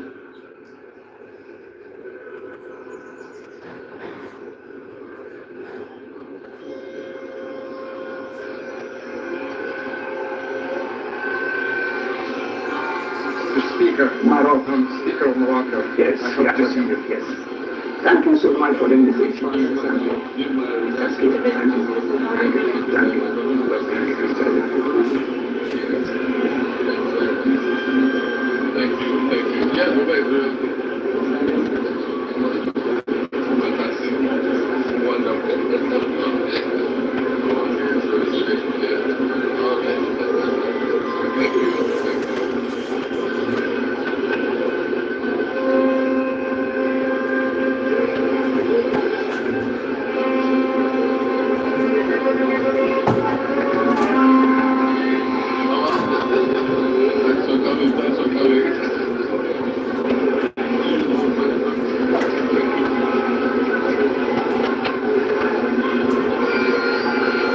After His Excellency Goodluck Ebele Jonathan,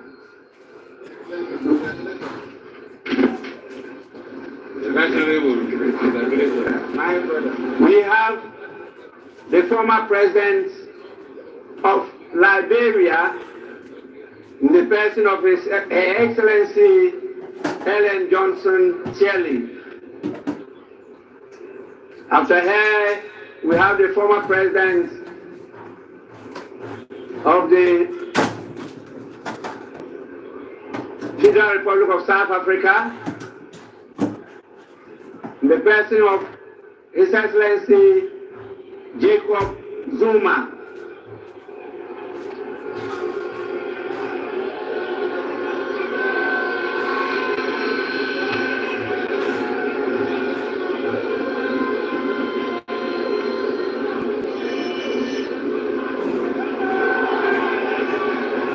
After the former president of South Africa, we have the former president of Germany, His Excellency Christian Wolff.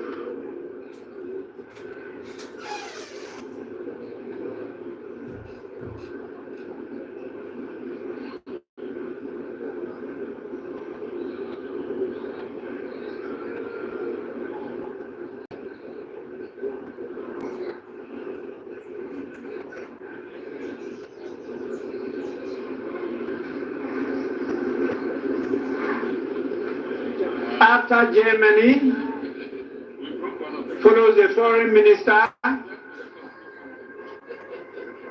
of the European Union, European Affairs, Foreign Trade,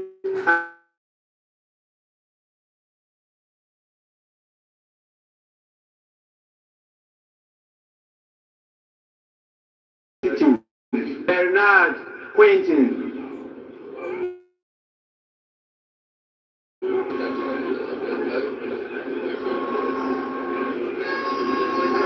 Germany. Thank you very much. Thanks for coming.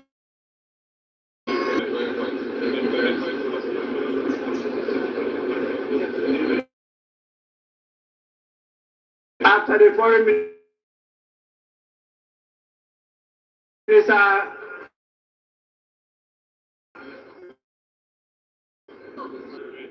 of Congo, Brazzaville.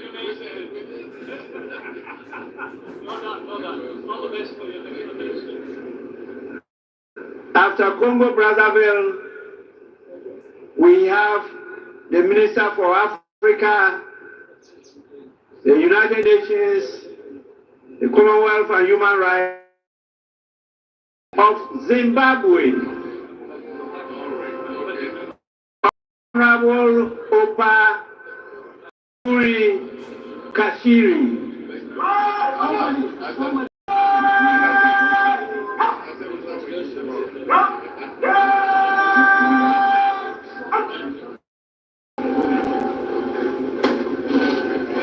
Look at you. Good to see you.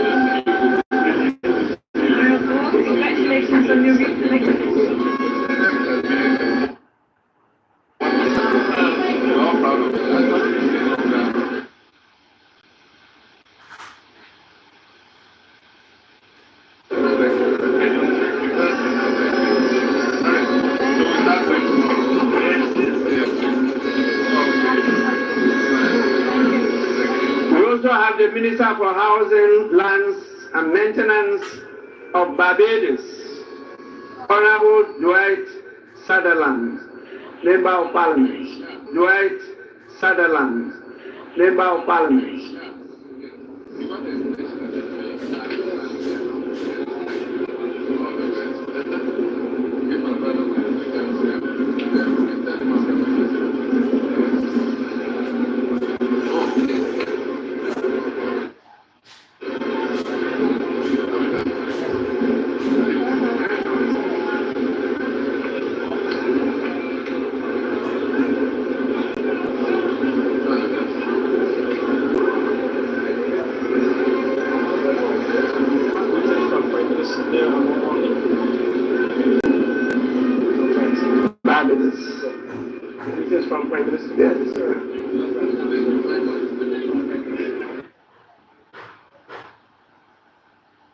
It's quite long.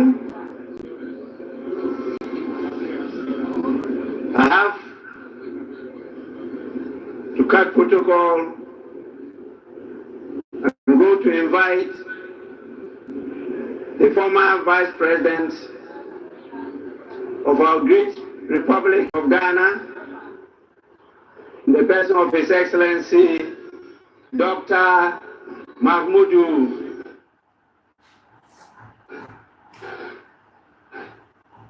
Baumia.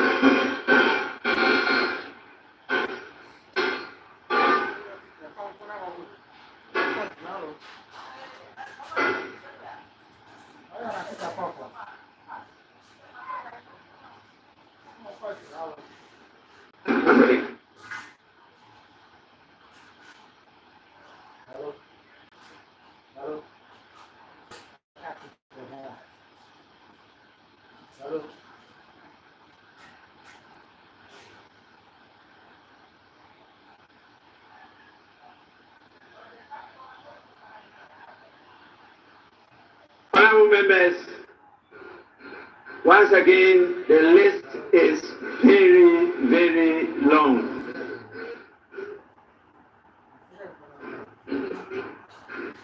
I will now invite the President of the ECOWAS Commission, in the person of His Excellency Dr. Omar Eliu Puri.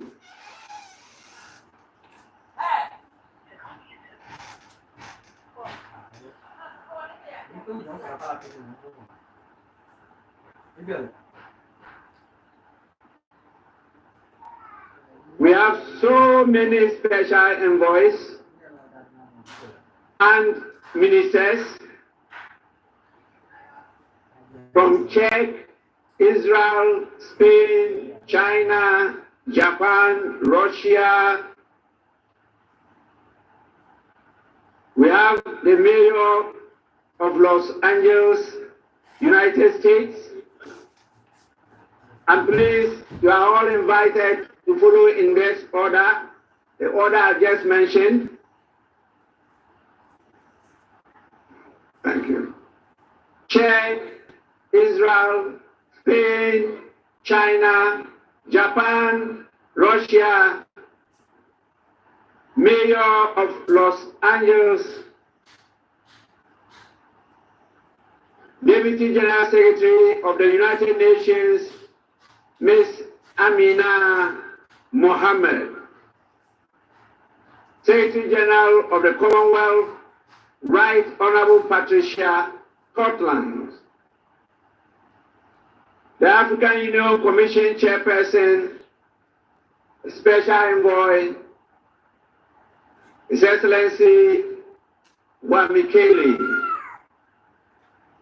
And we have the Honorary Consul General of Nigeria and Ghana of Belize, Dr. Ifeanyiku Ifede.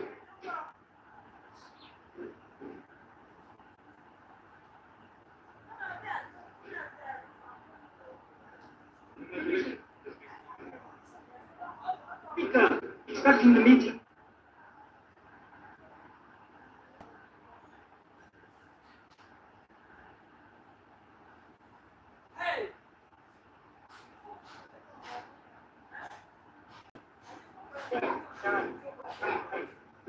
We have the former Prime Minister of Ethiopia, the Secretary General of Climate Vulnerable Forum, Pan-African Parliament, the President himself, His Excellency Chief Fortune Zephania Chalbura.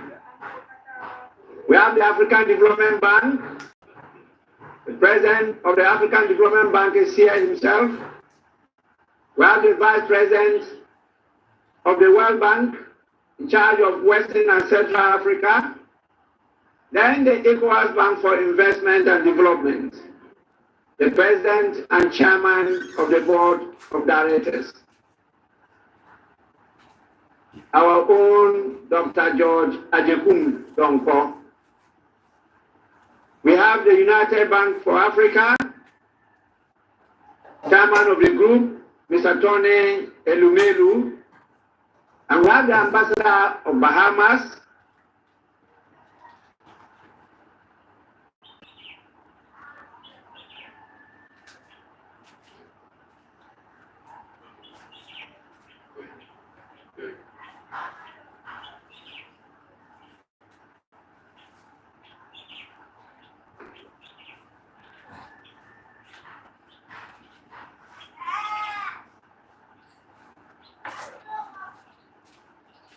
yes.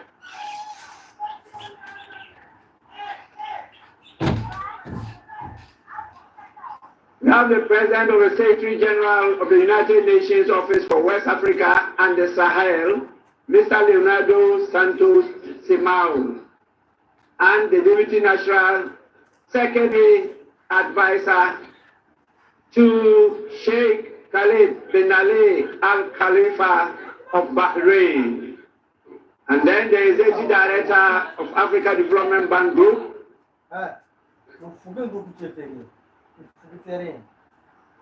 And we have the Vice President for Africa International Bank for Reconstruction and Development, Usman Diagana.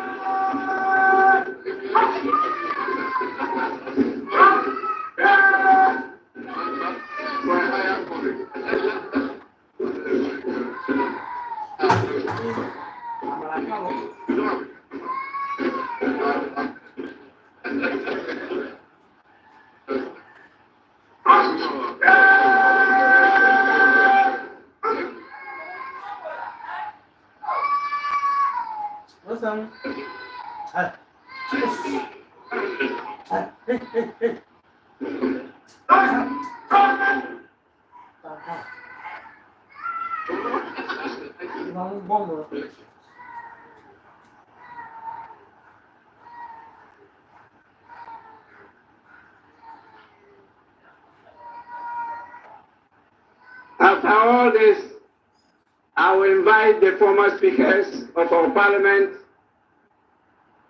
They may come.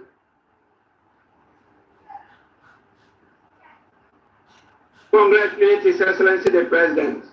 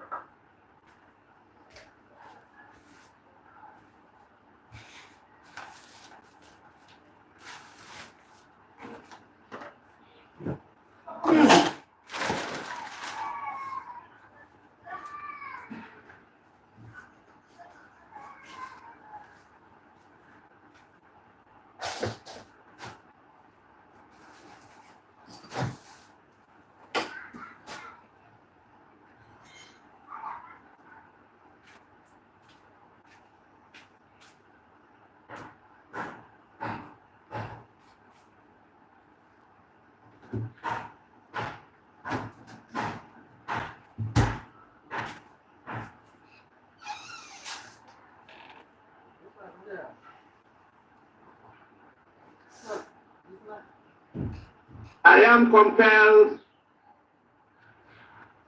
by the situation, not only time constraints, but the exhaustion of all gathered here, to invite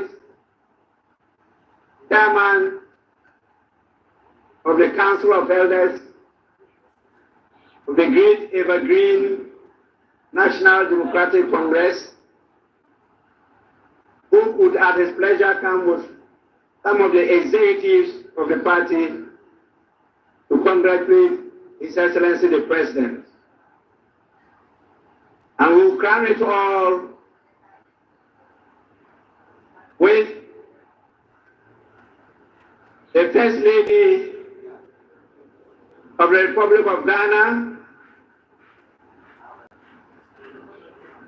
Her Excellency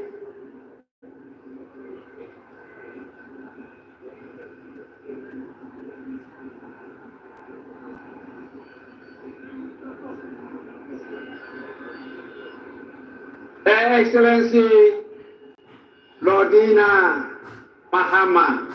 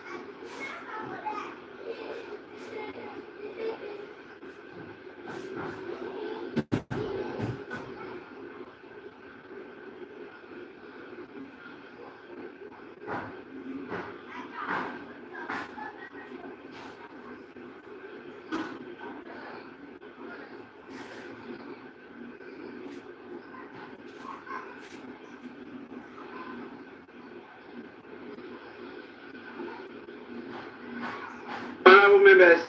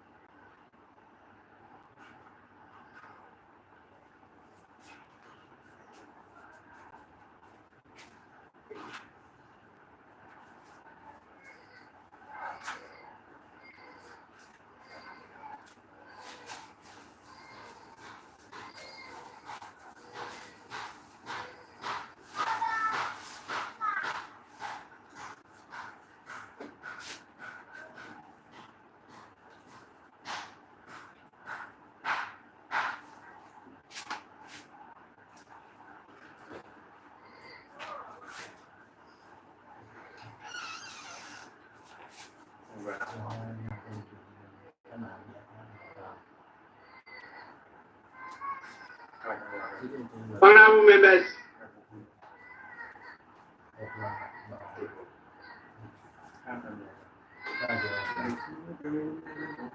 honorable members, it's now time for me to invite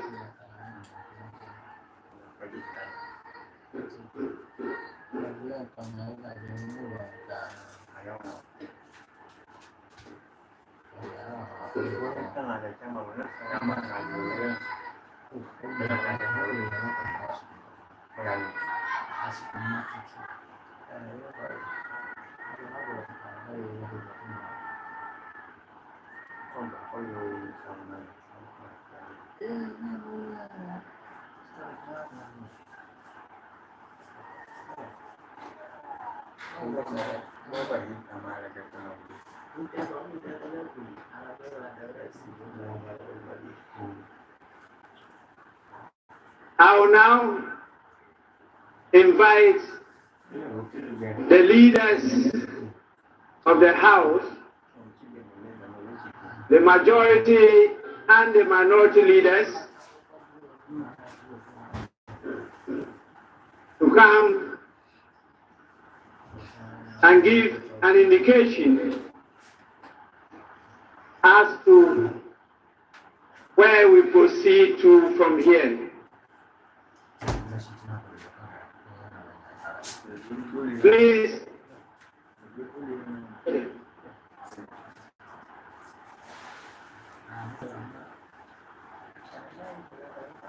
the majority and the minority leaders.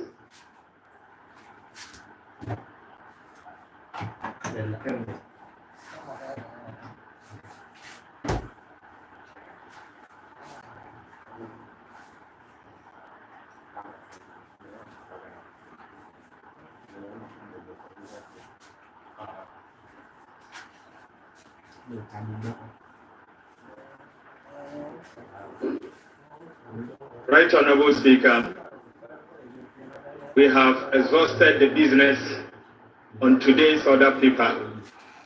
In view of that, I move that this House adjourn to tomorrow at 11 a.m. in the forenoon.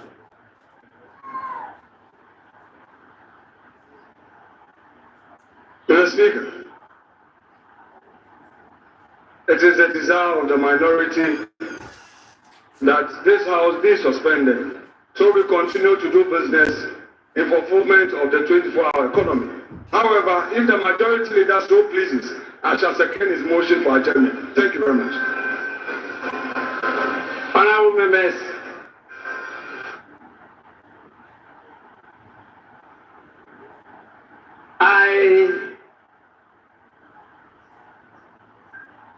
in view of what your leaders have said, adjourn the House to tomorrow, Wednesday, the 8th of January 2025 at 12 noon. The sitting is accordingly adjourned.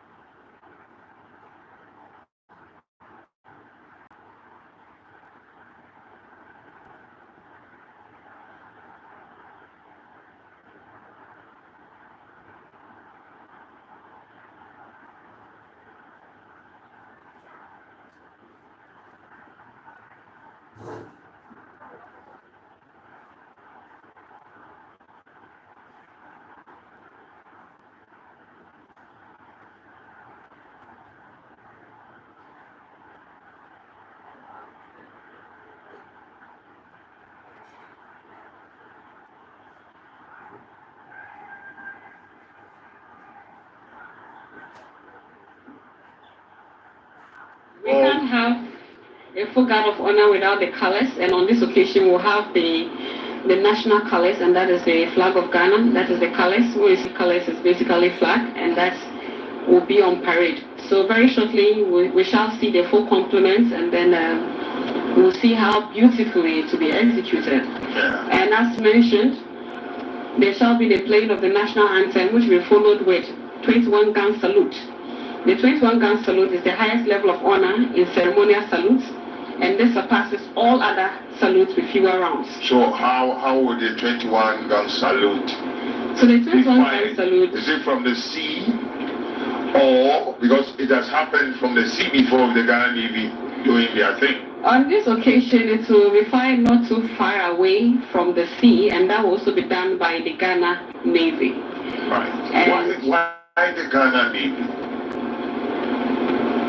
So it depends on the duty service that has been selected to perform. So as I mentioned, we have Ghana Air Force. The military can also do the same thing.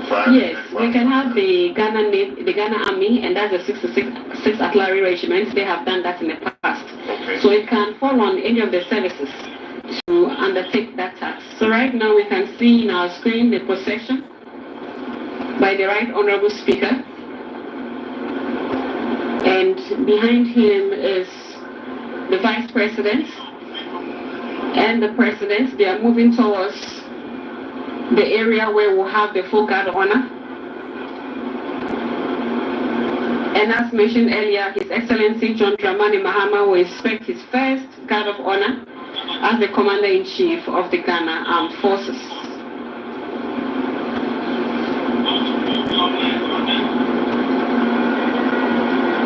So we are now having a procession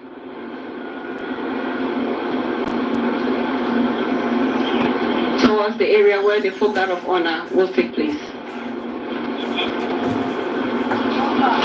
You have in your thing there the ceremonial invited guests, ladies and gentlemen, officials of parliament, the vice president, and the president of the Republic of Ghana are recessing from the chamber.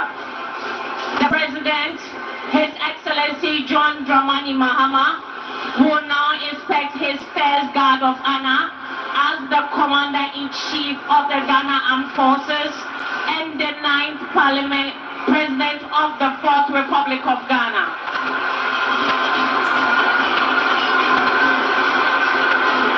May I respectfully request all invited guests to please be seated as the President moves to inspect the guard of honor.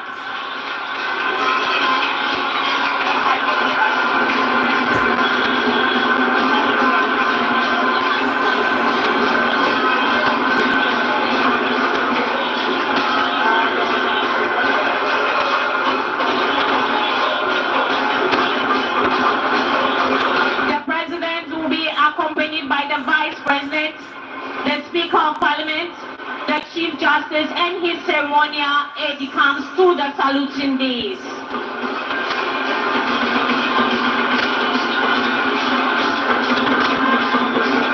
The ceremonial aide-de-camp for the ceremony is the Chief of the Defense Staff, General Thomas Opompepra, and the Inspector General of Police, Dr. George Ekufundampari.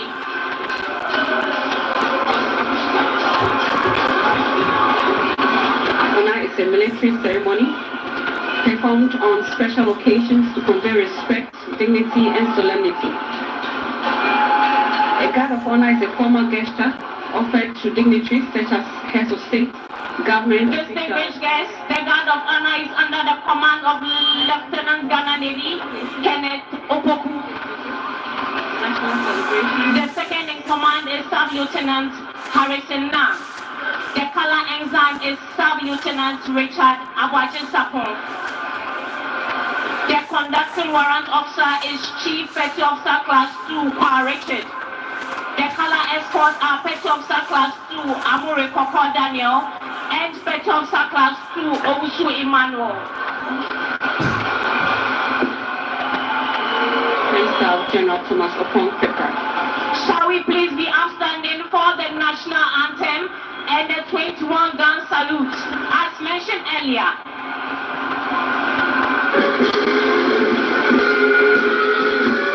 All uniform personnel are to salute.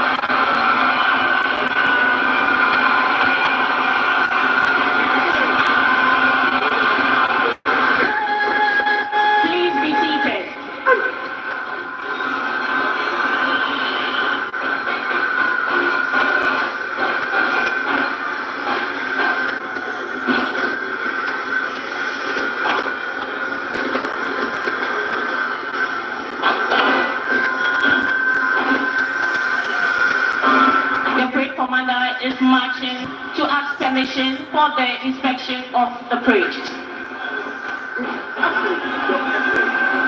Presidential Inauguration Ceremony, Guard Honor Conduct. Guard mounted by the Ghana Navy. Messages bind and filed with the Ghana Navy regimental band in attendance.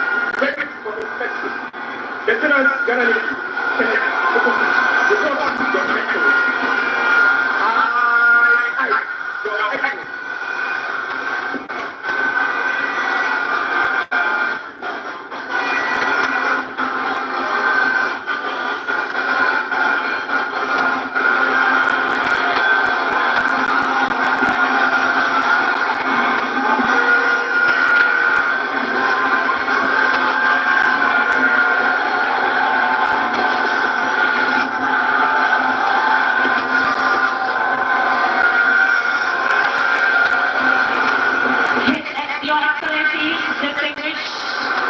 ladies and gentlemen, this morning we have the Navy Regimental Band of Praise. It's under the command of Staff Lieutenant Doris Iboni.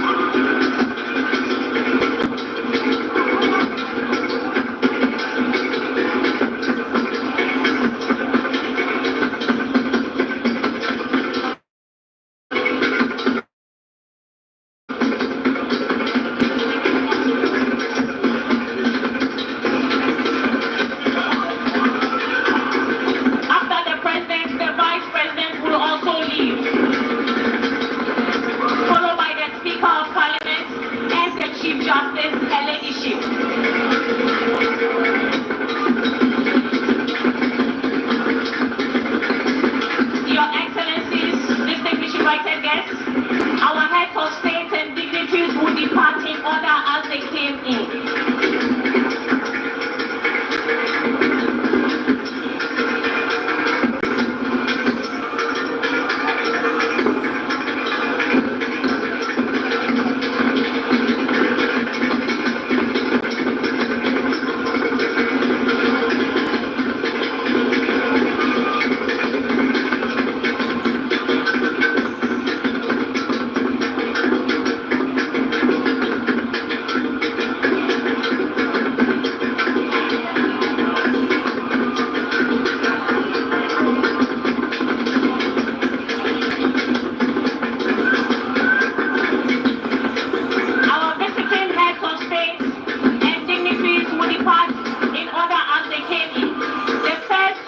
To be the president of Nigeria, followed by Benin, Burkina Faso,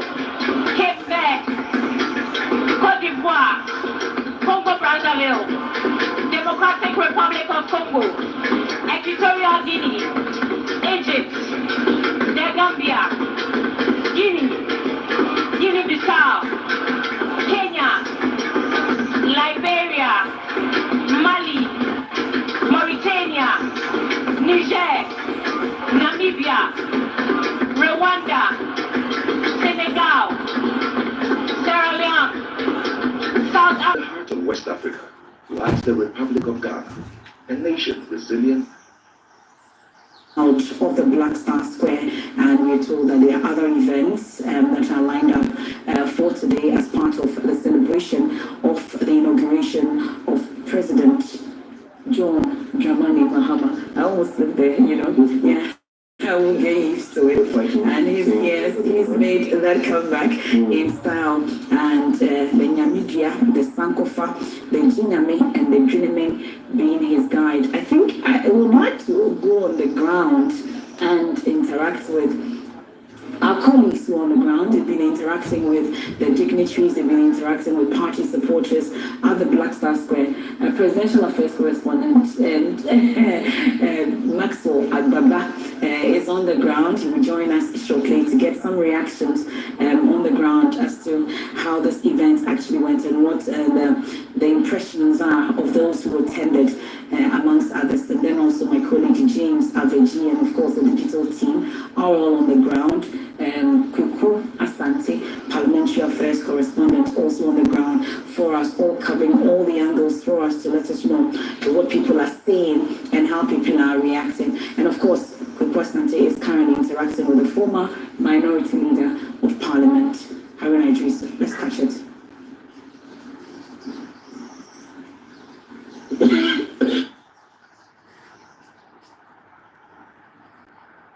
Correspondent will be bringing us another interview shortly, and we've been bringing you all the angles, the coverage of this inauguration and swearing in of President John Dramani Mahama, and we've had all the dignitaries, pay their homage to him after that swearing in. And you've been talking about the children. Well, we'll talk about it. Let's get to the grounds now for that reaction.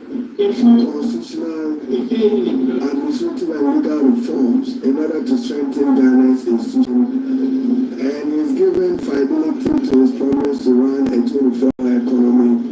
I should think that he should grant some strategic incentives to some major industrialists into the manufacturing sector who can employ 1,000 to 2,000 people, whether in Ashanti or Bruno or Northern Region or Upper West. Then we can give life to the public sector reform that will respond to that very need. I'm encouraged by his own word that he does not take the votes of Ghanaians for granted. And he says that he shared this platform before and he wants to be remembered for doing something different.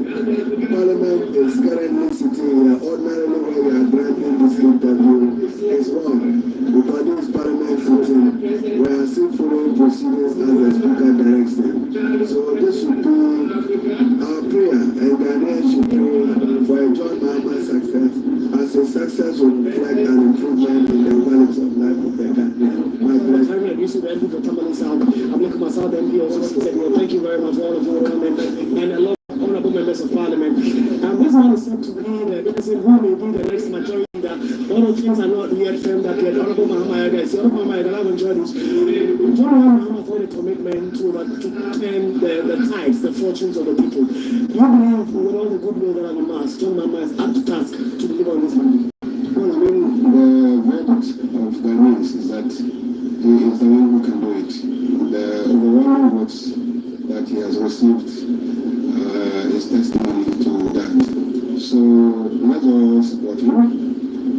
We believe that with this level of goodwill shown by our fellow African leaders and the international community and the business community, we should be seeing an pouring of investments into Ghana. And we see that his speech focused on positioning Ghana as a reliable democratic country that we can invest in. That essentially is the team of the message that he had just given. That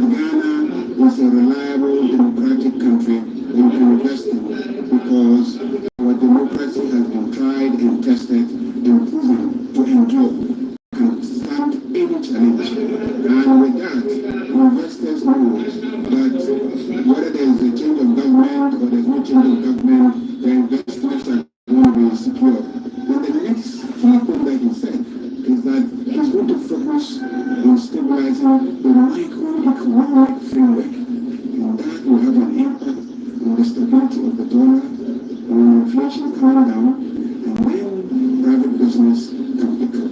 So we believe that if all these things really happen as we have promised, we will change the fortunes of the people of Ghana. I'm shepherding this through the House of Human Rights. Your name has come up quite strongly as a person who will be the next majority leader. What are you saying?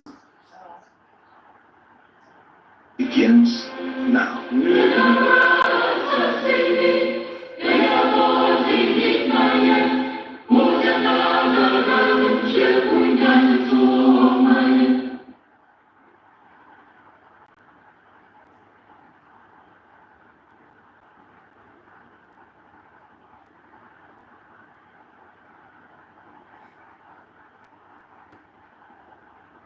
Young persons who are here, talk to us. Where you come from? Why are you here? I see you're sweating. The heat has been intense. The heat is very intense. And I'm actually from Kaswa, Wutu Senior West, where Nakwa was actually elected.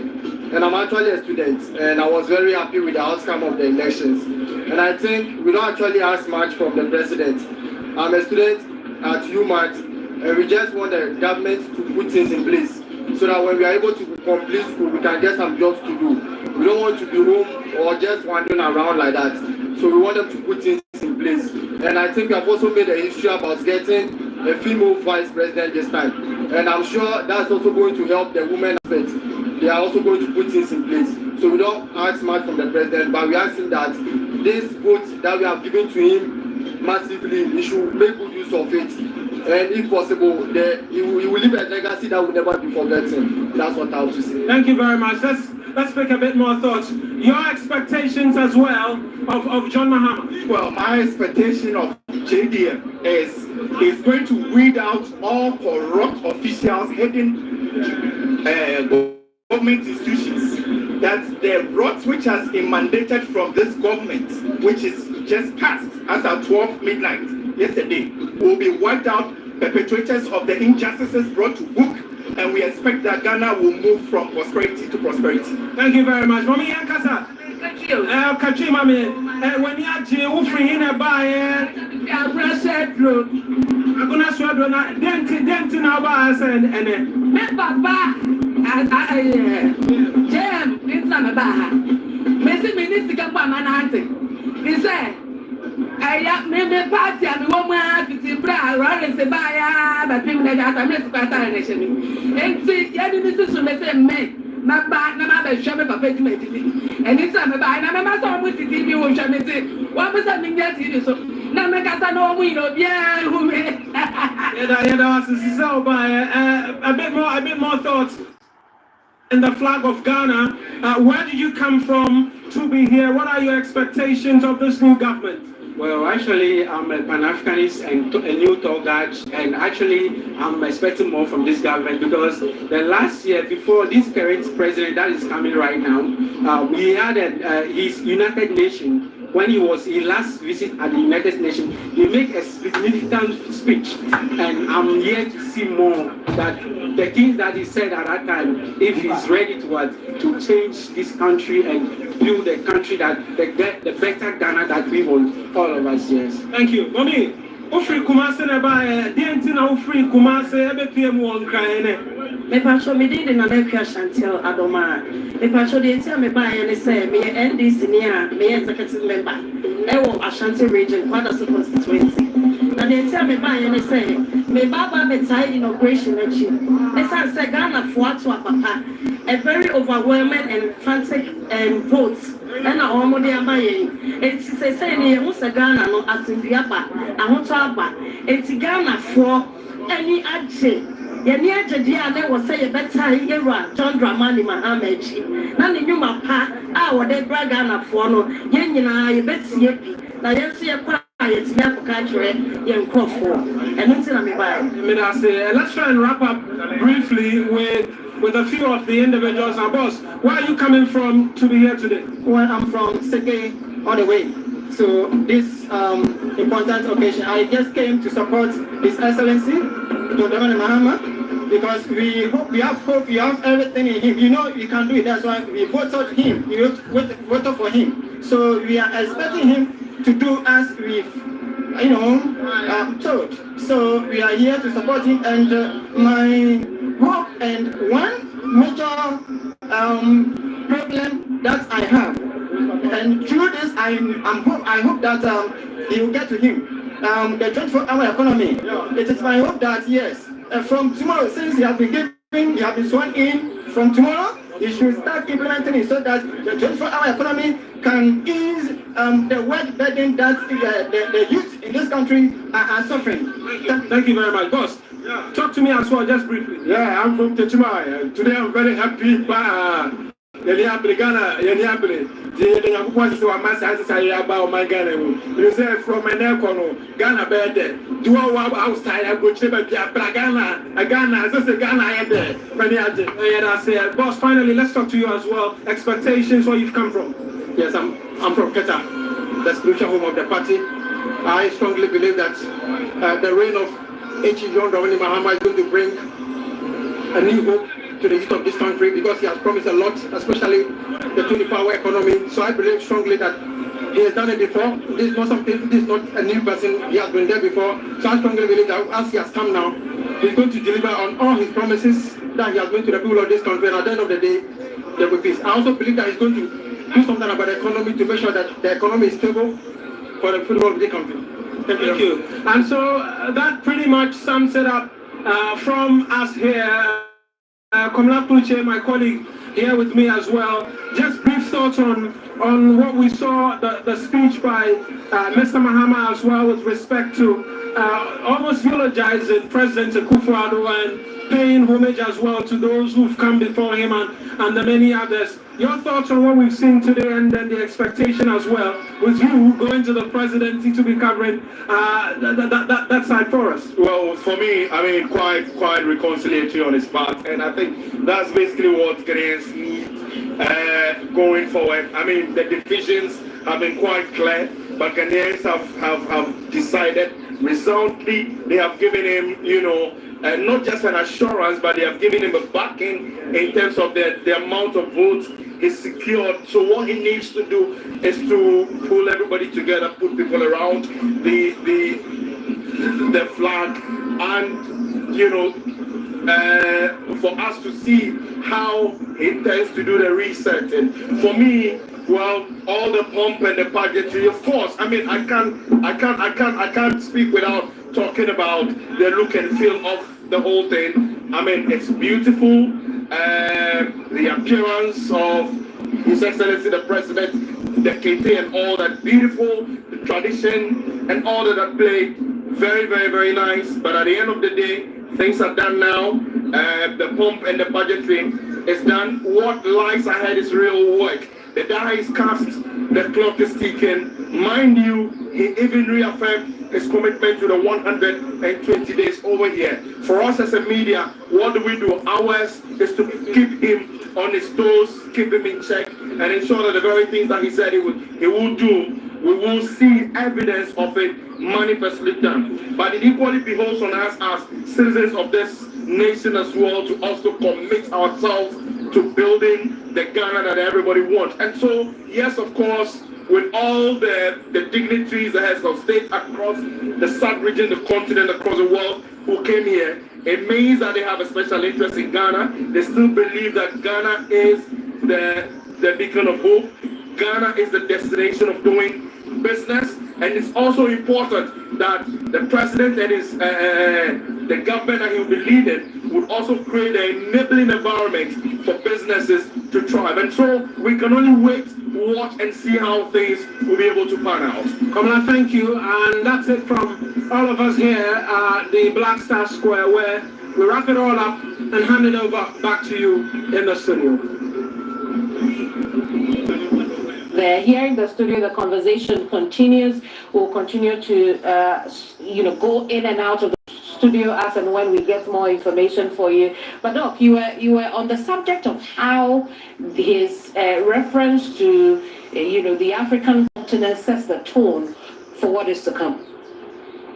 Yes, I think that he's more interested in this integration, the projection of the special space or special place of Ghana in the midst of the African continent, especially the West African community.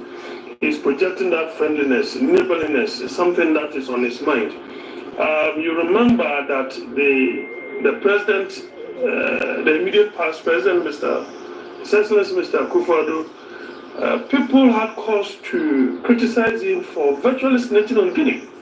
One opportunity came, and then also did the same thing with Burkina Faso, who are our immediate, neighbors.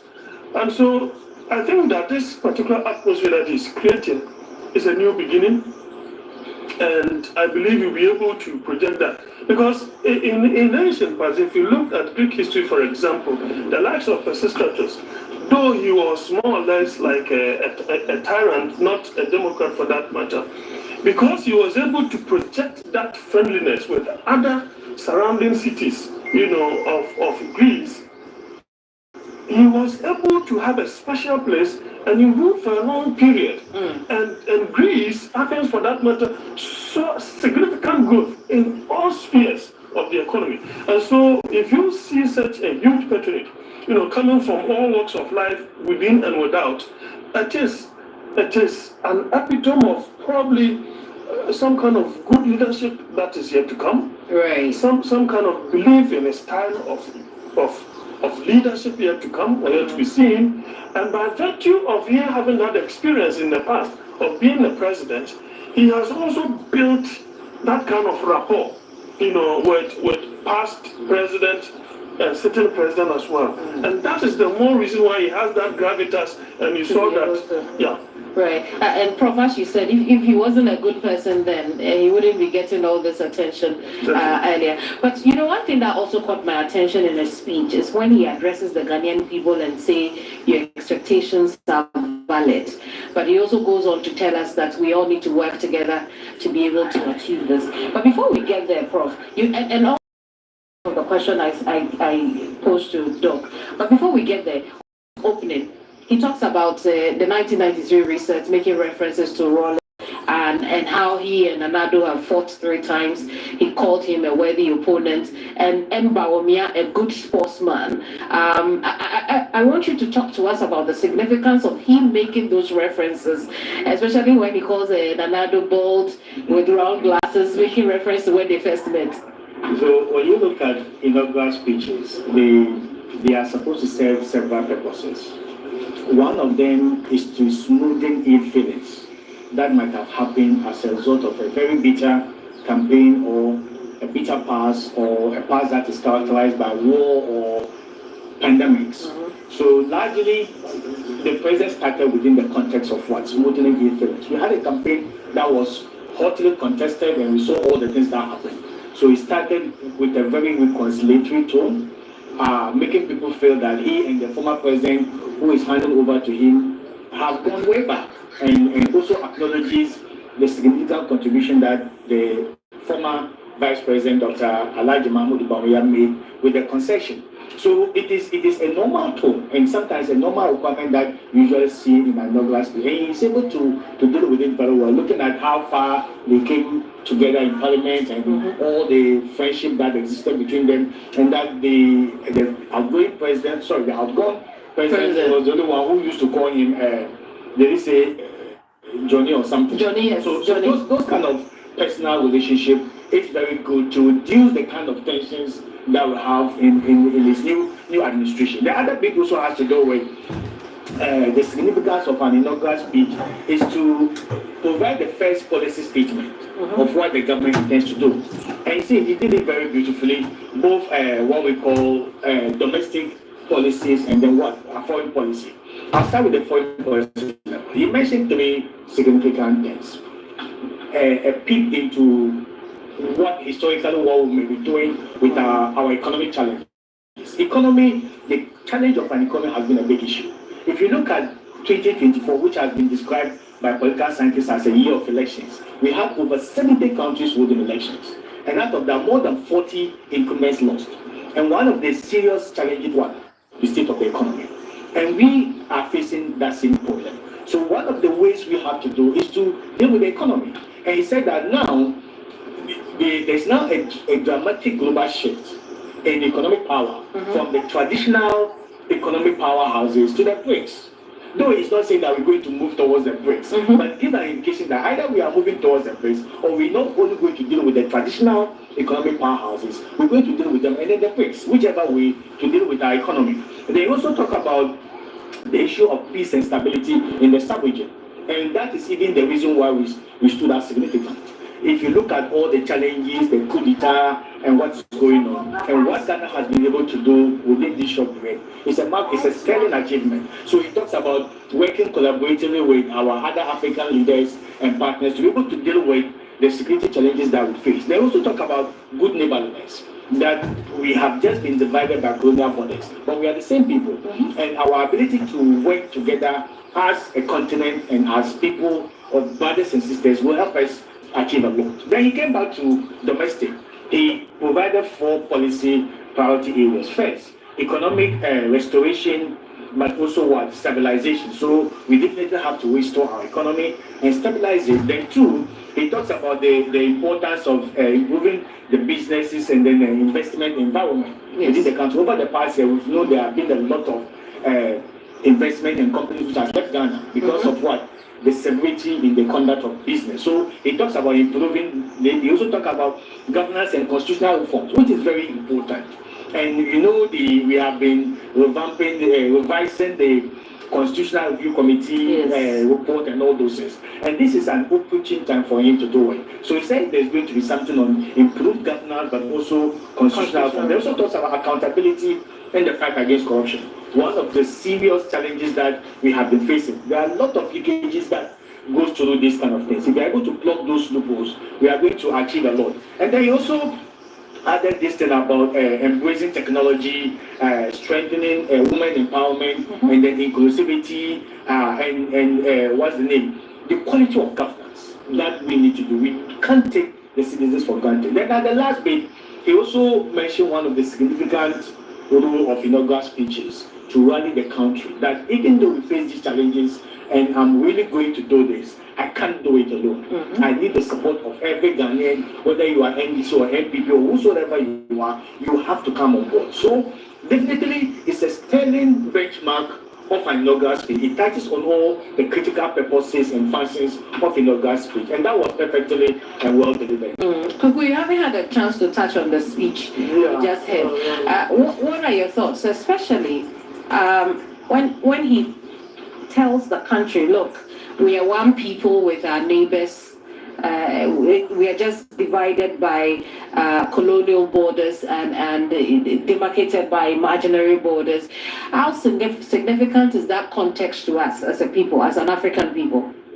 Yeah, so this also shows you Mahama's background as a Pan-Africanist, because he's looking at the contributions of other nationals, and then without thinking of the imaginary boundaries as we know with the discourses of nations. So in so doing, he's trying to talk about we all coming together, making sure, particularly the West African sub-region, the markets and how it could be used for the betterment of the people. And it's also reassuring to the people who are from the neighboring West African countries, who are also within the Ghanaian nation state, of how they are protected and unified with the Ghanaian people, all of us coming together. So for me, I really like that idea. And it's only go further to talk about the people, that this time around, all the people, not government alone, should enter into a social contract with the Ghanaian state. And for me, that resonates with me, because he goes on in the speech trying to quote the famous American statement that what you will do for your country, not necessarily what your country will do for you. And he did that with beautiful anecdotal analogy without necessarily plagiarizing the speech. And that was quite interesting because most people, that kind of growth should be kind of inclusive, not that kind of growth that we think that what are the fundamentals. You know, I'm glad about the BRIC angle because the BRICs are not looking at the economic denominators you use, what is the inflation, what have you. No, we need to think about human development. Yeah.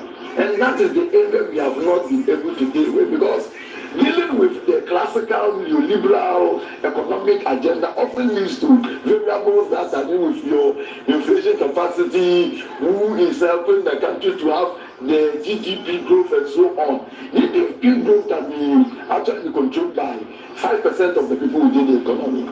And they will control all the resources. And then we kind of believe in trickle down, that when those people are very well and they are given all the capacity to do well, it will trickle down.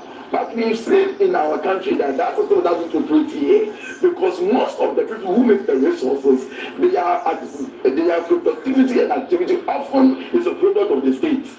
Most people had actually become very good masters of the economy in their own private capacity, unless it is linked to the state. So most of these rich men, you realize that companies in Ghana and certain businesses rise and fall with certain governments. So a particular government can you see some group of businesses doing well. As soon as they change of government,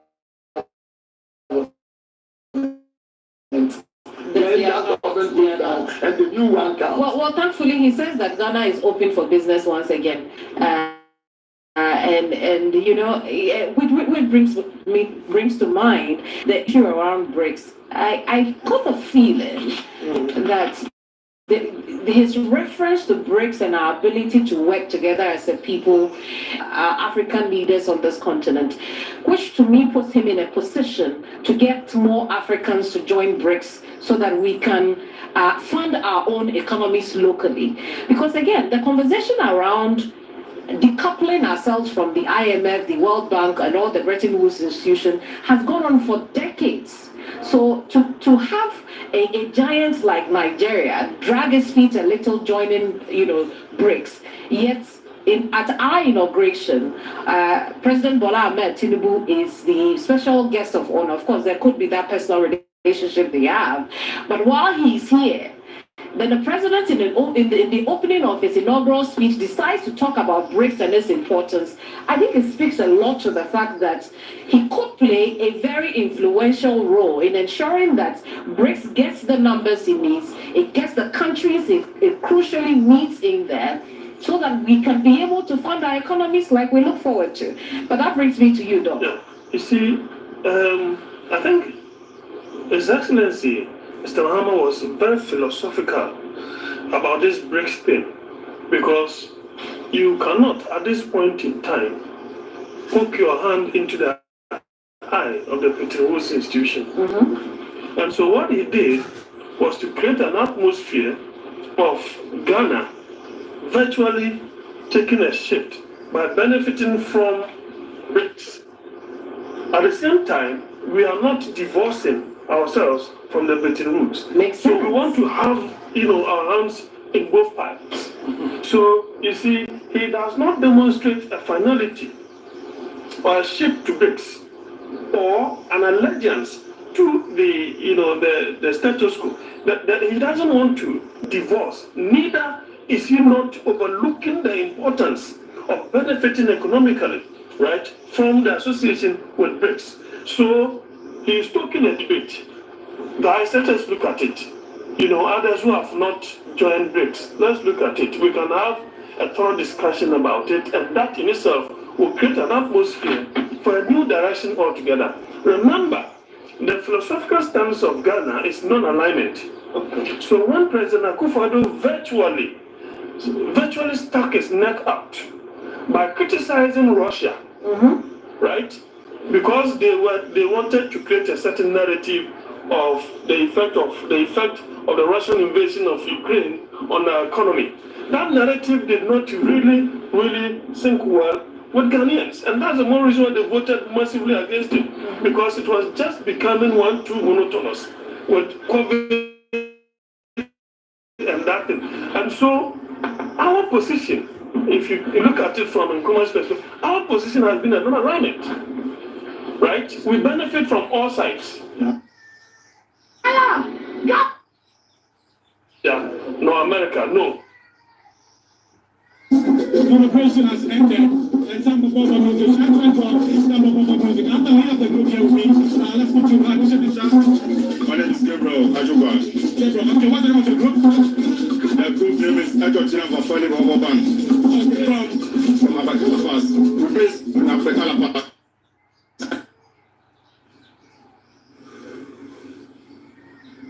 Oh dear, I was hoping I could get some more bobo from the ground and hear from Excellency, who is supposed to be the leader. Lead the idea what kind of bobo lessons I've had. Where did you get the bobo lessons? Who gave you the lessons? I'm more interested in who gave you the lessons. I cannot answer without incriminating myself. Let's just say that I have had a cultural education, which has certainly expanded into the realms of the bobo. Your ideas is or points. It's okay. At some point in my development,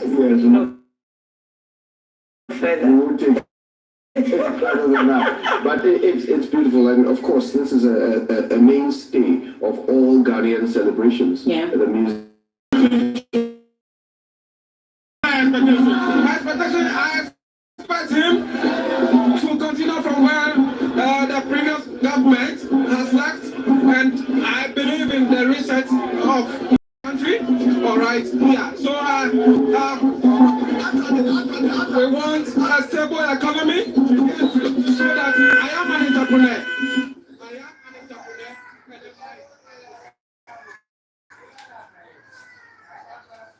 He definitely is an entrepreneur, but the internet to conclude on that. But of course, one thing is clear. It says if you're not watching, join you. You wonder what you're doing, and that's very, very clear. Maxwell Ababa is now the presidential affairs correspondent. Absolutely. Interacting with people on the ground.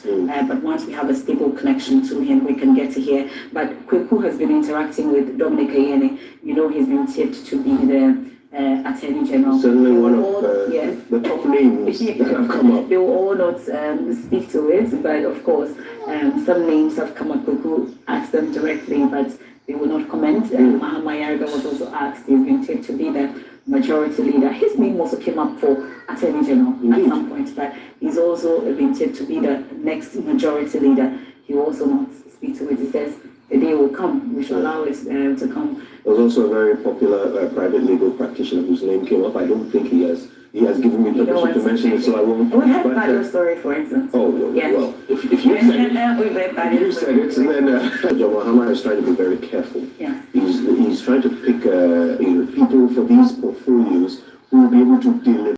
It's a very limited mandate, 4 years, and he certainly has a lot that he wants to achieve in that time. So you can see him shopping around for the very, if you like, to get the very best people in place for the delivery of his mandate. It's not going to be easy, especially not in his first 120 days, where he has a very long shopping list of achievements that he wants to chalk up. Get us started.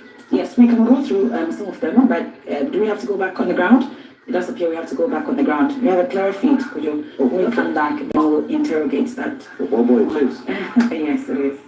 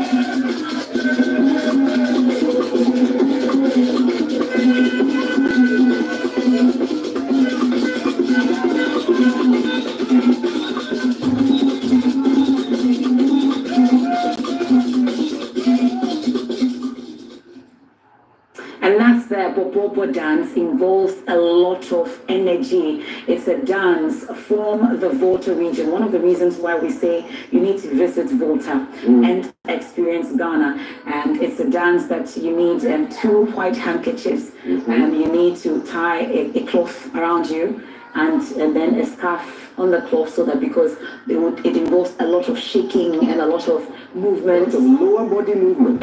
Yes, to be more accurate, yes. The Bobo is all from the waist down. It's a beautiful dance. It's one of the 2 dances that we have, major dances that we have from the Volta region, the Agbaja and the Bobobo. And of course, we had that representation at the Black Star Square. And that makes me proud to visit Volta, experience Ghana. Indeed, and I think it's quite apt. I mean, very often for the party that has just won power, the Volta region is often described as its World Bank, a region in which they've never lost an election so far.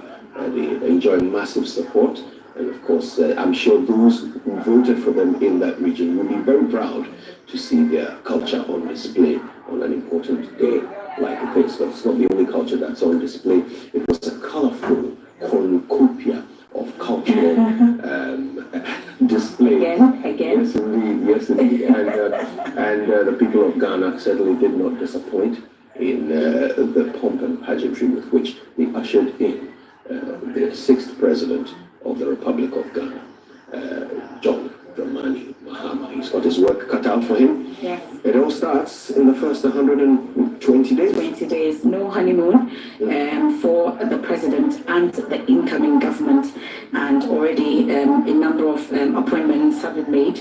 We have about 6 of them already that have been made. We have the chief of staff, we have the man in charge of interim security, and we have his executive secretary, which is Dr. Kalistos Mahama. We have the chief of staff, which is Julius Deborah, and then also we have his legal aid, or the person that will be providing legal assistance to the president, Marietta Brew, who is a former attorney general. And we also have Dr. Valerie Sawyer, is a senior presidential advisor. We have Guzi Tano, who will be in charge of the 24-hour economy. And of course, that 24-hour economy is part of that 120-day contract that the NDC government, as part of the resetting. So it's not surprising that we have an appointment to that effect already, and because we are told we have a dialogue on that. But let me go through it. I've been going through some of them.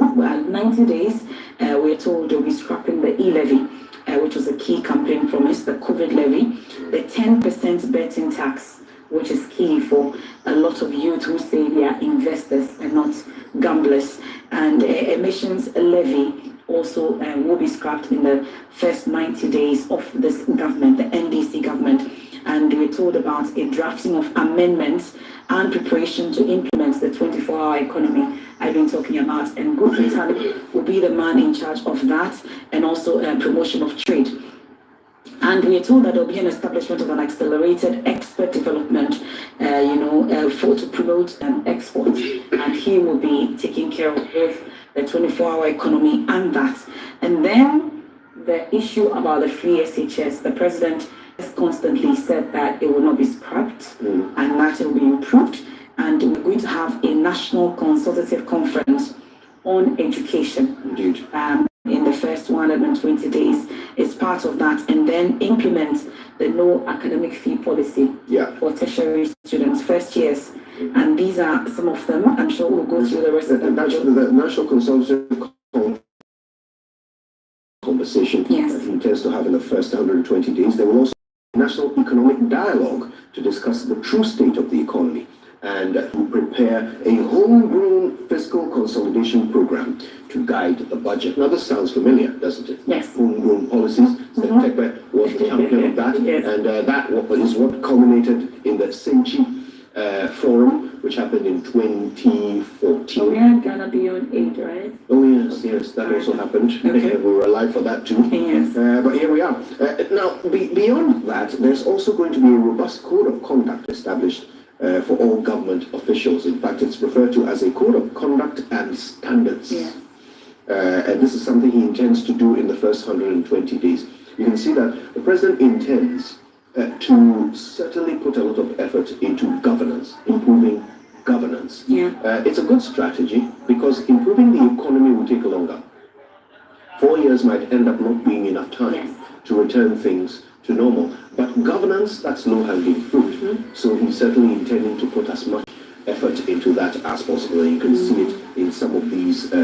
He's intending to constitute the leanest and most efficient government under the Fourth Republic in his first 90 days of office. And he pegged it at 60. And it remains to be seen whether it will still be 60 or there will be some tweaking and explanation as to why they will not keep it at 60. And then commencement of the distribution of free sanitary pads to female students in primary and secondary schools. And with the Vice President being female, I'm hopeful that this will definitely happen, knowing the impacts of menstrual hygiene and also the fact that children or girls in some rural areas are not able to go to school just because of the unavailability of sanitary pads, amongst others, for them. So we're hopeful that that will happen. And then the issue about inclusivity, we're told free tertiary education for persons with disabilities, the Ghana Medical Care Trust, the MAHAMA Cares, the MAHAMA Cares Fund, which will be implemented as part of that. More on governance, he intends to institute inquiries and or forensic audits into several matters of public interest, and a list of them have been provided. The collapse of the indigenous Ghana banks and financial institutions at a supposed cost of 25 billion Ghana cedis. Illegal printing of money, you know, this is something that the minority complained about quite a lot. Accused the BOG of that, yes. Indeed. The $58 million US National Cathedral scandal. Illegal and inflated single source. I think we can go back to the grounds. Yes, and James Adeji, is on the ground. Talking to yes. For the Republic of Ghana, His Excellency John Dramani Mahama. If you see to my right, everybody who has been occupying the space in the party supporters of the National Democratic Congress, as well as general Ghanaians who trooped in here in their thousands to witness the activities of today, are all filing out of the Independence Square. To the right, which is the Black Star Square, the Arc proper, you see people there taking pictures and videos to create memories of the day today. And so those are some of the activities that are happening on the street here. You see party supporters engaging in various kind of activities. The street behind me is choked with traffic for people who are making their way from Accra Central towards the Teshi side of town. People coming from the National Lottery Authority area, the Tudu and demonstration area, making their way towards the Independence Square, are stuck in traffic with police and other security personnel trying to get traffic flowing. That's the direction I'll be.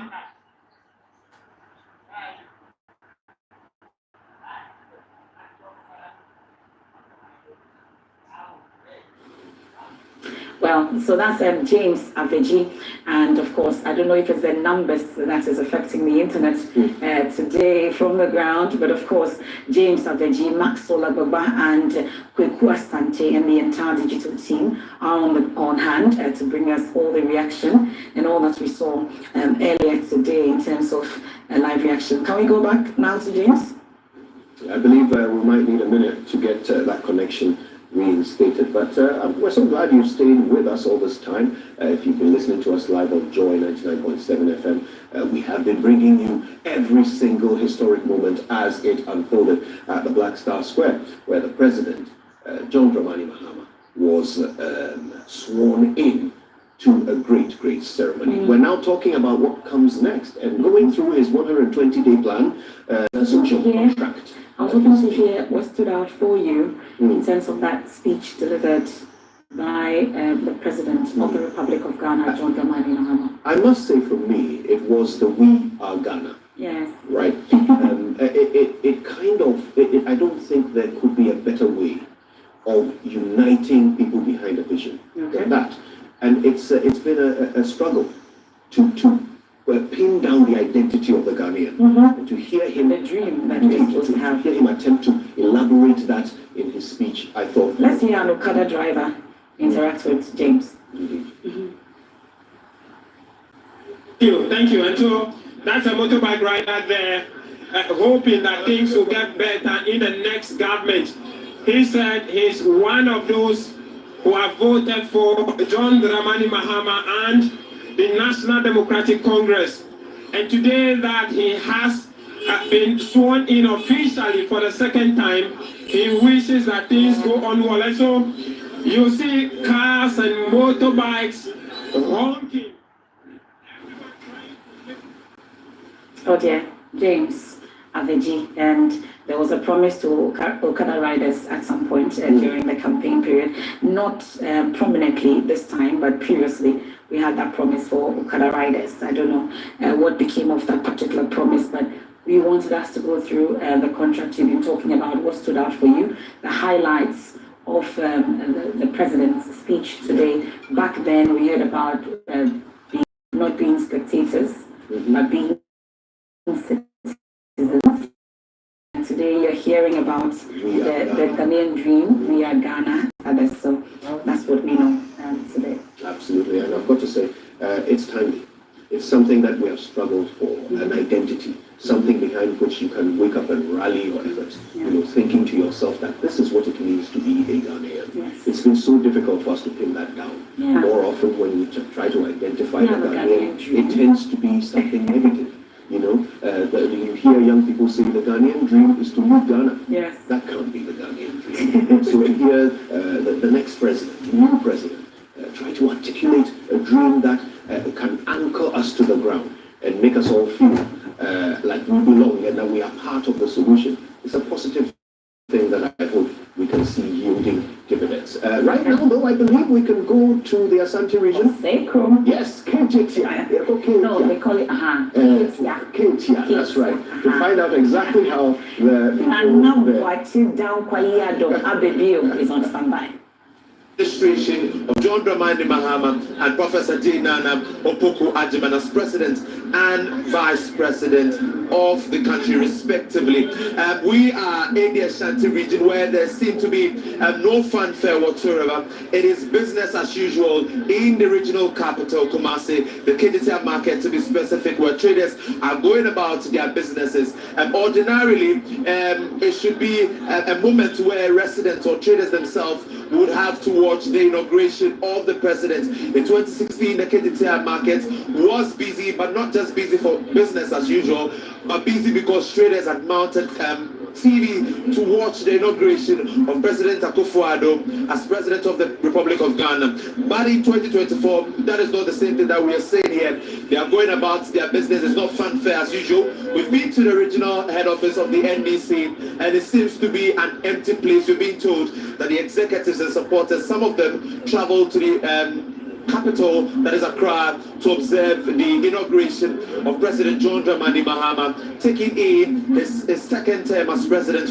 of the Republic of Ghana. We realize that in his speech, or the former president, or the president-elect, I must say, or as a matter of fact, John Mahama reiterated his commitment to reset Ghana, to implement the policies that he championed or campaigned on during the campaign for the 2024 December 7 presidential election. And he has said that the resetting of Ghana would begin right after the swearing in as President of the Republic of Ghana.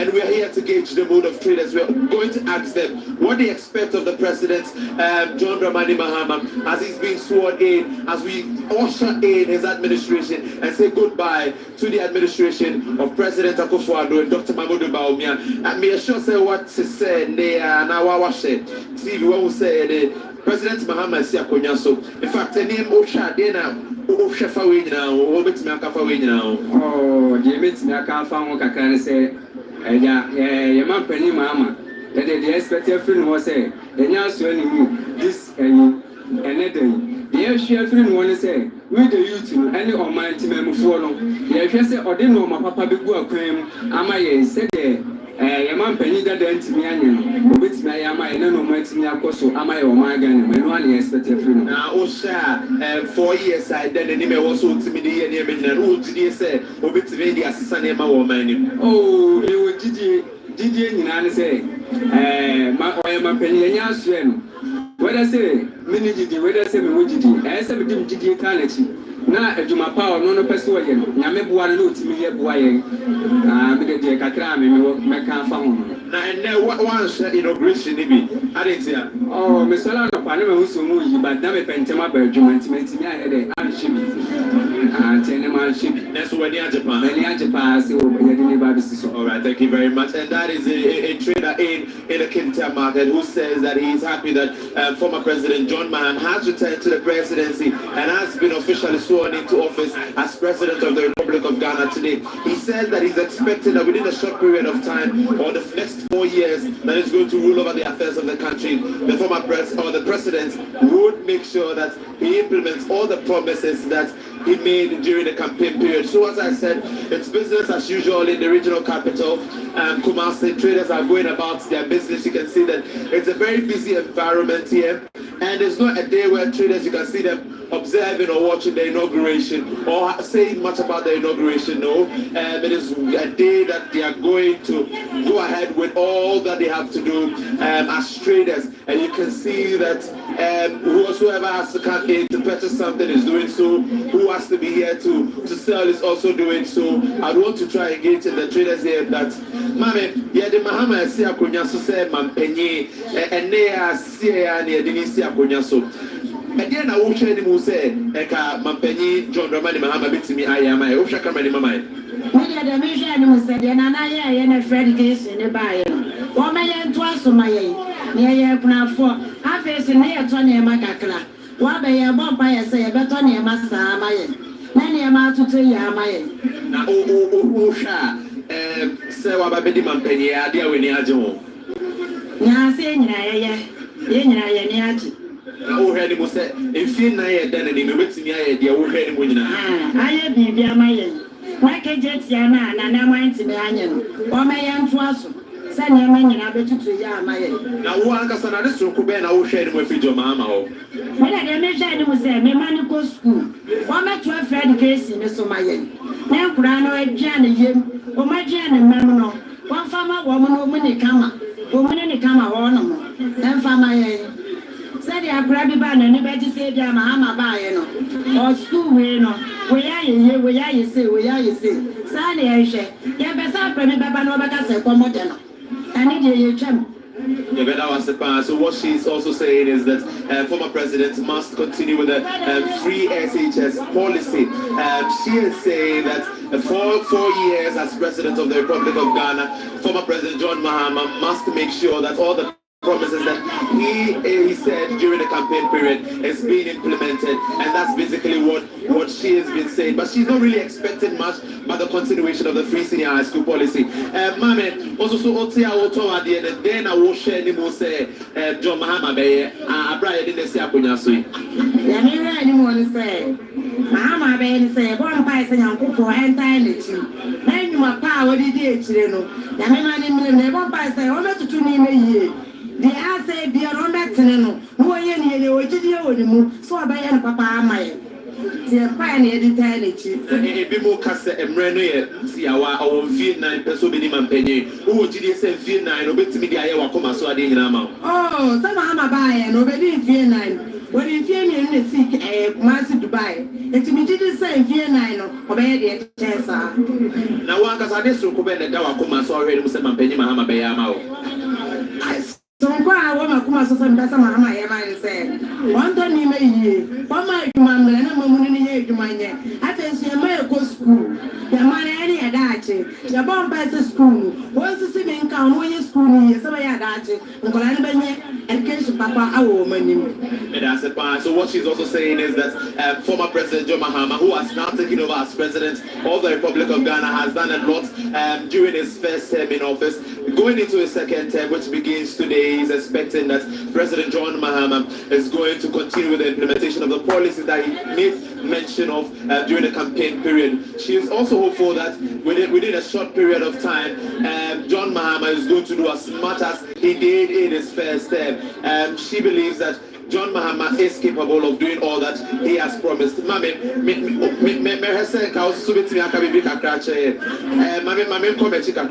go back to also engage with some other traders I see here. This is a very busy place, I must say. This is the KDTR market, and you can see that a lot of people are going about their businesses. I'm trying to speak to one person here. Mami Brian Kasakakra.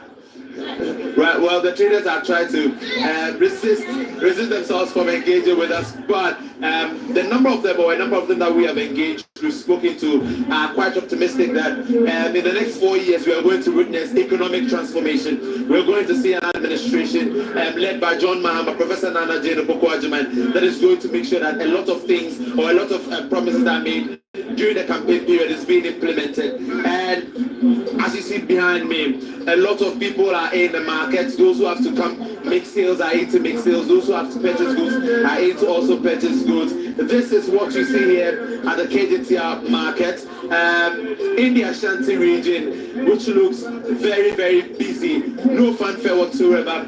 At the regional NDC office, it looks like an empty place. We're being told that the executives alongside their party supporters moved to the Greater Accra region to observe the inauguration of former President John Mahama, who takes over now as President of the Republic of Ghana. And so this is what you see here at the Kumasi KDTR market as we engage. And that's Nana Boache down kwa here Doma review. Business as usual. It doesn't look like anything is happening at the KTR markets. Everybody going about their business as the President of the Republic is inaugurated today. Absolutely. Presidents go and presidents come. KTR soars on. That's not good for anyone. The business continues. And of course, you can imagine there are many parts of the country where activity just continues as per usual. Even though the ceremony of what happened in Accra is of significance to them, they await patiently the reality of results once work begins by this new government. And of course, we have been talking about some of that work, which will be beginning in the next 120 days. And lots and lots of things on the president's roster. He certainly has no excuse to sit around at the height of his chair. He can immediately get to work with this very long list of things. I won't be surprised that the day will end with another set of appointments by the acting spokesperson or the special aid. I won't be surprised. But the key thing is the Women's Development Bank, and within 120 days, they said they will allocate seed money for the establishment of the Women's Development Bank, and the issue about the collapse of the indigenous Ghanaian banks and financial institutions is top on the agenda for the NDC government in the next 120 days. And they talked about the illegal printing of money that you've been talking about, the illegal and inflated single source contracts, the COVID-19 expenditure scandal. They'll be looking into it. Already oral has been set up, led by Okucheto Ablakwa, Samuel Okucheto Ablakwa, the North Tongue MP. He's the chairman of the Operation Recover All Loot, together with Martin Bibu and the rest of them. They'll be taking a look at it. And we have the COVID-19 expenditure scandal is key for the NDC, the PDS scandal, the Japa issue also, the SML, the ambulance spare parts deal, the 13th African Games scandal, the Sky Train, that was never came up, and then the Pualugu Dam, the math sets scandal, you remember, and that also the Galamsey fraud, the missing excavators and tricycles, the Sputnik V, the Boss scandal, and others, all key issues. I don't know if Oral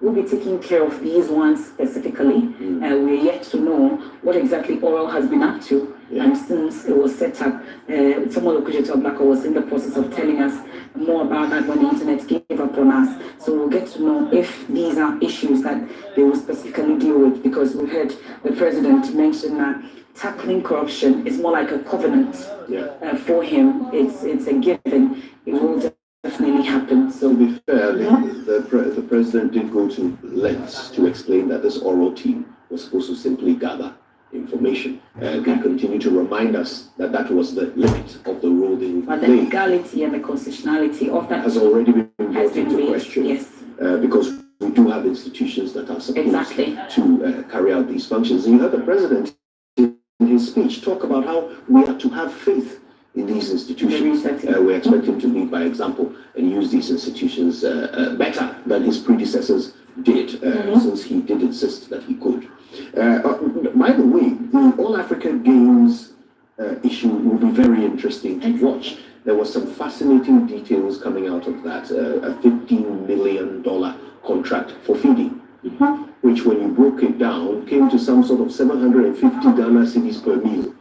And considering the amounts that were involved, justify. And we told some people were still not paid, volunteers were not giving their monies, amongst others. It came up. I don't know how and whether all these concerns have been resolved, but the Japan was also very big, and we are hoping that they'll get to the bottom of it. And we know the PDS issues, the ambulance spare bloods, all the SML, all these were issues that many wanted answers to, and hopefully we'll get to the bottom of it. But there are other issues also. We know that already they have names for the budgets that they're going to put out. Okay, so they said they will launch the following priority job creation programs in the first budget, and it will be the Ejumara program. There will be an Ejumara program, and we always have I don't know, a phobia when it comes to the questioning of such programs, because we've seen what happened in the past. We've talked about Ghana Beyond Aid. There were a number of beautiful names. Names that came up. Very empty results. Exactly. And there's a national apprenticeship program and 1 million coders program. Now, have been named. This is something of interest. I don't know how many people realize that this is quite, the implications of this are quite far-reaching. This is the 17th point on his list. It says that they're going to commence the review of the Customs Amendment Act 2020 to scrap the law that bans the importation of salvaged vehicles, to rescue the local automotive industry at Swami Magazine, Kukumpe, Abosukai, among others. So, Constitution of the Republic of Ghana. Of the Republic of Ghana. So help me God. So help me God.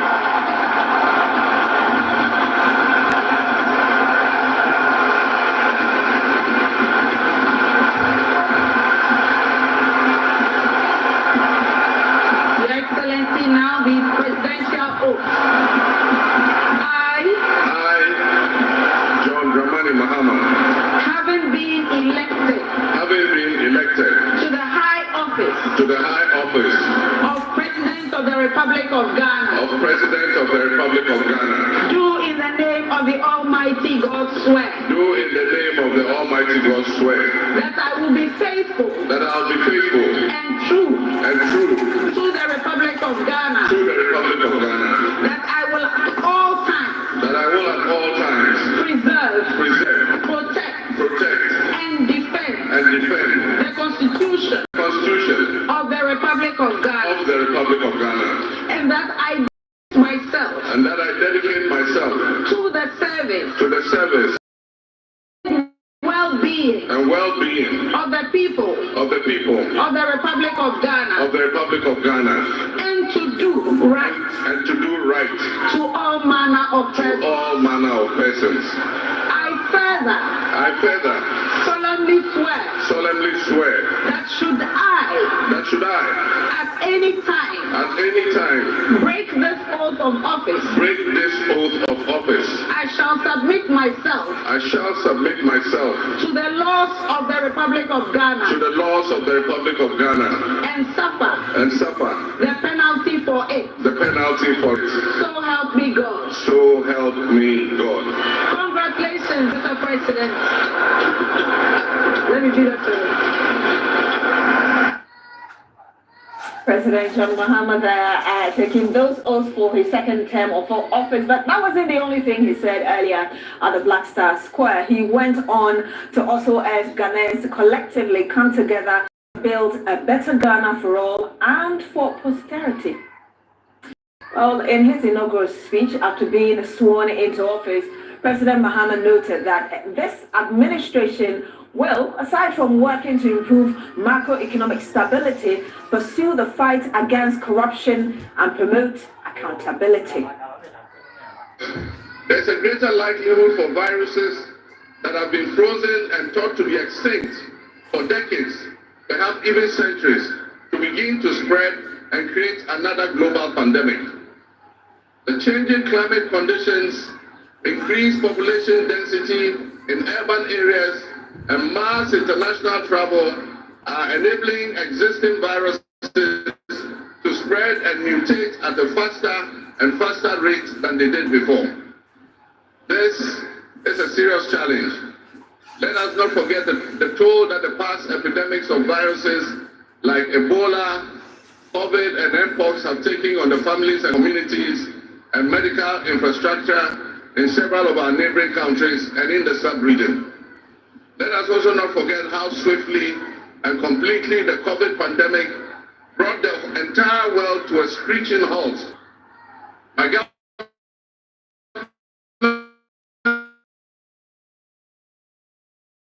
to the global mission so that, and not if, but when the next pandemic or epidemic occurs, the loss of lives in Ghana will be minimal.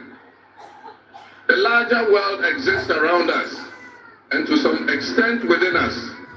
While we cannot and should never use it as an excuse to stray from the direct and immediate needs of Ghana for the well-being of our citizens, we must also bear in mind that the affairs of the world, if we care to shape, lessen, avoid, or even at the other end of things, maximize the effect they have on us. My brothers and sisters, barely a month ago, we held historic elections that have caused dramatic shifts in our political landscape. I feel really honored that you, my compatriots, considered me worthy of receiving such an unprecedented and overwhelming mandate to steer the affairs of our beloved nation at this critical time in our history. The magnitude of this victory in the presidential elections and the gains that were made by my party, the National Democratic Congress, in the parliamentary elections naturally and justifiably resulted in great joy and celebration across our country, Ghana. Celebrations, no matter how justified and how well earned, must be supplanted by discernment, sobriety, and deeper insights into why we received this kind of mandate in the first place. By voting as you did on December 7th, the Ghanaian people conveyed a powerful message, yet often overlooked by us politicians. This message was powerfully emphasized by a giant of American political history, President Ronald Reagan, when he declared his inauguration some 40 years ago, that governments have no power except that granted by the people. While Ghanaians take great pride in our thriving democracy, they are deeply dissatisfied with the quality of governance over the years and have openly voiced that dissatisfaction through the decisive actions that they undertake at the elections. Our people also understand that democracy is not just a token adorned with periodic elections followed by pomp and pageantry with the establishment of a new government. They expect that if democracy is celebrated as a superior means of governance, then its outcomes must be more tangible and benefit them in their individual lives. Any honest introspection and reflection on the pulse of our nation would reveal that many within our population do not feel that they have benefited from or partaking in this democratic dividend. Where people buffeted by severe economic crisis and hardships, and in the last few years, we have lurched from crisis to crisis. But there is hope on the horizon. Today should mark the beginning of a new opportunity. An opportunity for us to make a difference in our governance and our economic management. We shall reset our dear nation, Ghana.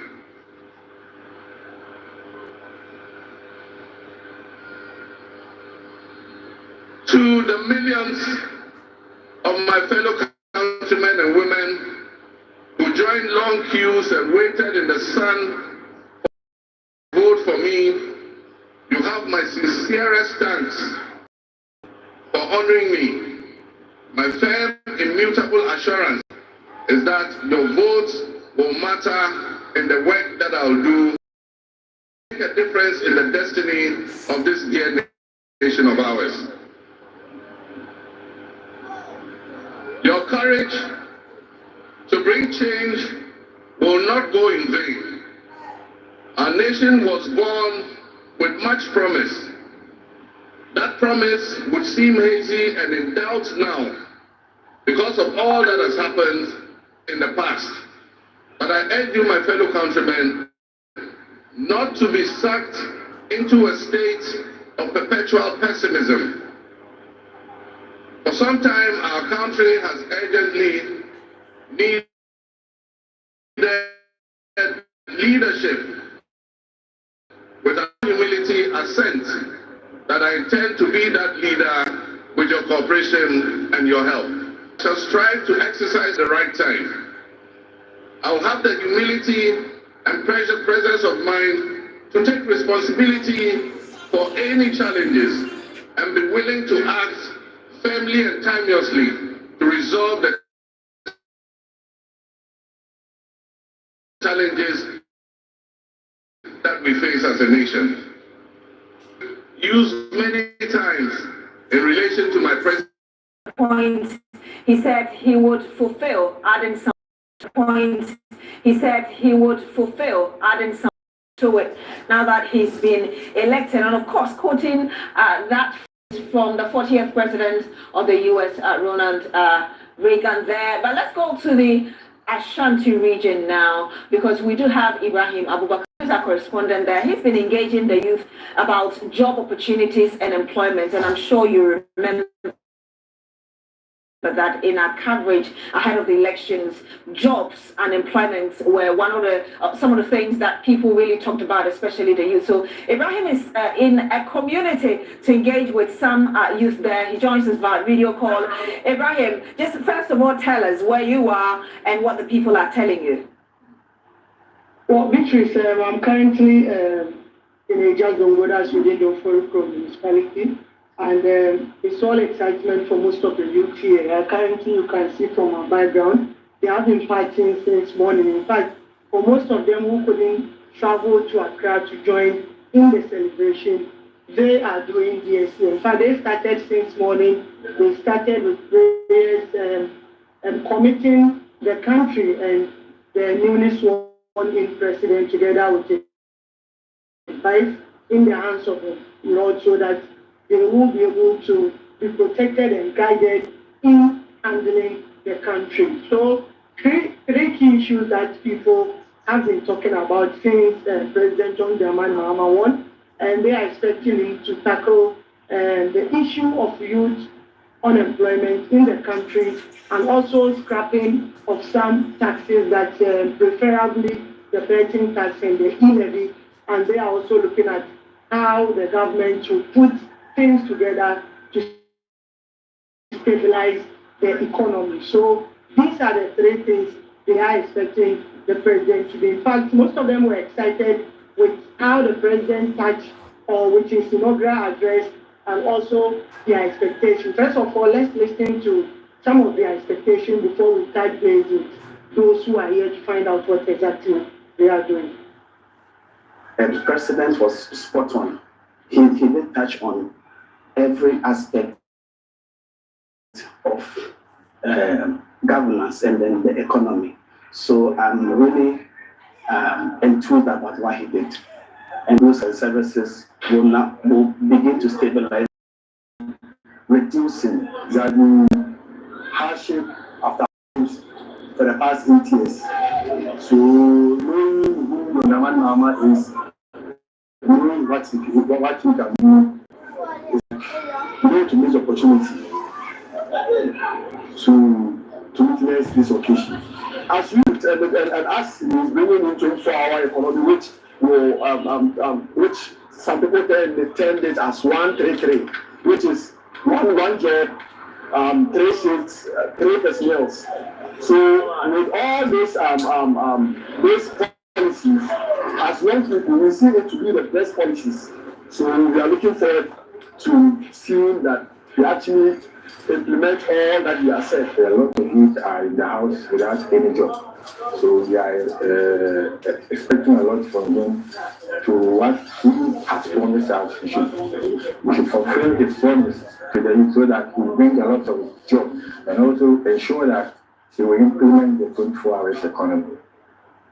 People are holding the president by his word. Ibrahim Abubakar is still with us. Ibrahim, I can actually see in your shot somebody preparing kebab. I mean, it's a day of celebration for a lot of them, I can imagine. But what are they also saying beyond what we just watched? Well, exactly. I'll try and engage with them. Like I said before, they didn't have the opportunity to go to Accra and observe the inauguration of Swahili. They decided to do yesterday in the morning by even reciting the Quran, and they are wrapping it up with a kebab festival. So let me try and engage with some of them. And in fact, he is one of our youth and the youth leader in this area. Good afternoon, you are live on TV today. I will see that you are roasting some kebab on the day of the swearing. What exactly is happening? What are your expectations from the newly sworn president? Well, thank you very much for the opportunity, but my first expectation is to see our current president, John DRAMANI MAHAMA, start the 11th. That's one thing that I really wanted to do. And as you can see, we are celebrating our second independence. We went through hell, but we thank God, Allah subhanahu wa ta'ala has accepted our prayers. So we are celebrating, as you can see. Inshallah, that's what we want. The 11 is very important for us.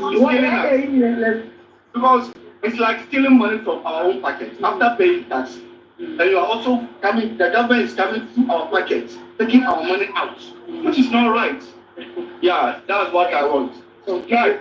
And all the crop leaders is go after them. Okay. Yeah, thank you. We also try and engage because a lot more people are coming. I'm sure they were watching on TV and they will be coming out to see what's going on. We also like on today. The president has been sworn in today. I've seen a whole lot of celebration. First of all, what are the expectations from the new government? My expectations. Because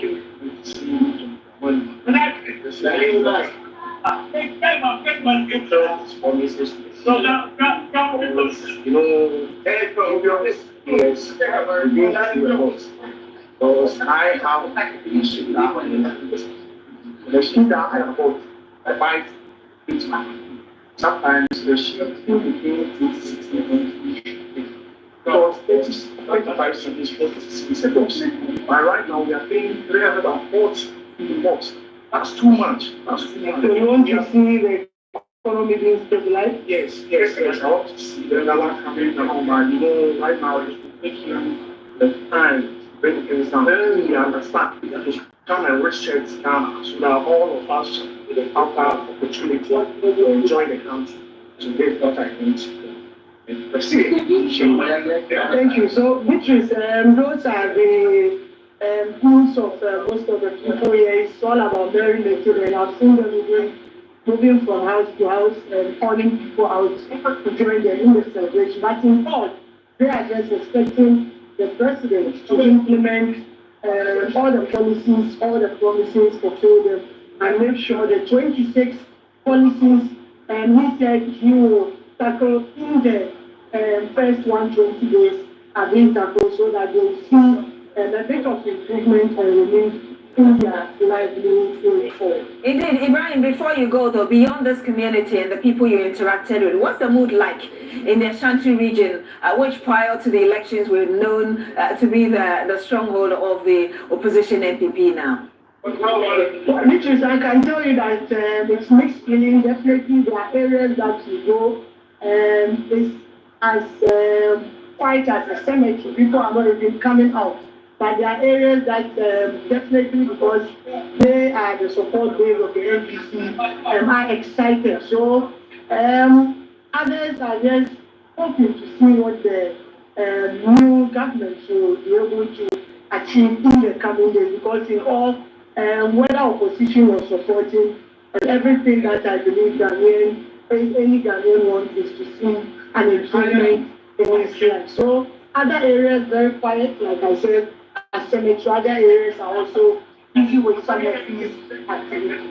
Indeed. Thank you very much, Ibrahim Abubakar. He's a man in the Ashanti region. So you watch the views of those coming from that part of the country. But let's find out really people in the northern part of the country as well, what they have to say. And we do have a man as well, Christopher Amwako. I'm sure you were monitoring Ibrahim Abubakar, the concerns about jobs, the promises of 24-hour economy and others.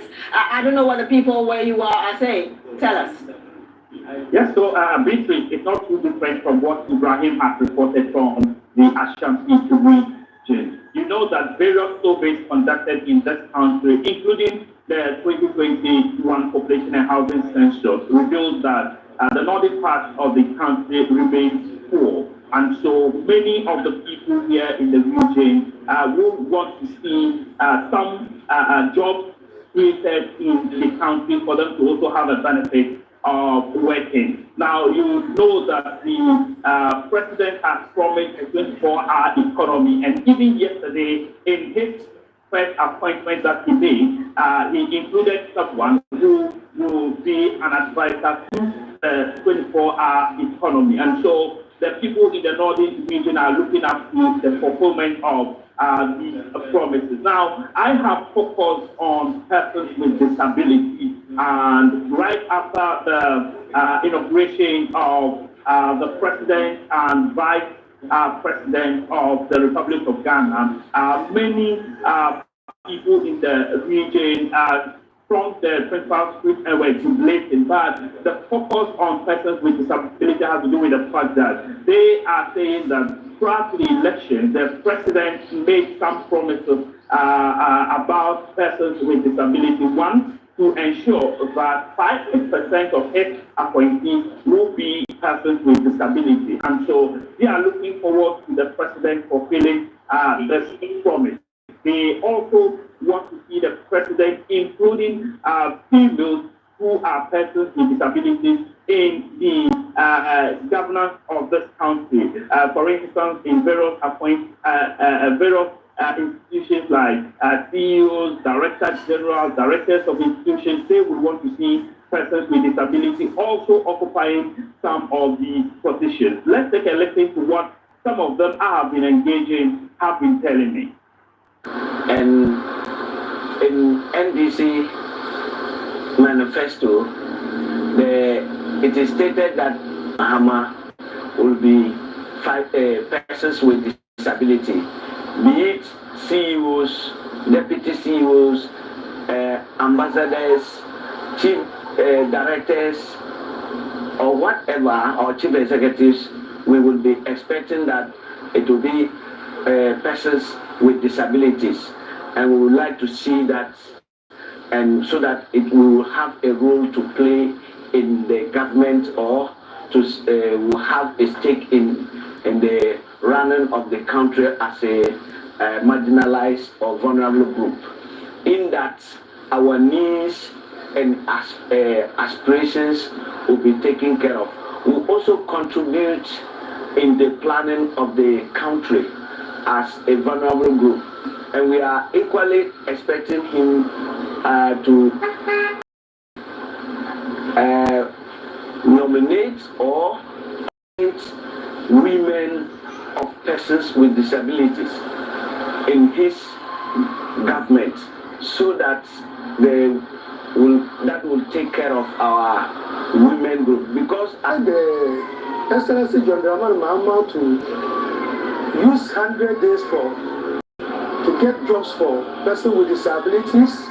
Some of us will finish the school, but no job for us. The 100 days, the manifesto they said the 24 economy. I think we like the president to use that 24 economy to help persons with disability a lot in terms of employment, in terms of as we have a toll booth.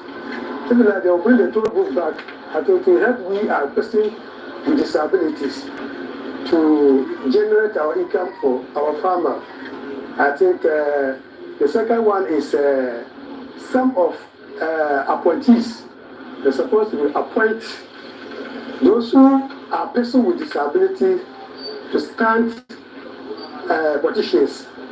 In my district, Sanargu municipality, I have one physically challenged man called Shiraz Adam. He's have a chance to look for MC for Sanargu. If the government can use that one, this is the great opportunity for disabilities. I think it will help us a lot. Even the common fund that we have issue on that, even the government try to be giving the DC petitions for persons with disabilities. I think jobs still a priority for the people in the northern part of the country. But let me wrap up with you, Christopher Amoako. I mean, beyond what we just heard, the gentleman and the few others you spoke to say, how would you say the people in that part of the country are reacting to not just the win of President John Mahama, but also the inauguration, how this whole exercise went today and the kind of things that were said? Yes, Beatrice, you can see in the background that the, people are not moving as they should, because majority of them are in the national capital, Accra. I can say that over 40 buses left Tamale to Accra, carrying people to go and also to be part of this particular historic inauguration of the second coming of President John Dramani Mahama. And so the people are expecting a lot from the president. The people are happy. In fact, many of them actually watch this from their houses, from their stores, from drinking spots and hotel rooms, that they also want to be part of this historic inauguration ceremony, be it in Tamale or in Accra. And so people are very happy. People, even though they are going about their activities, they are hopeful that what the president said in his inaugural speech will come to fruition, so that the jobs that he said will bring, the economy that he said will stabilize, and the other good policies that he will bring on board, this will come to fruition for them to also have a benefit of this particular gap. Indeed. Thank you very much, Christopher Mwako. He's a man in the northern region covering all the events for us and the reactions for us as well. I'm coming to you, Bella, and I guess we may be right to say that the 120 days begins now. I mean, the countdown for that begins now, and we already saw the president reiterating some of the promises that he gave ahead of the elections, and scrapping of e-levy, COVID-19 tax, corruption, industrialization, and all of that. The countdown actually begins now. Well, it has, and well, we do look forward to all these 26 social contracts that he had stated in his first 120 days, hoping to achieve them. And knowing about the fact that Ghanaians have become more discerning, indeed, holding their leaders accountable for every single word that they put out there, I can just imagine how he'll constantly be reminded, just in case he delays a little bit in any of these promises that he has made within the 120 days, or even throughout his tenure for 4 years. And so we'll keep him on his toes, and we hope that he can deliver, especially to the Ghanaians, because like he said, it's about the people who put you there. And if you disappoint the people, they'll show you the back door. In his case, well, yes, he doesn't have another term after Well, this. we had the speaker say that yesterday, that it's very short. Accountability begins very quickly. It does. It does. And so, you see, that the thing is, I believe that every Ghanaian hopes that he performs for the sake of whoever might take over the party after him. Indeed. And for the other side as well, I guess that for some reason, as much as they love Ghana, they're hoping that he might not get certain things right, because then that puts their one foot in the doorway and makes things easier for them. So let's really see how things go in the first 120 days and then in the next 4 years as well. At the end of the day, whether you're with MPP or NDC or whichever political party you belong to, you want to believe that the best will happen for Ghana, because it's beyond the political parties, really. Of course, and if the votes are anything to go by, I mean, if you listen to the sentiments of people, they'll tell you that they probably didn't vote for NDC necessarily, they voted for Ghana. It was for a party that will come in and put Ghana first. And so if any party comes in with all these promises and do not deliver, then we're going to show them the door. And they would have to leave so another person comes in to deliver on Ghana's promises, because that's what we're all expecting. So for the NDC, they have their work cut out for them, and we wish them the very best in the next 4 years at least. Let's take care of. I know you've got a panel there waiting to delve into the matters. Yes, indeed. Thank you very much. And beautiful Kente, by the way. Go back, Kente. Okay, lovely. Yes, Go back, Kente has styled all of us today. Yes. But I should say thank you to Yatel for my outfit. I don't know who styled yours. That's Ajwa Yabua. Okay. Ajwa Yabua. Thank you so much. Anyway, so let me introduce my guest now. And of course, officially, we have a new president in town. Former president, now president, John Dramani Mahama, and of course, Vice President, Professor Nana Jane Opoku Ajiman. It was a beautiful ceremony. You can imagine how hot it was at the Independence Square, but of course, the supporters were there.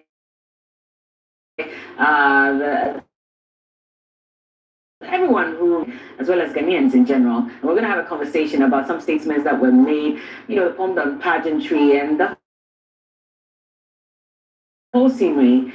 And on Facebook at TV3 Ghana, DSC channel 279. Joining us in this comrade, so Comrade Murtala Mohammed, and yesterday he was sworn in officially as the MP for Tamale Central, and so it's good to have him in the studio. Comrade, how are you doing?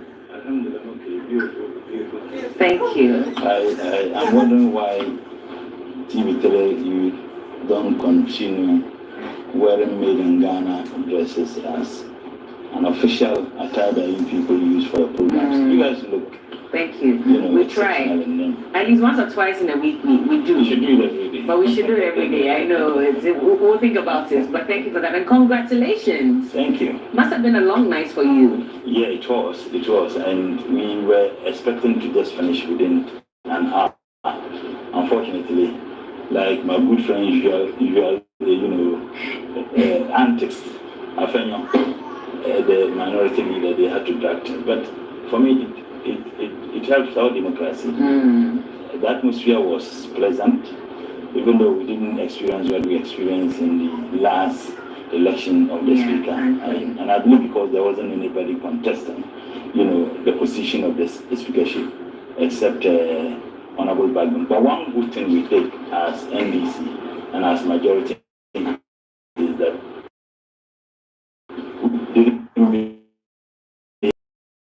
we could have decided that the fact that we have overwhelming majority doesn't go our way. So honorably and with some magnanimity, we gave the second deputy speaker to the NP. Mind the person wanted. No, they were not putting. They were putting a different person. Okay. And we felt that if you wanted to give it to you, why not give it to the person who had been in that position before? I see. Who were they? Who did they want? I know they want. They will deny this, but I can tell you that is a fact. If you ask our leadership, they will tell you. The current deputy speaker was not their candidate. They wanted someone. So you should have allowed them to go with the person they wanted. No, you see, the point is that we felt that experience matter, particularly in the position of leadership of the House. We could have given it to any of the independent candidates. They have done that to the NDC before. Mind you, the time of the former MPP National Jam, the CPP MP, Freddie Blay. You know, Freddie Blay was not, and he didn't come to Parliament. Yes. And also Ken Girassa, you remember when Ken Girassa came up. So we felt that we did not want to do what the MPP did. But let me make this point very quickly. Very quickly, so I can introduce any time NPP is in government, Parliament is very weak. And this is not my position. Go and read the writings of the likes of Professor Nseni, the likes of Professor Isman Johnson, Jampo and Co. They have all indicated that the time we had the weakest parliament in the Fourth Republic was under President Kufuor. And there is some agreement that under President Nana, particularly the Seventh Parliament was extremely weak. So anytime we have... My second guess, but also to say that, well, Ghanaians expected a very strong 8th Parliament because we had a hung Parliament, but that didn't happen. For some, we expected that the NDC at least will keep the government in power, the party in power in check. We didn't. So for a number of Ghanaians, they also expressed disappointment in their inability at least we elected a speaker to keep the LP check. But of course, also joining us this afternoon, and I guess he'll be popular for a very long time to come. And I can imagine how many requests he's already getting to conduct some research into, you know, a number of issues, especially election-related issues. But he's here with us. He's Executive Director of Global Info Analytics, Mr. Dankwa. Good afternoon. Good afternoon. Thank you for joining us. How are you doing? It's my pleasure. I thought I'd see you at the Independence. But you do some research ahead of the inauguration. Absolutely. I was working from the office, watching from my phone. I see. Good to have you. Good to be here, Bella. And also, Lawyer Kwame Jantua is here. He's a member of the CPP, and he hasn't slept. Well, I guess he was here with Johnny anyway. So today till 6 a.m. 6 a.m. this morning. Are you already back? Yeah. Wow. You guys must give me a check. You know? Oh no, he has to give us a check. Wow. He has to give us a check. No, but that was impressive. Bella, you know something that struck me? Tell me. I think John Mahama has turned out to be a unique individual. In what way? In this Fourth Republic, look at his trajectory. He's been assemblyman. He's been deputy minister, member of parliament, been a member of parliament, minister. He's been a minister as well. Yes. He's been a vice president. He's gone into opposition, and he's back as president. Being president, gone into opposition, back as president. Which president in the Fourth Republic has gone through that? None. Even as the republics. So when you means to govern Ghana at this point, and I think the pivotal point is he going into position. He's had the time to reflect. He's had the time to look at certain things he did. He's had the time to look at the governance of you would have absolutely no excuse not to get us back to where we need to be. Now, when you look at the speech that he gave today, you could see that he's ready to move the ship. The challenge is in moving the ship, is the rudder strong enough to direct the ship? And what's the rudder? The rudder are those people who are going to be part and parcel of him moving the ship in the next 4 years. He did say we should all put our elbows to the wheel. He is Ghana, we are Ghana, we are citizens of Ghana. You know, the beauty of it all, it reminded me of 1957. When we gained independence and the heads of states that came in. There were 21.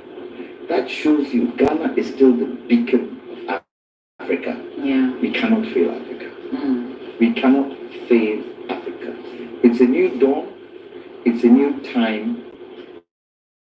Let's see how we reset this country. So for you, you're comparing this to the 1957. I'm comparing it to the number of people. Okay, the heads of states that came.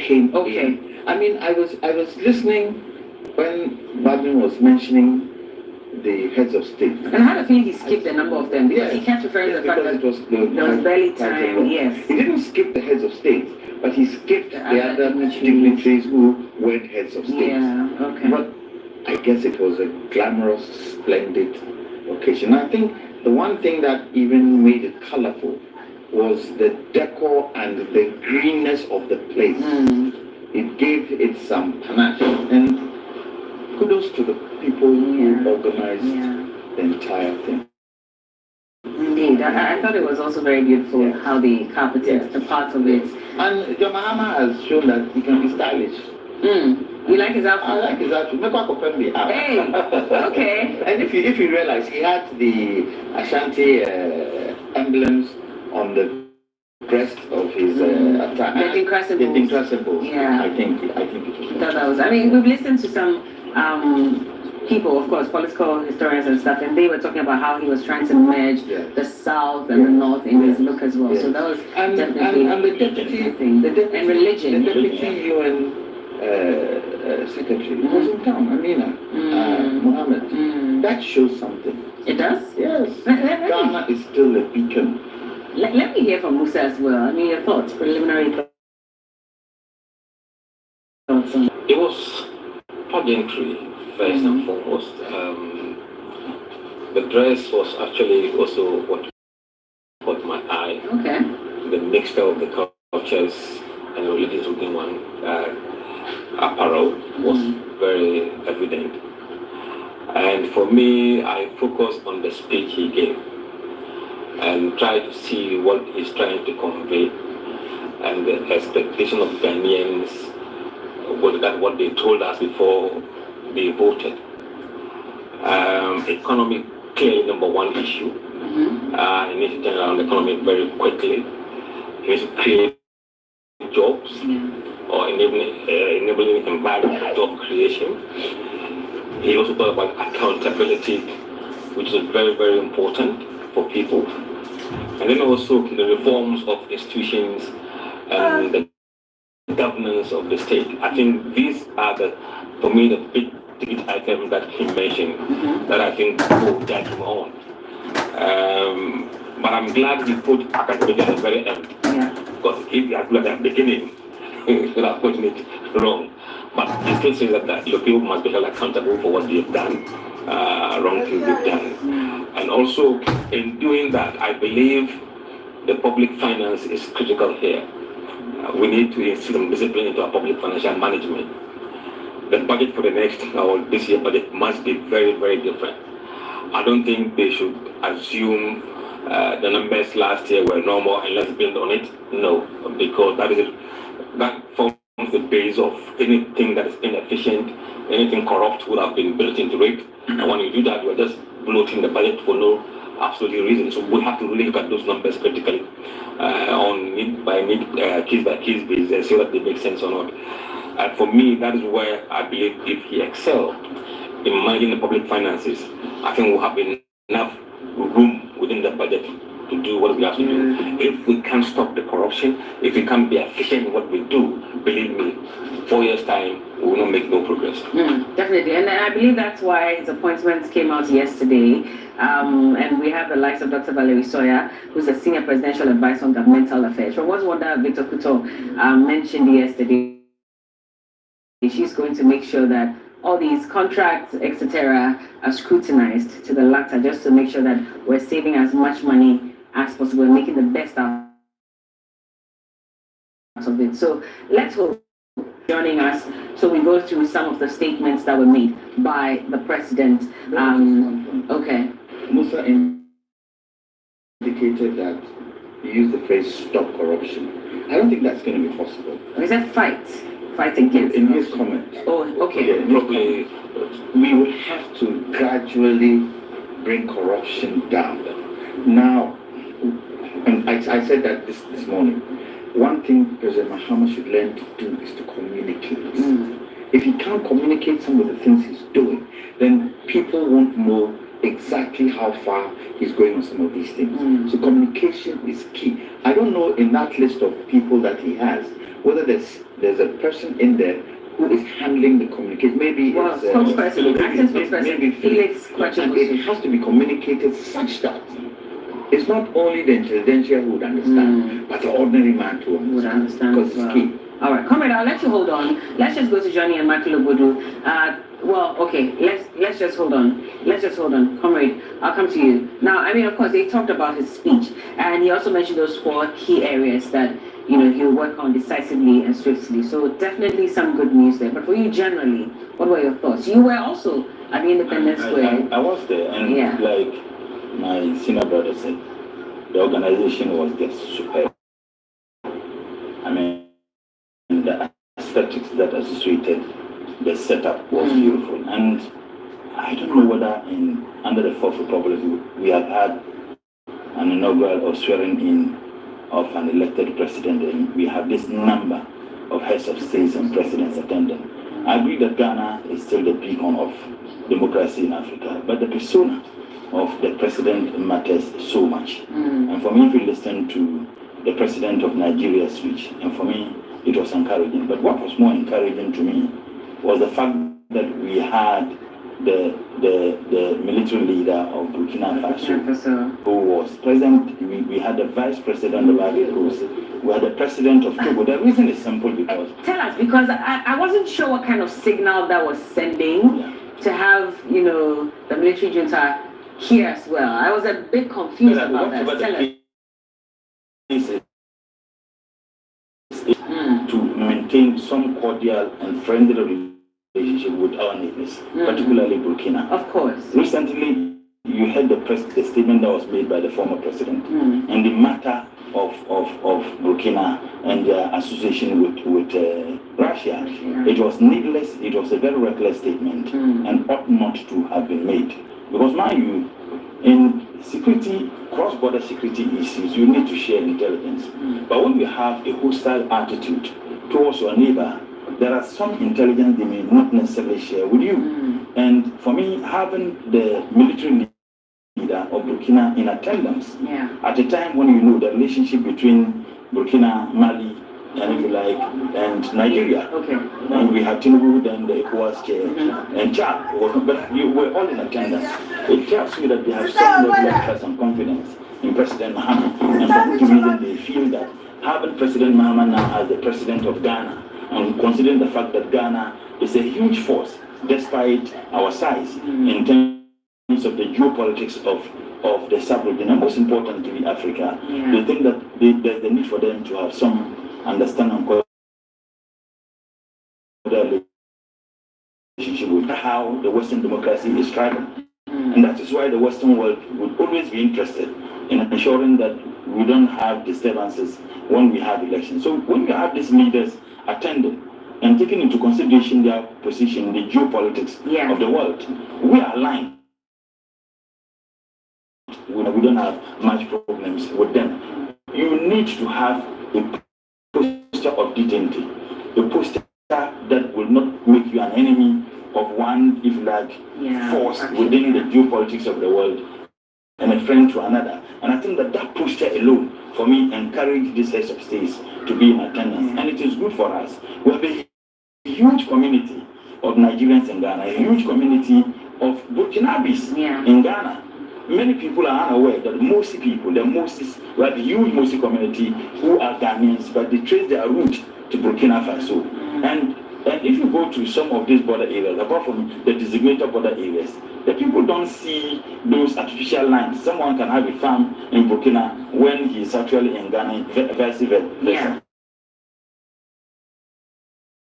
And collective interest as states within the West African sub-region to have some cordial relationship with our neighbors. That cannot be said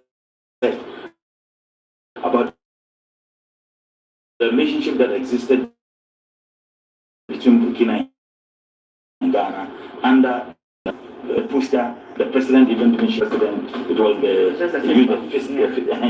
So some of these things for me, when I was watching, that gave me some comfort. Okay. And the response of people there, when they mention the name of the president of Burkina, tells you that he may have a lot of people who love him, sees, and again also in Ghana. Again, when you had the president of Guinea Conakry, I call them my in-laws because my wife is actually from Guinea. Okay. You know, there's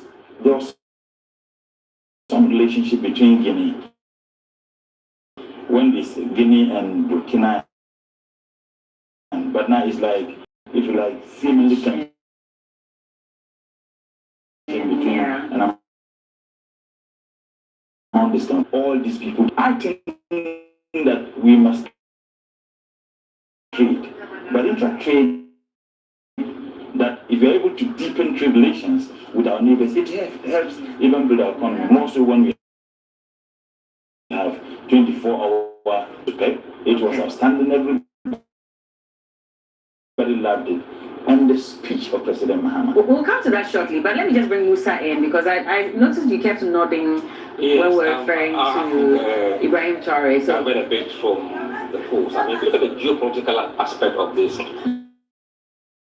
Burkinabes, the Guineans, and what we call the outcast ECOWAS members. I think it could be a way to get them back into ECOWAS. Okay. Because they probably now have someone they can trust, and that they can be able to engage with John Mahama, and then within the ECOWAS, try and bring them back into the bloc, because it's not good. ECOWAS is fragmented.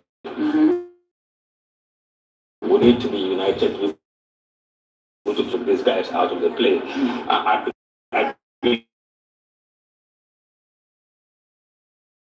leave back into the picture. And so this was a good thing to have them here as well. Bella, but don't forget, President Mahama is a communicator. That's his profession. And he must have been able to communicate effectively to all these leaders, especially those in that area with regards to ECOWAS. I think the kind of people who came, and I was very surprised when I saw Paul Kagame here. That tells you something. You were surprised? Yes, I was surprised. Why? He is a small fragment amongst the states around him. And some of the things he's doing in his country, he needs Ghana. And some of the leaders that came, like Congo, there are certain things Ghana is doing that they are interested in. I know because I've spoken to a few people. Okay. There are certain things that Ghana is doing that they are very interested in. And so they are coming to align with a new president who is going to start his term. And I think it's good for all of us. I would hope, and that is one thing I didn't hear, I would hope CTFA will play. I mean, we saw the president of the AFCTA there as well. I think he made an appearance today. You see, that's why Sina was talking about the fact that a lot of the dignitaries were there because of the time. UN, you have ECOWAS, you have EU, African, a whole lot of all of them. I think one most of the time is here anyway. Yes. And one thing President Mahama has said, he talked about the bit where he talks about improvement in the business environment. Before the elections, he met with the AGI, and we had quite a lot of discussions with regards to the private sector, and even suggested to us that with the economic forum, we should take the lead in terms of some of the things the private sector should be doing and be looking at. And he's listed it in the areas that he's talked about. So for me, it tells me that he's serious about some of the things he has said. And he recognizes the time scale he has got to be able to get all these things in place. Now, let me see, he might not be able to do all, but the ones he's able to do, it should be strong enough to move things into the next government. Most importantly, the long-term national development plan is key key in making sure that some of the things that he's going to put in place, there would be continuation with any new government that comes in. Comrade, I'll bring you in on his speech. And first of all, I'm sure the debate is still raging on. So right from his head on. First and foremost, President Mahama is an outstanding communicator. Okay. But before that, there was one president whose attendance for me stood out. President Ruto of Kenya. Okay. And I sit with Kenyatta. They were very good friends. I attended a program in Kenya with President Mahama, and you could tell even in fact the independence celebration, and then I was the deputy minister for trade. And if you listen to President Kenyatta's speech, he made everybody understood at the time that he had an outstanding relationship with President Mahama. But the relationship between the two of them. Yet President Mahama could find this person attending this program, knowing very well that they were very good friends. I mean, they're very good friends with his enemy. Unlike my enemy's friend is my friend. Sending, especially because back home as well, he's not the most loved president at the moment. We are taking advantage of opportunities therein. Okay. We have some trade relations with Kenya. Kenya has a lot of coffee, a lot of that we could, if like butter with each other. Now, if President Mahama fails to have some relationship with Ruto because of his relationship with President Kenyatta, then we would have lost that opportunity, which we could, take advantage of in Kenya. And that's why I think that his ability to be able to go beyond his personal relationship with, if you like, enemies of such people and brought them, for me, that is extremely challenging. So in Kenya, he may not be popular, but we're not looking at it as just in Kenya. We're looking at it, what advantage therein for us to take opportunity of as Ghana with regards to those Kenyans, not the political elite in Kenya. And for me, that is one positive thing about it. And then another point which I want to let's just complete this. I mean, it was so interesting and intriguing to see Paul Kagame here at the same time as Etienne Tshisekedi. You know what's happening in Congo War? Rwanda is being accused of funding the M23 rebels, and to get both guys to come here, meanwhile they've been trying to get them together to talk, but they haven't been able to. So if they are here, I hope John Mahama is getting them together to solve that problem in Congo. And Asia must take advantage. Yes, absolutely. The international community must take advantage. They can easily use President Mahama as a catalyst of ensuring that there is peace, not just within the West African sub-region, but at least in the continent. If he's able to bring all these people to Ghana, it means that he has some relationship with them, so they can take advantage. One of the challenges in resolving disputes in Africa is suspicion.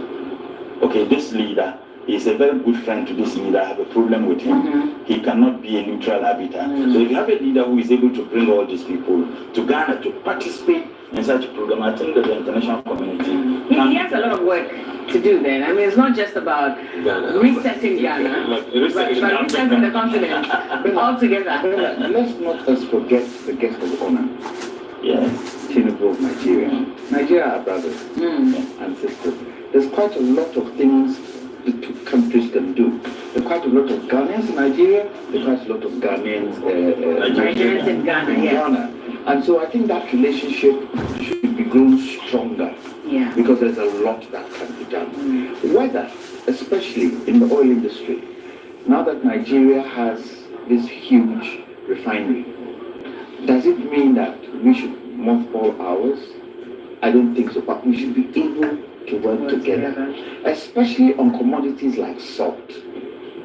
Nigeria imports a lot of its salt from Brazil. We have natural salt deposits in Ghana. Only two countries in West Africa, Senegal and Ghana. And even our crystals are much larger than the Senegalese. So we should try as much as possible to start forging that kind of relationship where our salt industry can now blossom. Because they haven't been all the way from Brazil. Because how much they're spending. And we are just next door. So I think summoning all these leaders can help trade in Ghana. And in helping trade in Ghana, can create the kind of employment we are also looking for our people. Well, President Tinubu has assured I wouldn't have added in the President Mahama that he's with him all through, it is established that soils that are closer to where oil is refined or is dug, more or less, are scientifically the best salt to use in the petrochemical industry. Is it? Yeah. Yes. So what it means is that they use the salt in Ghana will be the best for the petrochemical industry in Nigeria than the salt they get in Brazil. So if you're able to deepen this relationship and perhaps not just give the salt to one person as we are experiencing. I was going to ask and that. the Ghanaian crystals are much bigger, are much more industrialized than from the other countries. So we need to be able to push the salt industry through some of these things. Well, it's going to be an interesting journey, we'll see. But like I was saying, if you listen to President Tinubu's speech, and I'll just read a part of it for you to understand the kind of relationship that he has with President John Dramani Mahama. He says, and I quote, "My dear brother, I am here to walk with you. You know you can count on my support at any given time you call on me. We are your brothers and sisters. We shall always be there for you." And that's the assurance that he gave President Mahama, reinforcing the deep ties of friendship that Ghana and Nigeria share. And so we do look forward to us working together. And of course, just like the Osagyefo Kwame Nkrumah had hoped that we would have a united Africa, we're hoping that we would eventually get to that point where we will not see other African countries as different countries, but we should see the continent as one. And it's very important, which is why it's a good thing that the former president, it's quite weird referring to President Akufo-Addo as former president. I think it'll take a while to get used to it. But the former president, right before leaving office, had indicated that, they had cancelled the visa, process for all Africans traveling to Ghana, which was also a good thing, I thought. And so I guess we're making some progress, and we hope that, it goes as expected. But let me just quickly go to a gentleman. Directors, are you ready? Okay, let's continue the conversation. Let's go deeper into the conversation. I asked you earlier, just for the sake of Ghanaians who are watching, did he read from a teleprompter? Did he do this all by himself? It was quite a fascinating scene. When we were seated, couldn't tell. Many people have forgotten that Parliament was brought to the Independence Square. Yes. In fact, the most important people at the time who ensured the swearing of the president was the members of Parliament. So we're a bit distant, but whatever the case is, even to reach through the teleprompter, you need to be a bit smart to be able to do so. Yes. President Mahama, I have listened to President Mahama when I was the deputy minister. I traveled with him to Italy where we had the expo. And President Mahama spoke for almost an hour without reading through anything. There wasn't even any teleprompter. I mean, President Mahama, you sit with him. To be very honest, he understood the government he was running. And as a deputy minister for trade, when I had the opportunity to have studied President Mahama, you get marveled. You'll be shocked the level of information and understanding that he has. And every single minister will tell you that. President Mahama can tell you from archaeology to zoology, every single ministry, every single sector of the economy. He communicates well.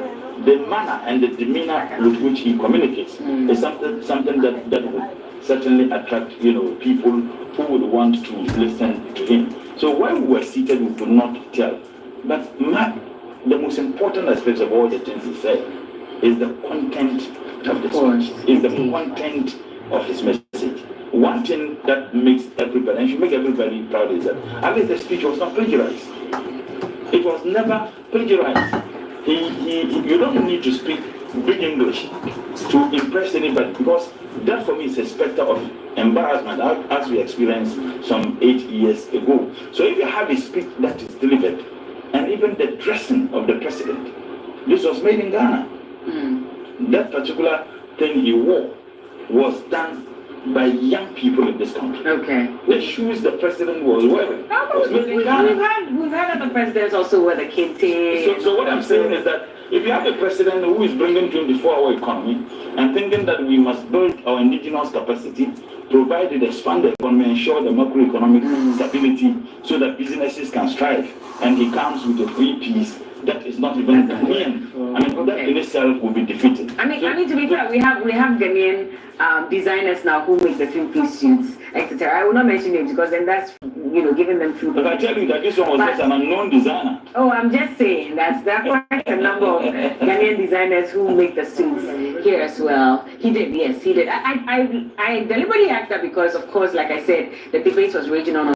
Okay. So people were still asking. If you watch the Nigerian president, he saw the teleprompter, but he asked the aide-de-camp to give him the speech. Yes.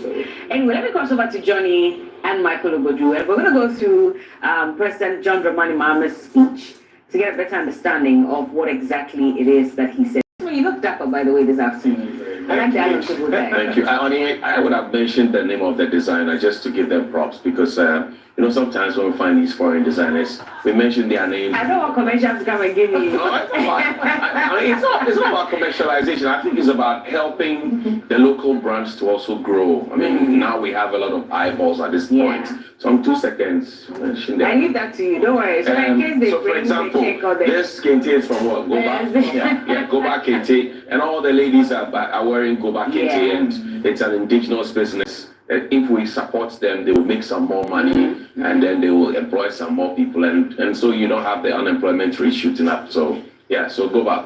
Good afternoon. Oh, I mean, go back, yes, indeed, and we have all said thank you to go back. I was just talking about.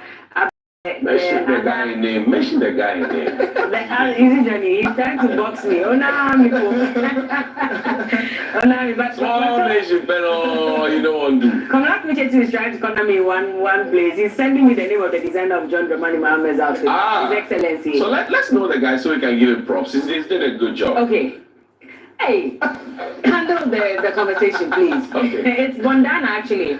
So we're told that Bondana made President John Dramani's outfit today. Right. But of course, other suit makers in the country, we have the likes of Drummond, who makes exactly. Okay. I mean, honestly, our local designers are doing a fantastic. Look at Magbin wears grandpa's clothing as well. And I wear Yatel any day, anytime. He does very beautiful. Some go to Katamanto as well.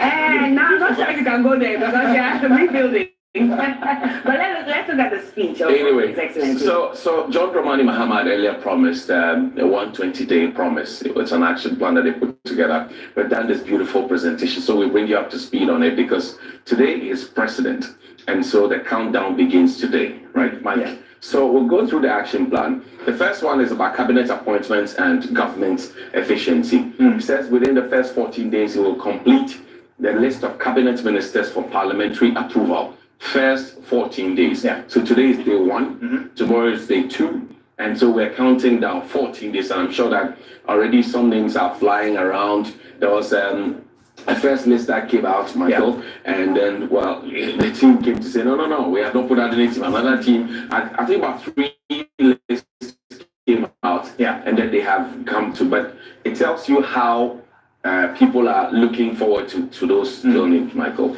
The 14 days count, that means at least by 21st of this month, we should have a clarity on who the cabinet ministers are going to be. I do also know that we understand that the majority in parliament now have decided to maintain the leadership in parliament, awaiting appointments of ministers. So it means that within that period also, we should expect to begin to see the direction in terms of leadership in Parliament. Right, and for the cabinet ministers, I mean, you're talking about Attorney General, Finance Minister, Education Ministry, for example, Education, Health, Security, right? So the Interior, Defense, Trade and Industry. You can talk about those critical areas. Particularly also because it's talking about 24-hour economy, talking about more job creation, perhaps maybe a new ministry or something that will be mentioned. He talks about constituting the leanest and most efficient government under the Fourth Republic Constitution within the first 90 days in office. He said 60 ministers. Now, the question that has been asked is he able to govern with 60 ministers? Okay, so how many will he have deputy ministers? Will he not have deputy ministers? How many sector ministers does he intend to have? And then already 16 regional ministers. So the dynamics, 60 ministers with all the members within the NDC who are qualified, who are competent enough, who have experience and expertise, who are looking forward to appointment. What happens to them? Is it going to create new agencies for them, or is it going to put them in existing agencies agencies for them to, you know, collaborate with each other. I mean, those are conversations that are coming up. You know, there's 16 ministers. Some really argue that the 60 is still quite high because there are some developed countries that have as low as 12. Well, you argue that maybe we are not there yet, but it also brings about the conversation of really having a critical overhaul of our approach towards governance, because you do know that there is dualization of roles in a lot of these ministries and agencies that have been set up. We've seen the sanitation ministry. What becomes of the Ministry of Local Government for Actually, the sanitation ministry has not served this purpose. But you see, if you talk about 60 ministers being quite on the high side, I mean, mirror that against over 100 ministers. Which is an improvement. However, there's still space for more, because especially in the time where that's actually half of what we had paid for, and we're going to pay ex gratia to all these ministers. In fact, in the first term, we had already paid ex gratia to the over 120 ministers. We're going to repeat that same thing because the president didn't listen to anybody. He still went ahead. So having 16 ministers, that means a half of it we have saved. That is a commendable effort, I said. However, my point is that, you know, we're in critical times. And now, the money to pay these people is another jigsaw we need to figure out. And these are not ordinary times, especially under an IMF program, especially when you are promising scrap revenue streams. So if there's a window to downsize even more, why not? You see, there are ministries that you can't do away with, right? So we're talking about regional ministers. You can't do away with them. Then you're talking about critical ministries like education, health, you're talking security, interior, energy, trade and industry. By the time you finish, you would have done another stretch. There are ministries that you can't do away with, and there are ministries that you would need as special purpose vehicle ministries that will specifically deal with some initiatives that you're looking at. I mean, I think honestly that we should be able to cut John Mahama a bit of slack. This whole conversation about we're in a difficult time, we're not in normal times. I mean, we started to watch 120 and more ministers. What are we now talking about? You don't have to much. No, but we progressed beyond that. No, at this point, that cannot today is just day one. No, that is the yardstick, because you have to measure. In the fourth Republican dispensation, which government promised to have the leanest? President Kufuor promised that he was going to have the leanest of the all government. When he came, he had about 88 or so ministers, President Mills says he was going to do better. He brought the numbers down. President Kufuor came and he says, oh, he's going to do... He has the men. Yes, and he has the men. He's a man in a hurry.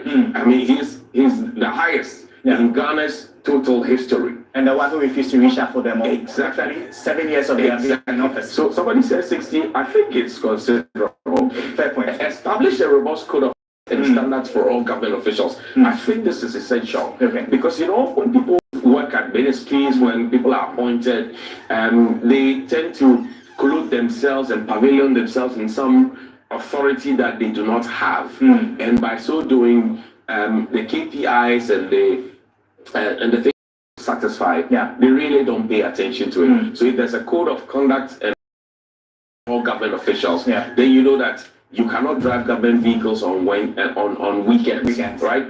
You cannot use your office resources for personal gain. If those things are there and not just being there, but are being enforced. Because I remember in President Akufo-Addo's first term, he had a unique style of announcing his ministers, where he would call Michael Obodu and read your credentials and say what you have done, and then give you that role and say go and deliver, and give you a specific task. And then he also had a Ministry of Planning, Professor Bafo, and then he had a Ministry of Monitoring and Evaluation, the late Dr. Kutuo said. Fast forward, I mean, I think the first year they tried to do some evaluation, but what was the essence of those two ministries? But in the final analysis, those two ministries really did not perform, but those ministers were kept at post, and we still paid them their full salaries, emoluments, plus ex gratia. So it is not enough for John Mahama to say he will establish a robust code of conduct and standards for all government officials. How is he going to make sure that that code of conduct works. That standard for all government officials is efficient enough for them to deliver the public good, which is the social contract. You understand?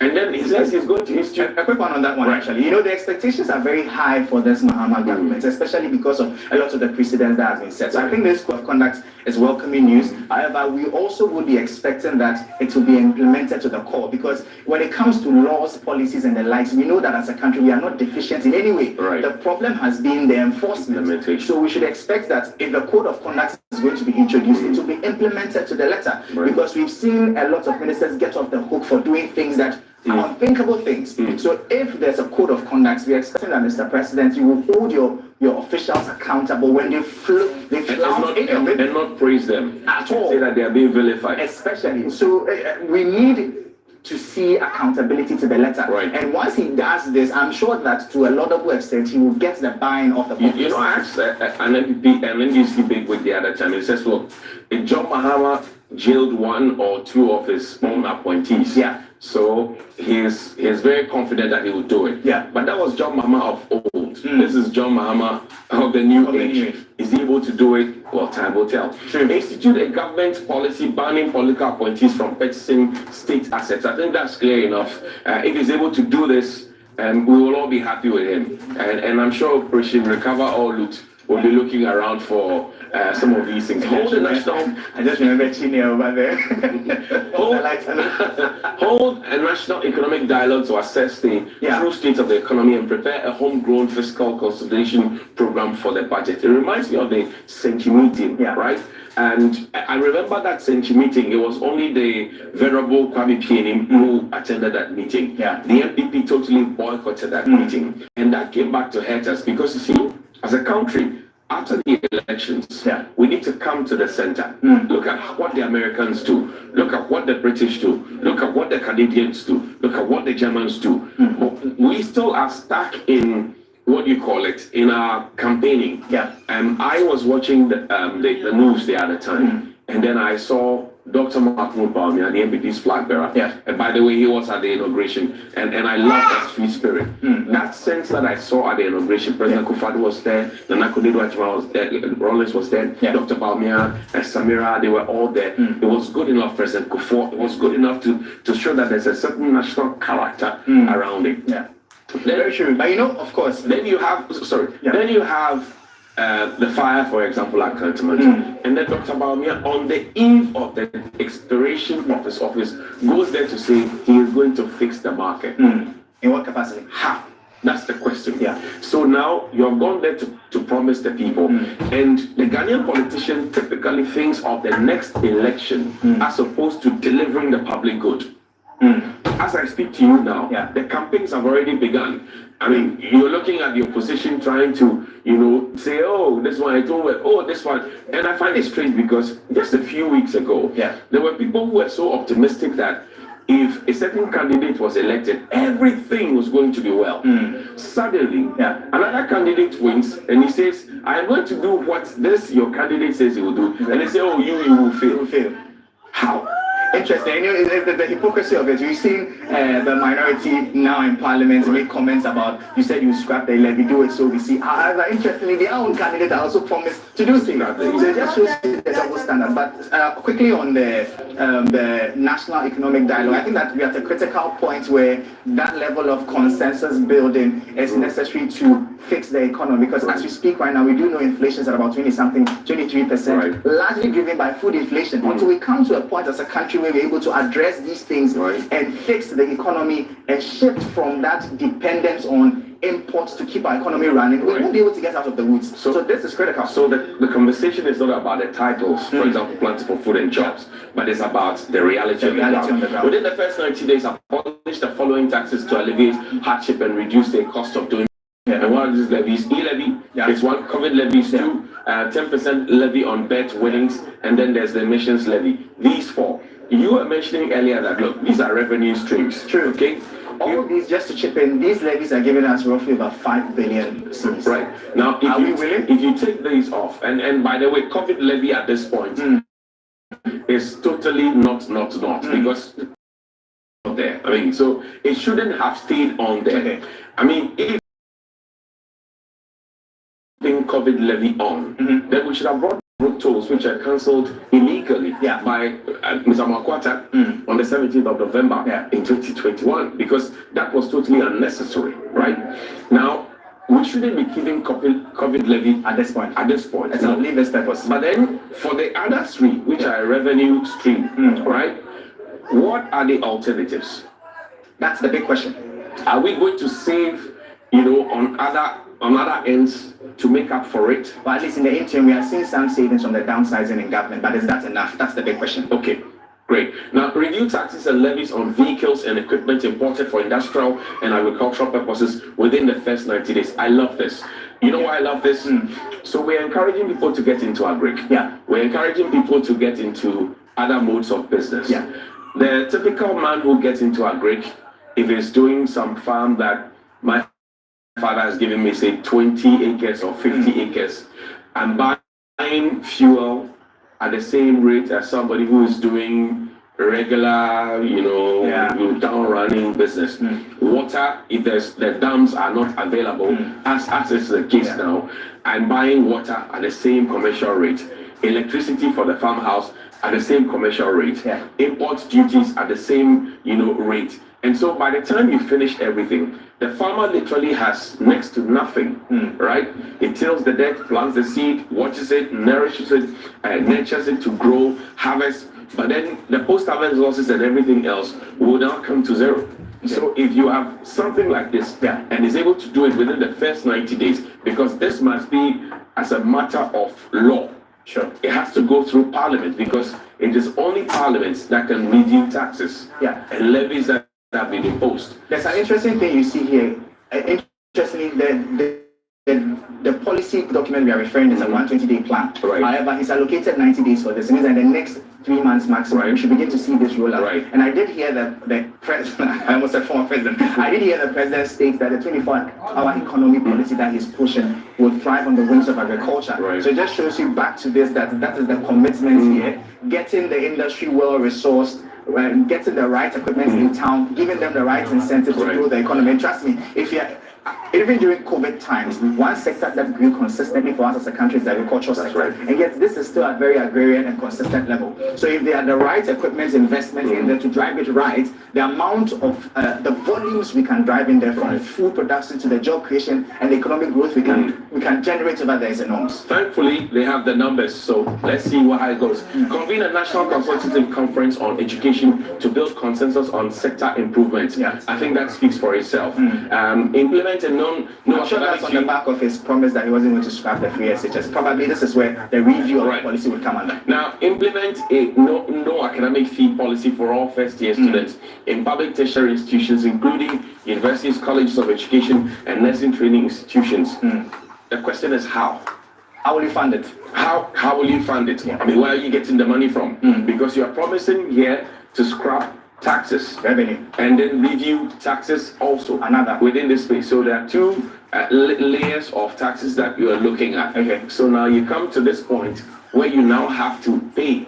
Okay, so where do you get the money from? I think further and better particulars ought to be given to us on this particular policy within the period. Some would argue that, for instance, you look at what they plan to do in the agricultural sector. You know, a lot of the foods that we eat in the country are grown within 3 to 6 months. Right. So let's say that the policy, their approach towards this is to really boom the agricultural sector within the first 6 months of being in power and generate enough revenue from the outputs that comes out from the sector. Maybe that could be part of their budget one. But the reality on the ground is that we have not planted enough, we have not harvested enough. So the conversation about farming in the first quarter, for example, is going to be a problem. In 2020, I remember President Akufo-Addo said that Ghana now is a net exporter of tomatoes, maize, and all those things because of planting for food and jobs. If you check what the Ghana Statistical Service has been telling us over the period, and you look at food inflation as you spoke about, you would know that we really are not speaking the truth. We only are putting out statistics to the people. How much food does the buffer stock have? How much food does the national warehouses have? Okay, are farmers interested in growing certain crops? And what kind of support system is there for them? You mentioned that the gestation period for some of these foods are 3 to 6 months. So maize is 3 months, rice, millet, sorghum, tomatoes, all those things, right? So now the conversation is, if we are interested really in trying to turn things around, we can put our money where our mouth is. And governance is a continuum. The farmers always talk about irrigation. The farmers always talk about fertilizers. The farmers always talk about certain implements and inputs. The farmers always talk about post-harvest losses. The farmers always talk about roads that are not good enough to the farm gates and to the market centers, etc. These are critical areas. It will take the multi-sector approach. A great ministry speaking to the roads ministry to fix the road that connects to the farms, and then they speaking to the finance ministries to see how we can cook up, some soft loans, finances for them, and then they speaking to the trade and industry ministry to see, okay, how do we grow this? Because already we don't have enough to feed ourselves, which is why our food is expensive. So whatever we grow in the shortest time, we will have to consume, because if you're a mother and you cook and your children are not eating and you give that food to your neighbors, you are not a sensible mother. So we have to be sensible enough to feed ourselves, to have enough to keep, and then the surplus is what we're going to export, right? And that's going to be a Herculean task. But then introduce free tertiary education for persons with disability and launch the Ghana Medical Care Trust Fund, MAHAMA Cares. This is a good one. But this is also capital intensive and expense, because tertiary education is not a kid job, right? So again, question is how? Distribute free sanitary pads to female students in primary and secondary schools. Somebody asked the question, why don't you scrap the taxes off them so they could be cheaper? And well, I'm sure those are things that we'll get more clarity on as the days go by, because I get the sense from the policy that there's going to be a very homegrown approach to all of this. So maybe there's a plan for government to, for instance, have the local industry supply this. How we're going to fund it is the other conversation. But of course, that is also creating automatic markets for our local industries. And you know the value chain that all of this comes with. But we'll be interested to see how all of this pans out in the next couple of days. Launch priority job creation programs to the first budget. And this is a very important one, because everybody's crying for jobs now. A Jumawura program, national apprenticeship program, and then 1 million coders program. I mean, it sounds good, looks good on paper, as it has been said. The question again is the implementation program. Exactly. Because we have seen NAPCO, and what NAPCO could do and could not do. As we speak, NAPCOnians are old arrears. That has now been inherited by this government if they choose to pay. But at least the context of the programs are quite different. At least in this one, we know that this is an apprenticeship program for lessons in the TVET industry. And we know that that is one sector that has been extremely under-tapped. NAPCO is also an apprenticeship program, really. Well, at least this is more technically speaking. This is more TVET oriented, at least to be fair. So, and we know that the potential in the TVET is enormous. We haven't even scratched the surface as a country. We have the 1 million coders program. We do know that the gig economy, as we speak, the tech space, is $1 billion industry. And I think it was great to hear that government is having its eye to tap in that sector, because the amount of revenue we can raise and the jobs we can create from being able to push this alone is mind-blowing. And that is the same concept that India, for instance, is pushing and has been able to dominate the tech space. But Mike, you need capital injection to do. This wouldn't take so much. It wouldn't you take so need much. capital injection. If you want to code, you need a computer. That's true. If you want to code, you need a software, right? It will cost money. If you want to code, you need space to code. If you want to code, you need facilitators to teach people how to code. If you want to code, you need a time frame for them to go through that period, right? And then you create maybe different blocks so that you can upgrade them. I mean, I'm not a technical person in this space, but at least I'm talking about the basics of project management that I know, which I studied. I'm already built a digital center. So I mean, that's a start. Okay. All right. So it was built by the previous company. It was built by John Mahama. That's the point I was making. I didn't know that. Jobs and industry support. Comments reviewing the Customs Amendment Act 2020 to scrap the law banning the importation of salvage vehicles and support the local automotive industry at hubs such as Swami, Magazine, Kokompi, and Abosukai. This also will be good news for those who want to venture into the transport business. The government at some point had indicated that this was going to be a law, I remember that, was it Bella who had the conversation with Honorable Haruna Idrisu here, and he says that, well, the government cannot scrap. No, prior to Beatrice's own, he said that the government cannot scrap, cannot on its own scrap it. Yeah. They have to bring it to Parliament. Since then, that has not been implemented stricto sensu. But I think that John Mahama now wants to go through the right processes so that it can actually say, take it off our books and let them bring in. But the conversation is that, will that make us a country of castaways and leftovers, where people use their vehicles and instead of crashing them in their countries, they bring them in?